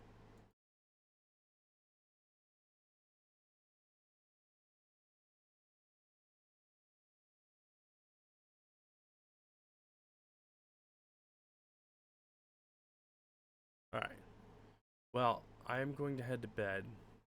Thank you all for stopping by. Mango-kun, thank you for stopping by and shooting a message in here. Well, several messages, obviously, but it all started with one. Like I said before, we're probably not going to do a single player Saturday. One, because I have an event going on that day and I don't know when I'm getting home. But two, because that was what today was supposed to be in order to not have to worry about getting home at a specific time. Which means the next time you guys see me is probably probably going to be Tuesday for MSQ, Final Fantasy 14. I do plan at some point I do plan to do the other one. I think it's VLR. Yeah, Virtue's Last Reward. Maybe. But I'm not going to immediately start with that. What I'm gonna do is, I think for like 2 or 3 single player Saturdays, I'm gonna go back to my long abandoned Baldur's Gate 3 full custom party playthrough that I was doing. VLR is 10 out of 10. It like I said, it's definitely gonna be something that I will play on stream, but the plan is to do like 2 or 3 streams of my Baldur's Gate 3 full custom party for single player Saturdays, then like a short single player game that'll take like 2 or 3 streams to finish, and then I'll probably hop into VLR. I don't know how far I'm going to go into VLR, because it's my understanding that there's like over 20 endings and you have to experience all of them before you get the true ending, or something to that effect.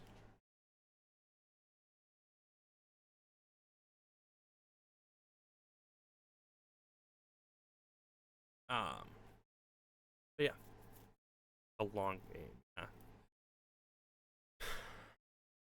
I do plan on playing it.